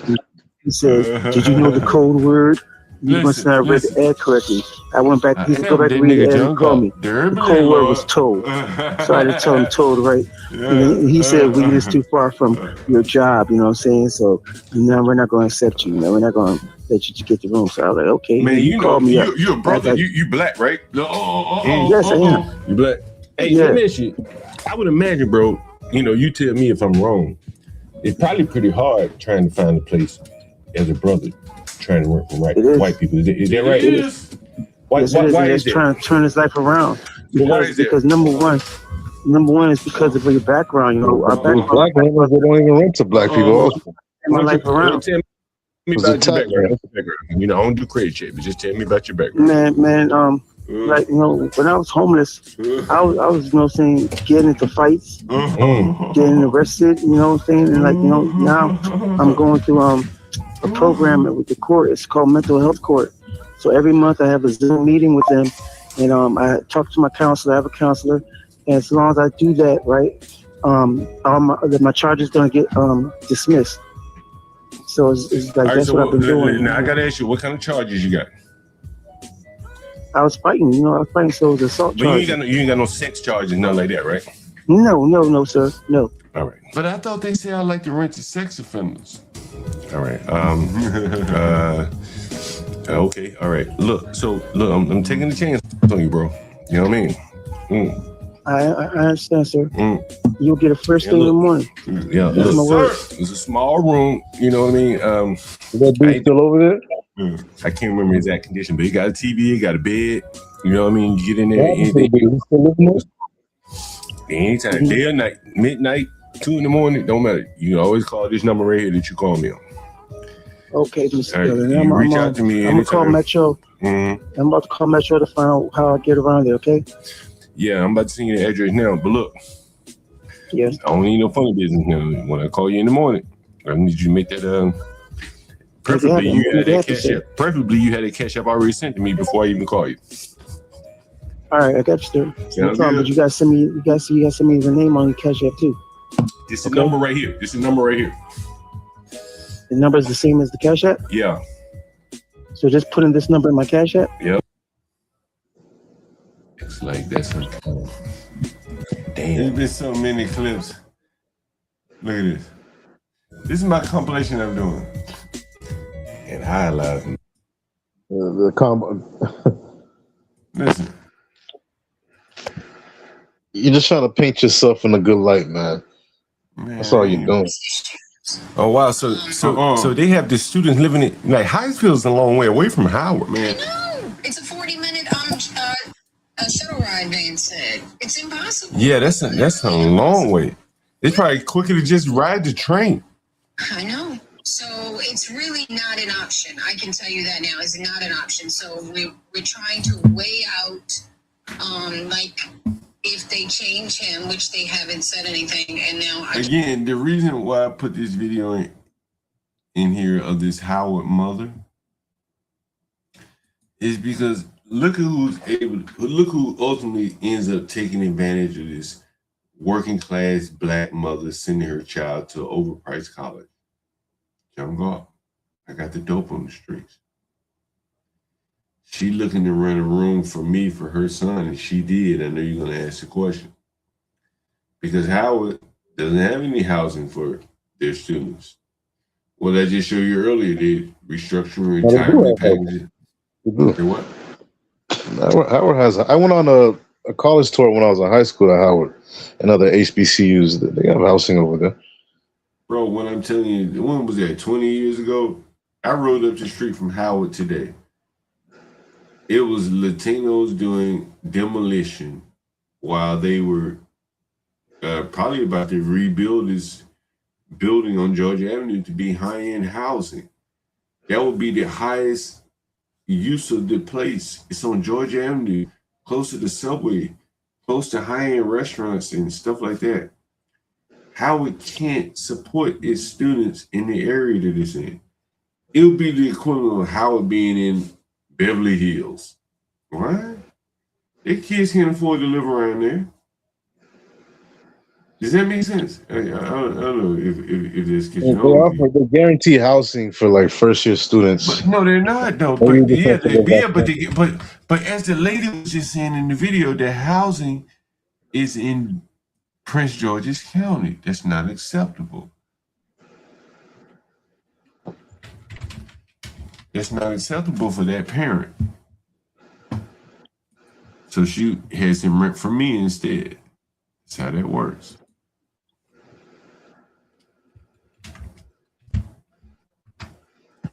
You get that?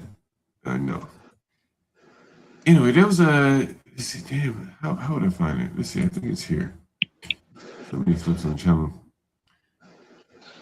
Well, yeah, let's talk about that dude, man. Like you said. Oh, we supposed to call him back. Are we supposed to call him back? You want to call him back? 12 o'clock. It's up to you. But listen. You know what I think is gonna happen? He's stalling out until Friday, right? Because he's probably looking for a lawyer, or probably figuring out what he can do. He's gonna take you to court, right? And then he's gonna try to wait a month. You know, the courts are gonna take a long time, right? He's gonna try to get that month that you finessed out of him. You think this low IQ black got the mental capacity to take me to court and follow up on all his court dates? So I'm telling you, what you should do. Who knows, right? What you should do is just give him the 900, the 800. You know, because again, you finesse that. You're honest with you, so you know you finesse him. You think I finessed him? He can easily go to court. You can get a good lawyer. He can explain to them like the payment terms that you had him on. You know, you didn't give him a lease. That's expected. Is a lease required? No, but you know slumlords, bro. You know they do that month to month shit. They make up their own rules and shit. Why do you think people do that? So they can do the type of shit that you do. If you're looking at like A-class properties, crazy. And nothing is in writing. Nothing. So it's like, I don't know. You could probably, you may even win that case to be exact, because there's no lease. In fact, you could probably make up your own lease. You think I might win it? Is that what you're saying? You think I might win it? You think so? Man, there was a while back. I went up on. If he has a bad lawyer, if he doesn't have a lawyer, you may win it. Oh, you think so? What if he got a lawyer? You think? What if he got a lawyer? A while back. Oh, hold on. A while back, I went up on this guy's channel. Let me see if I have it. It's gonna cost you more to evict them than just giving them the 800 back, man. You think I'm going to evict him? Look. Listen, a while back. You're gonna take him back to Africa, as you say, right? You remember that, boy? I ain't used that in a long time. You've been listening to me. You've been listening to me for a long time. If you remember that, a while back, I went up on Chris Haskins' channel. Turned the whole party out.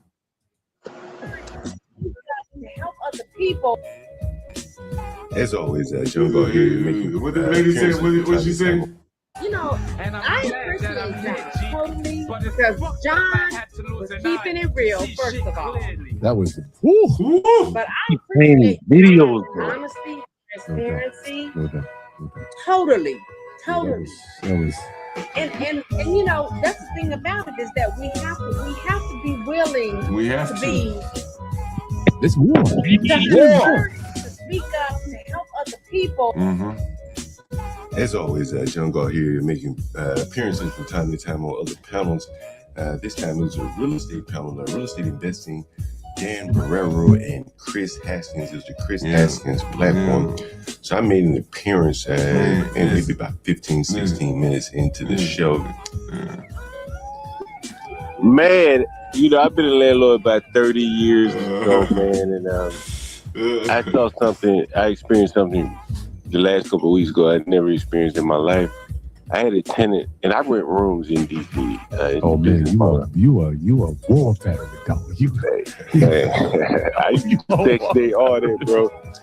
I used to text they all that, bro. Man, I got one thing today. You gotta check my channel out, the Urban Land on YouTube. Clips. Yo, bro, if you're gonna pull me up, pull up my backdoor. You can pull up YouTube channel, Urban Landlord Clips. Google a search for urine. It's gonna be a good one, bro. It's gonna be real good. I think probably be on my pull up either channel. Pull it up. So I'm gonna tell you. I'll give you a preview of what you're gonna see. I had a tenant myself. I'm gonna check it out. I had a tenant leave 1,000 bottles of urine in Gatorade water bottles in his room. 1,000 bottles. It's on my screen. Literally 1,000 bottles of urine. And the crazy thing is, he's one of my best tenants ever. You probably scammed him. He's one of my best tenants ever, bro. And I was talking about business plan. I was like, would you rent him? The only reason why somebody would do some shit like that. Wow. I really did get him, man. Like, you said the guy, he like, wow. I guess he pulled up at this point. Again, this guy has 100,000 subscribers. John Galt just comes up And look how I take over. You know, much worse than, you know, a lot of times you just want people to pay. They want and he did do that. You know, I have to give him credit for that. He paid consistently because he was a security guard in DC. You know, no lack of overtime for security guard. You know, you looking at the urine? No, why was he urinating in the bottle? I don't know. I don't know. I have no idea.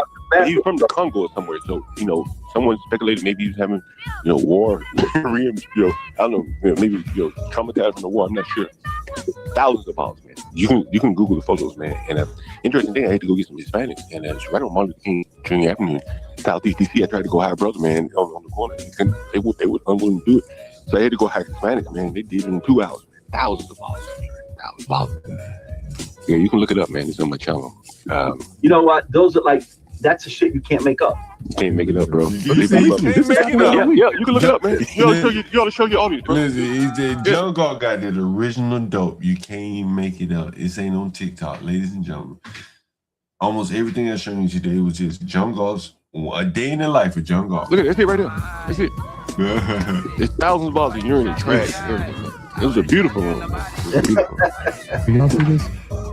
got to maximize it. So you know, it's funny, man. I tell people all the time that doing SROs is a great business. If you want, hold up, what's the single short-term rentals? You talk about he doing room rentals. Single room occupancy, yeah.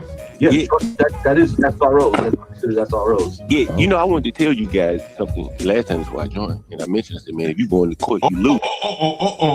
John Galt dropped that real dope. This is what I was looking for. Listen, as I tried to join you last time to tell you. Yeah, you know, I wanted to tell you guys something last time before I joined, and I mentioned, I said, man, if you go in the court, you lose it. Bro, either way. I do what they call ghetto credit checks on my stream. I don't check credit, man. I've never checked credit in my life. I've never checked credit in my life. I've never pulled anybody. GCC on you, dog. You have GCC. Hey, and I've never been to court. I've never been to court for anything. 30 years? Never. Nigga, like what? 30 years. You got him. He said, what? Ain't no way. I've never pulled anybody. GCC on you, dog. You have GCC. Hey, and I've never been to court. I've never been to court for anything. What? Ooh, King Schnott, this must be some game for you. You got to understand what you listen to here. Boy. GCC on you, dog. You have GCC. Hey, and I've never been to court. I've never been to court for anything. 30 years? Never. 30 years. Tell us about. You got to take into that. He said, what? In 30 years? He said, unbelievable. Let's see if we get back to that. I think I jumped over it. He said, what? In 30 years? Because they have to deal with the worst. There's just no way. Everything. SROs. That's SROs. Yeah, you know, I wanted to tell you guys something last time before I joined, and I mentioned, I said, man, if you go in the court, you lose. All day. Bro. Either way. All day. I do what they call ghetto credit checks on my shirt. I don't check credit, man. I've never checked credit in my life. I've never checked credit in my life. I've never pulled anybody. GCC on you, dog. You have GCC. Hey, and I've never been to court. I've never been to court for anything. 30 years? Never. What? 30 years. Tell us about the ghetto credit check, dog. I got ghetto credit check, bro. I do it. You can hear them on my screen. Straight ghetto credit check. Never been to court. That's why I say you go to court, you lose. Ghetto, what do you call it? Straight a ghetto credit check. The ghetto credit check, bro. If you go to court, you lose the ghetto tendency because I equate it to like home field advantage. They want you to go to court. Yep. Right? Understand? And so if they want you to go to court, I wish I would. So if they want you to go to court, why in the world would you take them? Exactly. You understand what I'm saying? Like, I don't take them to reverse court, psychology here. Hell no. Like they have to take me to court. And why they gonna take me to court? Because they ain't paying rent. They'll never take you to court. They want you to take them to court. That's the game. You have to understand. You know exactly. You're a war veteran. You're a war veteran, dog. He knows that I know. Is this the only one? There's another one on here, but it looks like the room is just full. I can't see the bottle. Man, hey, man, you can you maximize. You'll see it. At some point it'll clear up. You'll see it. You got to maximize screen down there. Maximize. Oh, this right here. Yeah. Too cheap to go to take them to court. You can go to Too cheap to where you see. you easily scam them. It was I think about 80 bags, like contractor bags. Oh, I flip out there. There you go. So you see this, bro? He in the that's a room that he was renting. I bought a house one time. The line was called up, and the guy was open and peeing. But it wasn't their house. And 100,000 an African subscriber channel, and John Galt just comes up and he does his thing. With Yeah, original but what are you gonna content. do if the dude gets a restraining order on you? What are you talking about? The dude that you caught earlier. Bro, don't you think I already thought of these things? You know, I put my TVs on the wall so they can't knock them down. You know, and I think that's the best business model. People appreciate what they get if you make it nice. And I have people that come blacks and whites and say, you know, I like your places. But that's what I would do. You know, very few. I would make everything. Man, but hey, but see, seeing this, hearing that, one of the reasons why I like, one of the reasons why I prefer to deal with the high-end single-family homes. I ain't got to worry about people leaving their inside liquids, inside recyclable plastic in the room. Because you deal with folks with them high-end homes, they living that lifestyle. We're gonna get to this lady. Great. Worse Yeah, than absolutely. So it is how you set yourself up, how you establish yourself. Who do you choose to help other people know that, it's real estate investing is great. It's a great deal kind of issues, and it probably does. So, I appreciate John. Because John was keeping it real, first of all. That was it. And John is clearly in a very different market than most of us. I'm in Atlanta. And a lot of people might think that, Atlanta is a market that experiences those kind of issues. And it probably does to a small. King Chanel, you really call this black? I know they up watching my TVs. Don't you know these blacks up watching my TV? He said he was shitting outside, King Chanel. You think this black is up watching one of my TVs right now, shitting and pissing in my toilet while he 2 weeks behind? He ain't behind shit, bro. You know it. He's not behind anything. You owe him a month worth of rent. You know it, man. I'm put you down. All right, I'm put you down. I'm saying he's behind. I'm saying that. All right, I'll put you down. I'm about to call this black. And I'm gonna tell him. What should I tell him? King Chanel, you want to talk sensible? Give me some input on what I should say to this black. It's midnight.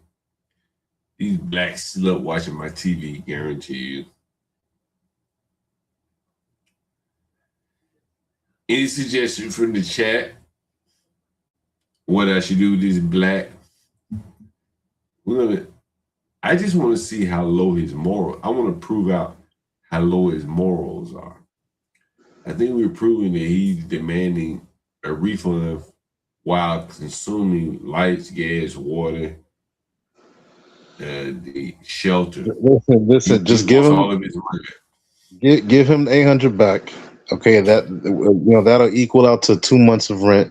He already overpaid you. Okay, it's more expensive to take him. If he takes you to court, that's going to be more expensive for you.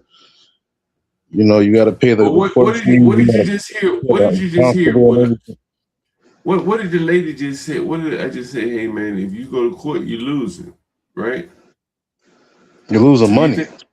You think that apartment though? One of the things they did, they're leaving the keys. When you hit keys, they would give a key to someone else, or they just leave the door unlocked, so that they don't have to come downstairs and let the person in. If you go to court, you lose. You have to deal with a D-class mental. If you go to court, you're losing, bro. So why should I even consider what you're saying? Because I'm not going to court with these dumbass. Yeah, you don't want to lose the money that you finesse. And you want your cake. You want to eat it too, and then you want to throw crumbs at people. Hey, King, you're not being serious, bro. You're not being serious. I'm halfway drunk. You gotta be serious, bro. I'm gonna put you down. I'm giving you some advice, man. So what should I do for the blacks? Settle that 500. Should I call it black? I ain't giving you black shit. So you mention that shit again, I'm gonna put you down. What should I do with these blacks? But you should have never mentioned it in the first place. Now it's in his ear.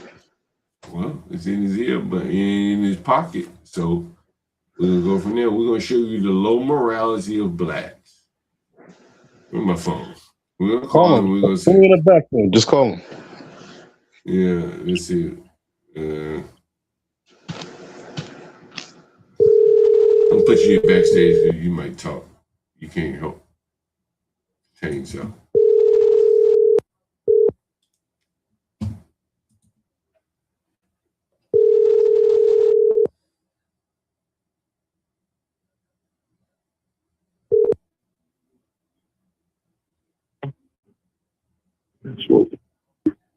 Hello? Hey, what's up, man? Yeah, what's up, man? Hey, nah, they say they can't do that because you've been living there, what, a couple months or so? No, I haven't. How long you been living there? You know. So what they said? How long you been living there? Man, you living here, man. First you do last conversation, you said now you said we've been living here for a couple months. Well, I said a month and a half, 2 months, right? You've been living there 2 months, month and a half. Couple right? months though. Right, month That's and not a a half. couple months. Okay. Damn, let me blow my nose here, man. Give me 1 second. God damn. Man, blow my fucking nose, man. Allergies kill me. But no, in other words, they say they can't do it, but what would be the amount you need to leave tonight or tomorrow, since it's late?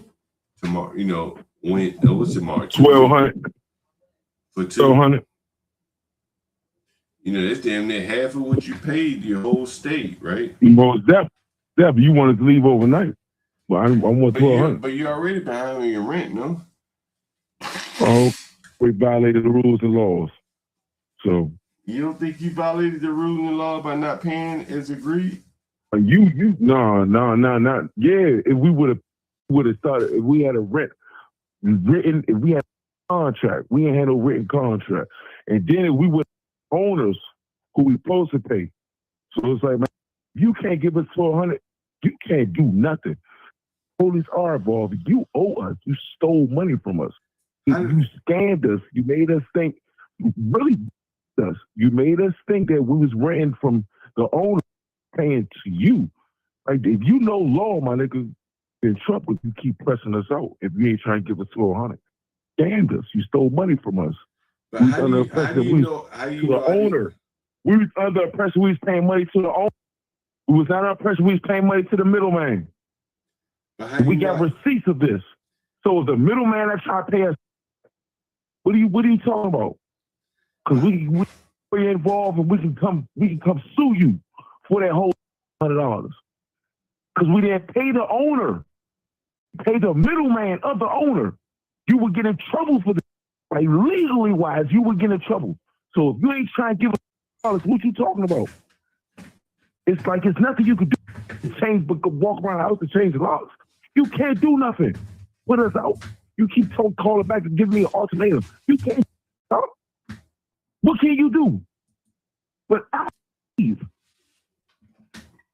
Send us $1,200. We don't care. We'll leave right now. You give me $200. We'll leave right now. You give me $200. But you're not gonna do that. You good $200 and taking $2,700 from us. Even them 2 weeks that you gave us for free, that's $2,700. But you lived there for what, a month?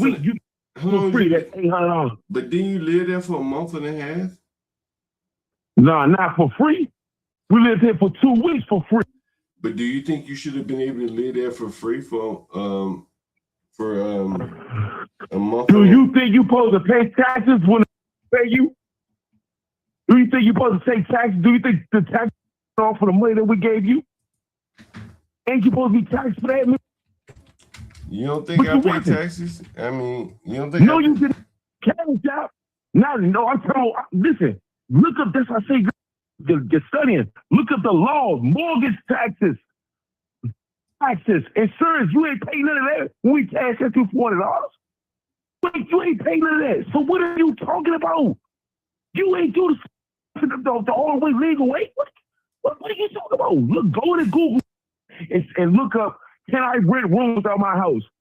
And you're going to see that you are in trouble because the tenant, the house of rent the house out. Not no middleman. You keep getting messages to the owner. You can't do nothing. And if the owner do pull up the police going to ask him, what is this for? So he never told you, but he agreed to be in your house. He shows us that he stayed in your house. And then your name's going to be brought up. And your name's not even on the lease. So you're doing something good. They might lock you up right there and then.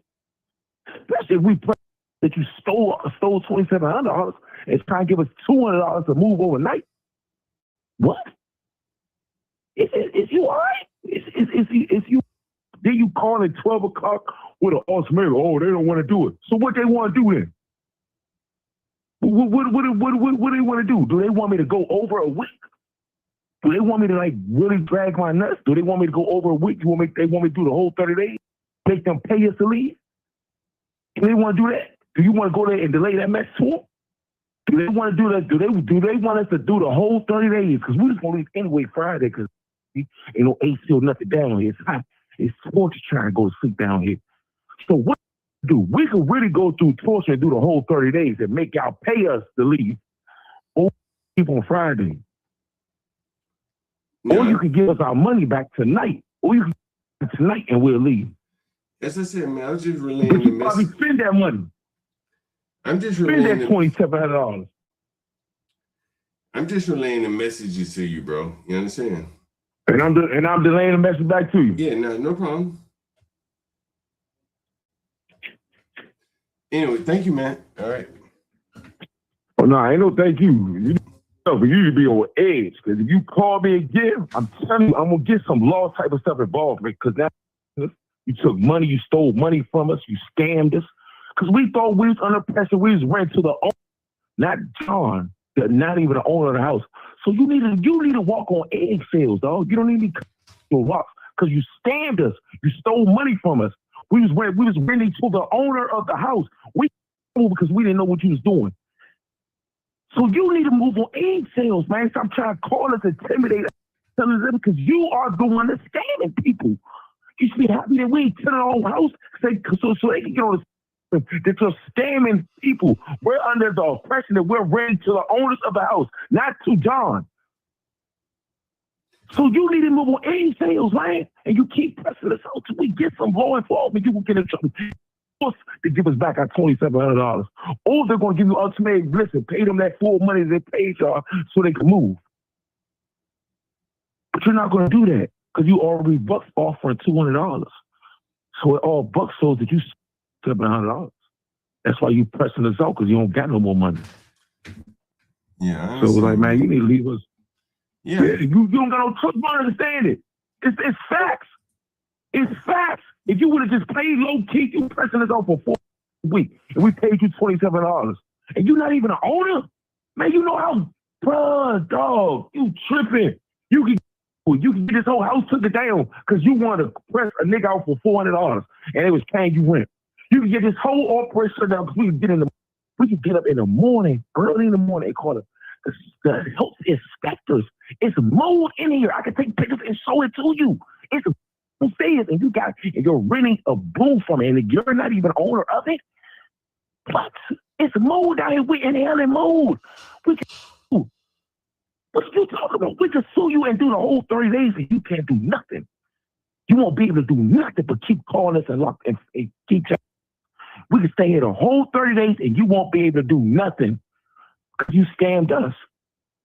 We was under pressure. We was paying the owners. We was under pressure. We was paying ex-roomie. What? Man, you better leave me alone, man. Yeah, man. I ain't mean to bother you, man. I just called to relay you the message, all right? All right. Nah, I want my money back. All right. I'll let them know. Send me my $1,200. I'll let them know, okay? Send me my $200 or tell them I'm gonna sue their middleman landlord, John, for $2,700. We're gonna go get the law involved tomorrow and all. We're gonna go tell this precinct, whatever we got to do, and say, hey, we rented a room and we were scammed. We just found out who the real owners of the house, and we were scammed from a person named John in the house. Because he keep harassing us. You ain't come earlier because he kept giving us days and days, but he kept harassing us. He changed the locks on us so we can't get to our property. This is a one house. Aren't you in their property right now? But how did I have to get in my property? How did I have to get into it? It ain't because you gave me you changed my code back. How did I have to get into it? My own way. So don't act like I'm telling you, that's why I say you need to move on eggshells and stop faking harassing because we not know you can't Debo me. I'm Debo. I'm Debo in person. You can't Debo me. You can't do that. I will take all these locks off this house. Meaning, like, I will take the battery lock in here and break all your cameras in here. Because you ain't supposed to do that either. That's because listen. You know, once again, that's another tenant thing, breaking my privacy. You didn't ask me for permission to record me or my everyday thing doing. But you got cameras up here and everything. You didn't ask for this. None of those cameras are operational, bro. It doesn't matter. The cameras are placed inside watching us. You didn't ask for my permission to do that for my living place. That's a law. That's a rule that you broke. You violated my rights. I ran a room from you. You didn't ask me and say, man, hey, it's under surveillance. You didn't give me the permission to do that because you ain't give me no written paperwork to agree to anything. All right, man, look. So that's what it's late, man. You not even you. It's late, man. I ain't mean to call you so late. You know what I'm saying? I ain't mean to get you agitated. Yeah. I want my money back, man. All right, I'll let them know. I want my money back. I want my money back. You need to talk to somebody or you're going to get in trouble. I want my money back. All right. So, because this is the thing. On Friday, depending on how I feel, being the fact you keep harassing me, you better hope that I leave on Friday now. Right. You better hope I don't thug out the whole 30 days. Right. You better hope I don't thug out the whole 30 days and make y'all pay me to leave. Right. I'm not even asking y'all to pay me to leave. I'm just telling you to leave me alone. Let us have a peaceful week to go to work so we can have enough money. We can leave on Friday. You're making it hard for us that we got the Jimmy Mac to get in the door. You making it hard for us. A hard day at work, we got to come home and we can't even barely get in the house. You making it hard for us. But if we was to go out to go the other route, as soon as we knocked on the door and we couldn't get in the house, and we got proof, like text message saying that we paid for $100 activation fee and we're still in the house. And if it was a problem, that day that you said that we violated and we didn't pay, we were supposed to leave right there and then, you didn't make us leave. So right there and then, every day since then, you can't just make them leave when they want because you didn't do it the day that you wanted them they were supposed to leave right there and then. You didn't do it. So right there and then, you broke a law. Right there and then, you can't choose to make them motherfucker leave and then offer them $200 and everything is recorded on the motherfucker phone, man. That sounds dumb as shit. And then we can't get in the house. So we was to call the police and tell the police, hey, we're renting from someone right here. Hey man, look, I don't mean to call you. No. What if we? Hey, can I call you in the morning? Can I call you in the morning, man? I'm a little tired, man. You just call me. You gonna let me get this out. You gonna let me get this out. You call me. I ain't know this conversation gonna go on this long, bro. And I'm getting a little tired. Yeah, it ain't gonna go this long. I'm just trying to give you advice to either change these locks back to the code, these 816 codes, so we can have a peaceful week, or we're gonna have a hard week. Like nobody's gonna be able to get in. Or send us our money back. Like, I'm gonna break all the locks so me and my wife can be able to get inside the house. But if you want to carry it like that. But just know, if the police get called, they're going to look up. Like, legally, they're going to go look up in their computers the owners of the house, and your name is not going to pop up. Right. But your name is going to pop up in our cash app on who we've been dealing with, and our text messages who we've been dealing with and paying with. And that means y'all both going to get in trouble. So they're going to have to go to you, and you're going to have to go to the person and get that person involved. And that person is saying low key, he don't want to get involved. So who do you think going to get the shit into the stick? You or us? Yeah, I got you, man. Look, I'll call you in the morning, all right? Most definitely. All right. Blacks. Every day. Immoral blacks. What you're seeing here on full display in 4K. I am John Galt, urban landlord. Thank you for This nigga high as a motherfucker, by the way. Let me go fast forward. I am the nigga John Galt. This high ass nigga. They don't dance no more. It's all about the lean. Back in the day, crack was jumping on the scene. Now they slumped on the sidewalk. Can't talk. Golden era baby, but we still feel the rock. They used to be kings, now they lost in the scheme. Popping them bottles, throwing money, living dreams. Now they zoned out and mumbling. No rhythm in the city, the whole shit crumbling. They used to rock the house, they was riding through the streets. Remember there was dancing, sliding to the beat. Now it's poison in their veins, ain't no pulse on the street. Guess it's over now, they accepted defeat. Back in the day, the rock had a violent freak. Different story now, they got no energy. The new drugs got them slow with the hit unload. Out close and they don't dance no more. Block used to be jumping, type shit they was on. Now it's lights out, just the thrill is gone. I am the nigga John Galt. I bring you your rough rocking and rolling, nigga. They don't dance no more. It's all about the codeine. Back in the day, they was rocking on the scene. Even dancing in the rain. Now they nodding off. Shit just don't hit the same.